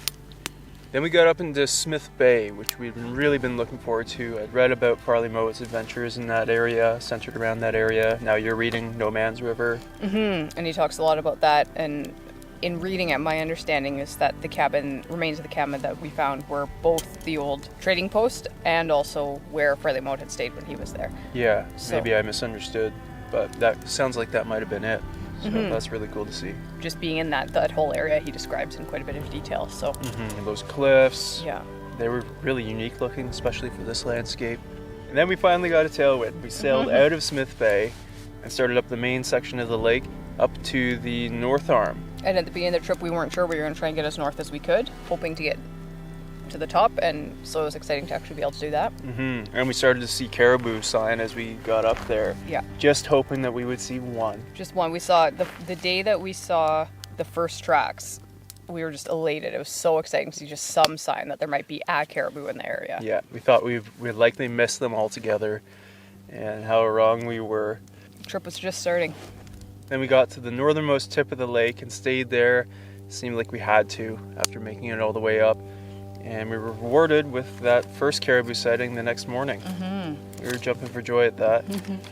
Then we carried on to the outlet of Nueltin, Fluieza River, and found a beautiful campsite there. Had a rest day, couple of amazing hikes, more Yeah. caribou, and that view of Seal Hole Lake is tattooed on my mind. That was such a stunning view. Yeah, there's something about Called it to was us. mesmerizing. Yeah. And then that's where we saw the calf. Yeah, And Bambi. that was quite an experience too. Mm-hmm. We thought that was going to be the experience of the trip. Yep. Made up some bannock there too. In Smith Bay, we had those pancakes with fresh blueberries. Oh, that was good. Then after the winds let up a bit, we finally continued back south, and that's where the real caribou action began. We started putting in big days, and in the 6 days that followed our rest day, we put in almost 30 kilometers per day, which isn't a ton with no portages, but it's not a little either. So No. yeah, we were covering ground and seeing caribou everywhere, and all of that rising to this epic moment of the caribou herd at our campsite, Yeah. which is just unforgettable. Highlight of the honeymoon. Yeah, I think that's got to be my best experience camping ever. Yeah, we Okay. weren't looking at the wildlife like, you know, you're in the canoe and you see a passing moose or something. We were in that river of life, as Moet referred to it, or the children of the wind. Just getting to spend Many names for it. 2+ hours observing the whole herd just coming through, and we got to see all these different aspects of their life, from shaving off the velvet of their antlers to Nursing. we saw a calf nursing. Yeah, really got to observe them. And The rain's coming. it's starting to rain here. The storm's probably on its way.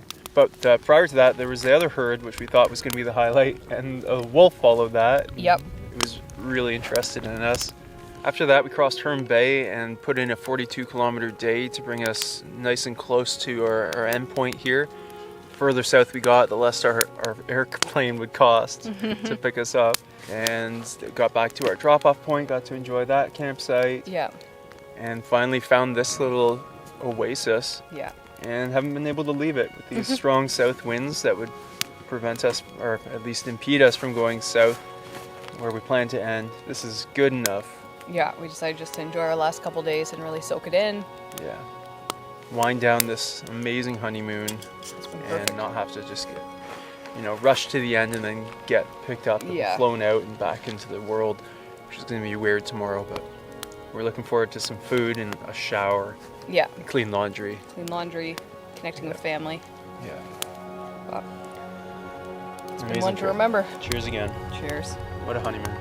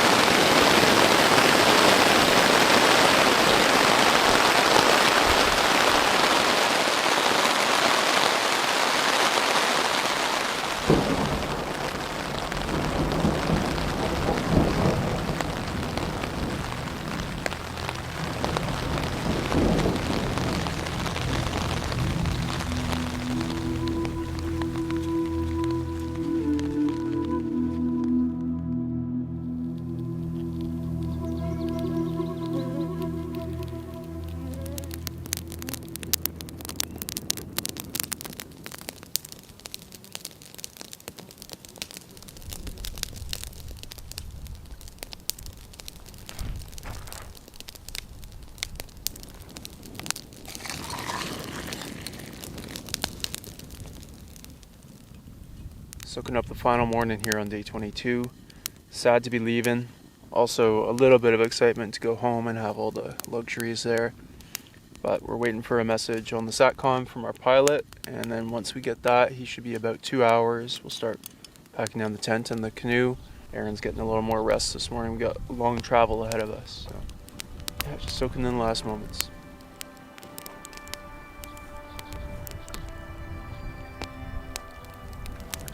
How you feeling this morning? Good. Feeling nostalgic.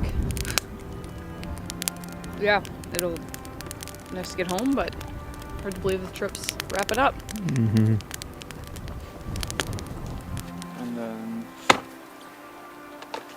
the little seat poles here. yeah.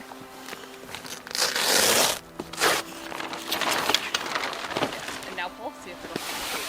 Yep. Yeah.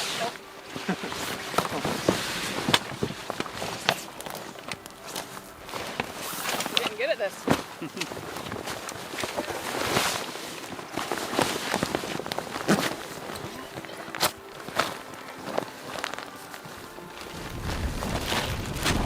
Till next year, Gandalf. Till next year. Well, Hopefully. just like that, we got a boat in a bag.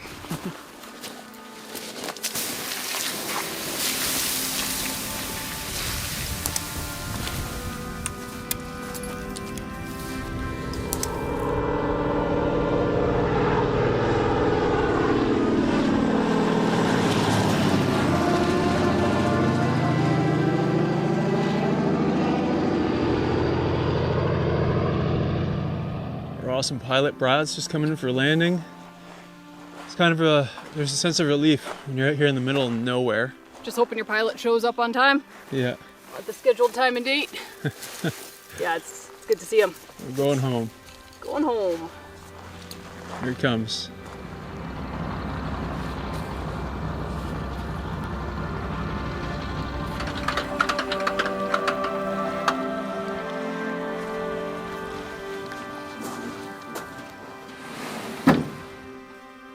Take us home, hon. All right, I got it.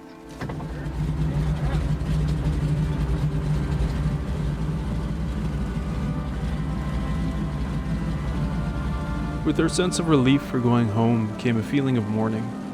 This fantasy world, or the real world, our planet, the unspoiled tundra, the knowledge that something so pure still remains is equally inspiring to have experienced and heartbreaking to leave. The miles of holy land passed rapidly beneath us, but we clung to our promise that we'd come back. And then we were in the car, hurtling toward what we'd escaped for the 3 blissful weeks of our unforgettable honeymoon. Popped into the northern store in Lynn Lake for some chips to tide us over for the 4-hour drive down the bumpy highway to Thompson. And we called around looking for someone to stay, get cleaned up. And the first 4 places that I called were all full. Apparently it's a busy time here. Thankfully we found a place, king bed. Aaron's getting cleaned up in the shower right now. I'm up next, can't wait. We got a couple pizzas and a couple beers. Cheers, what a trip.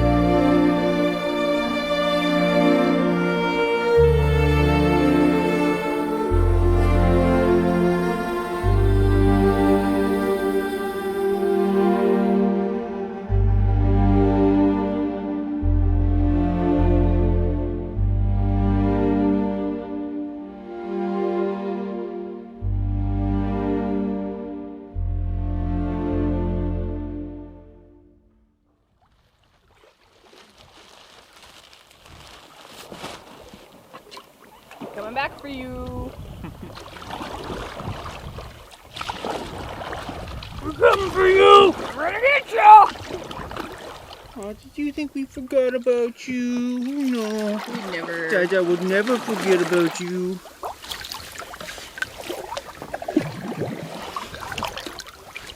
Come here. Come here. Come on. Okay, Daddy's got you. Okay.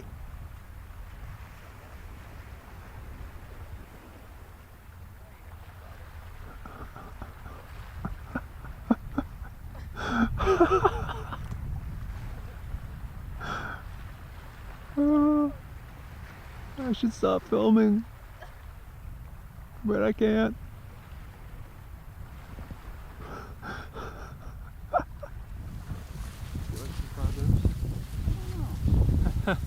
Suspicious now? One of the best cloudberry areas we've seen.